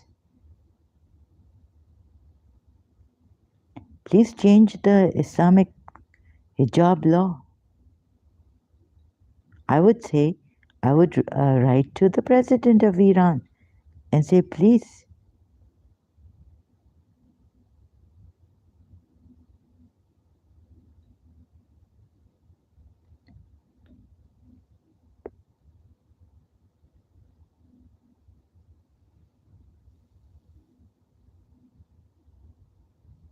look, I would send this, send it, say, send it to the president Raisi, and tell them that this prophet, he broke his own law, Allah's law. No, not his law. Here he's telling the Christians, Jews. First he finished the polytheists. Now he's telling the Jews and the Christians. Like he's telling the Muslim Mu'mineen believers, fight those who believe not in Allah, nor the last day, nor hold that forbidden, which hath been forbidden by Allah and His Messenger. Huh? So you're saying at the time Imam Ali kept quiet, and they should they are just romanticizing Iranians. Hush the hypocrisy, because there are many dushman, many enemies. India are enemy, Hindus are enemies of Pakistan, America, Israel. So don't say anything at this moment.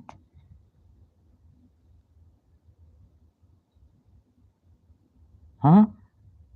While some Muslim politician corrupted in Pakistan, don't say anything because, better than America come and kill us.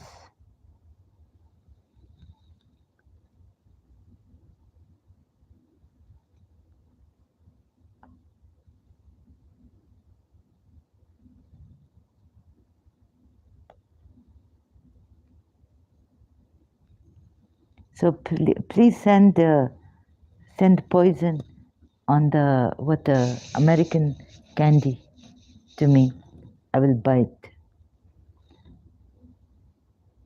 America kill me.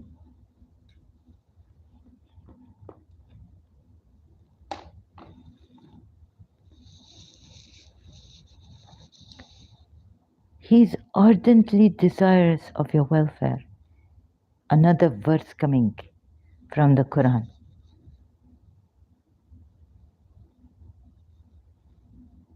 Why you not beat his head? Head? Go down to his... What he do?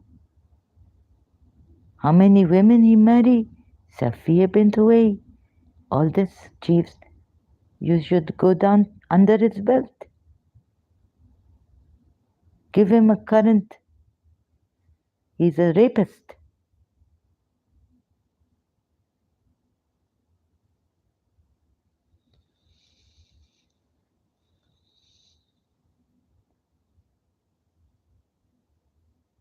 Break his head.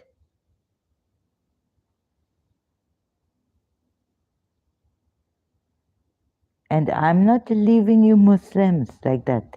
Now I have found something which is the manifest truth. And like Mansur al-Halaj, we will all say, Ana al-Haq. Am I leaving you like this, without solace, without God? Godless, I feel, in a Muslim country, countries, God forsaken. But I still say, okay, I leave you with Muslims also. Look, he deprive you of God. Not only that he break his own law, Allah's law and his law, and he make the Christian Jews, huh? And here more going out my mind, nor hold that forbidden which hath been forbidden by Allah and his messenger. If Allah and his messenger are on one footing or equal, right? Obedience to his messenger is obedience to Allah. Then why did his messenger not obey Allah, that Allah have to say? Allah gets shocked, like innocent, ignorant American people.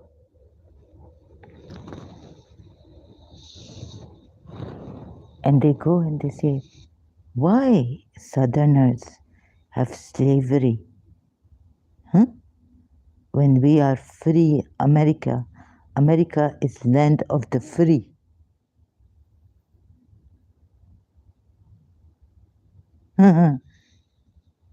Please, you want my intelligence?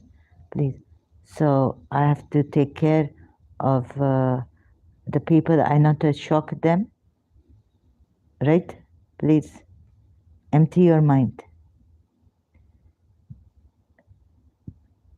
So it's enough for me, I think, for the now, for the time being, right? Take the journey.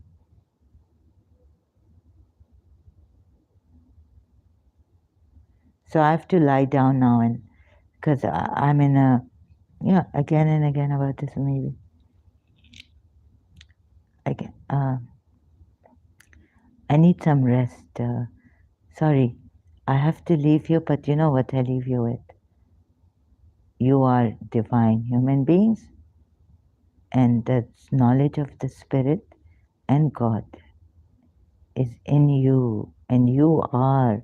You don't need the knowledge, but you just need to realize, putting your thoughts aside, emptying your mind, leaving your thoughts just, and paying attention to what is without the interference of your thought.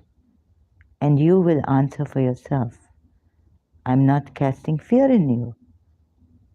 This is for your betterment, but not in the way the Quran ayats come. Fear and this and hellfire. If there was hellfire, and there is fire here, but you know, there's always a better way to say it. First, making you feel guilty, breaking the law himself, and Allah would protect them, but Allah is shocked in the first ayat. I mean, are you, please, don't let me say words like,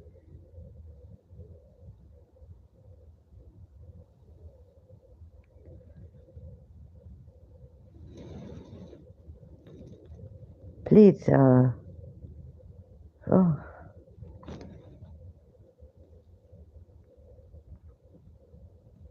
so,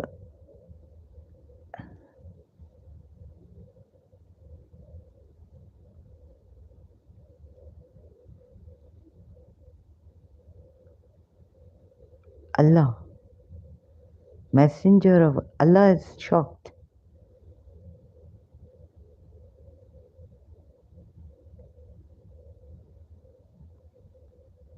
You know, under what circumstances an ignorant person asks where there's no punishment for while there's no punishment for that leader, but for that common man there's punishment, right? If you If you make something unlawful, what Allah has made lawful, you have transgressed. You are guilty. You are a transgressor. Maybe that person, the leader, messenger of Allah, will punish you. I have not looked at an hadith on that. Tafsir. On Surah Maida ayat. And, no, but fight. Surah Tawbah ayat 29. Which one was it? Fight the ones who do not believe in Allah in the last day and who do not make lawful what Allah has made the lawful. Are you kidding me?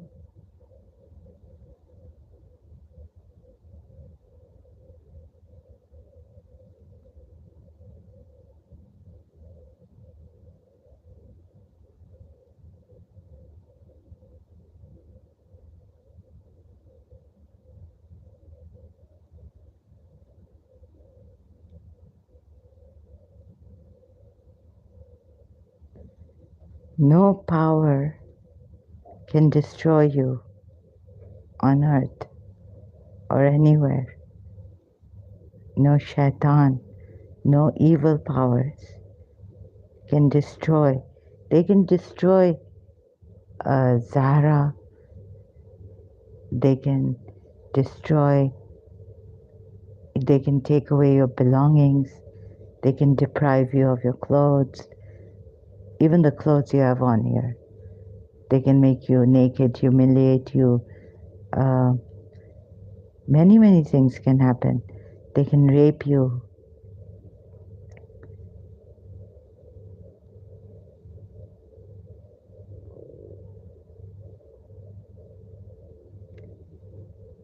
People can bring you down to your knees. They can make your children starve, I don't know, like the patients of Yemen. Then what am I supposed to do? So, since I couldn't go to Yemen and save those children from starving, and I heard that Saudis were, only they could help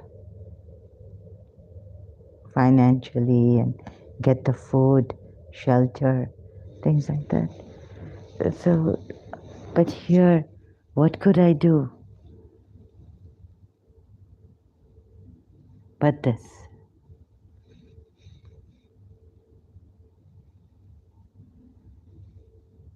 So I'm not taking away this great religion and the banner of sacrifice. But when truth will come and we put Prophet Muhammad in his place, then maybe years and years of injustice. Since as a Husseini I ask myself, I always question myself, why can I not come out in Karachi, help the beggars, give them shelter like Mother Teresa did, like Sister Gertrude did.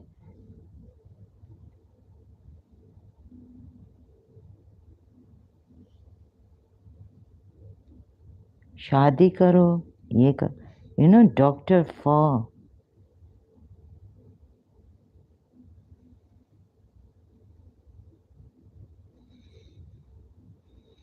have you heard her interview?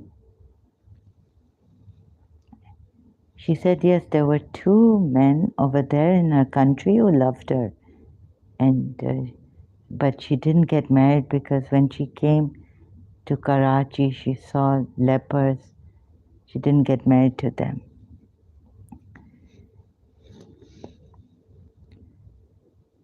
So as a Husseini, I felt so guilty in my mother's country, Pakistan. Pregnant women were begging on the streets. Pregnant women with children, babe in arms, with their babies. another like a few months old. I've seen Askari apartments, you know, there's this submarine. Oh, is that the submarine? But there's a traffic light there. Askari apartments near the traffic light.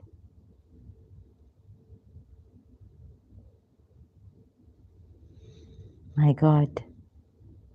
So you're saying don't say anything because the enemy, not even say. I'm not saying go out on the streets and protest.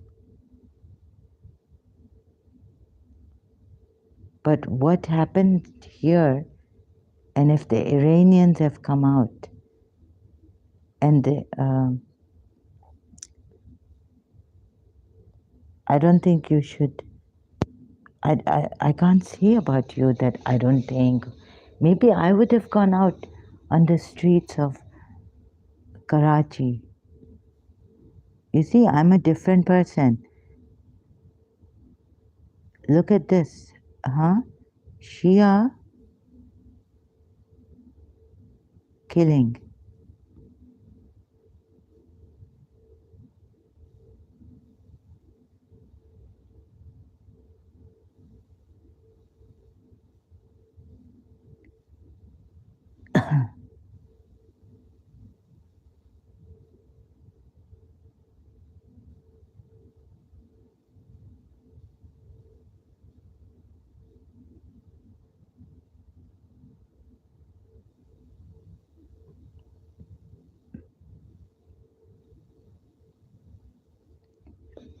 And how the world has turned its back.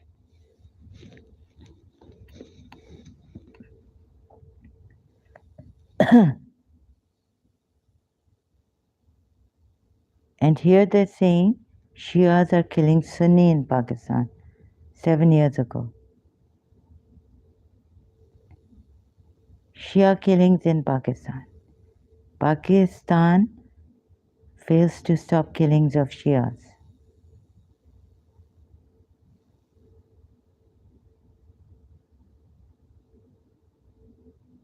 Oh, another thing, wife. Forget this wife beating because, oh, this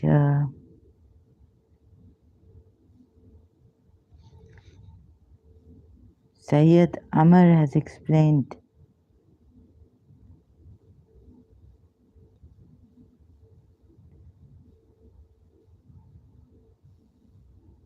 about the Westerners too much on this wife beating, wife beating.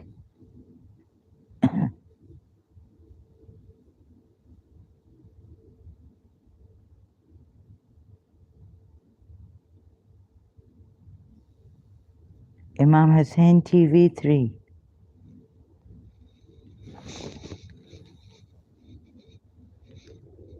So we have this great Shia who explains, you know, what the Westerners all the time against us. Wife beating, they take the Quran verse like that.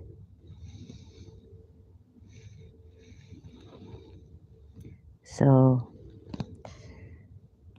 please,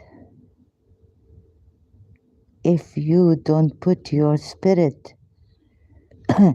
in where it is from, who it is by. Allah also say in the Quran, breathe into Adam his spirit. And then we don't, now, God knows where you're jumping, but I have to jump here and there to show you. But can't you just see this, that your spirit, you have been deprived of the truth about the spirit? Allah breathed into Adam what? Adam's spirit or his? Breathed into him? Adam? You're saying, Yani Allah gave like that, you know, we give resuscitation. you're saying, no, no, no, astaghfirullah, shirk, shirk, shirk. And when I have proportioned him and breathed into him of what? My created.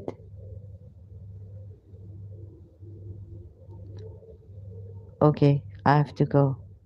So thank you very much. I have to hurry now. Sorry about this.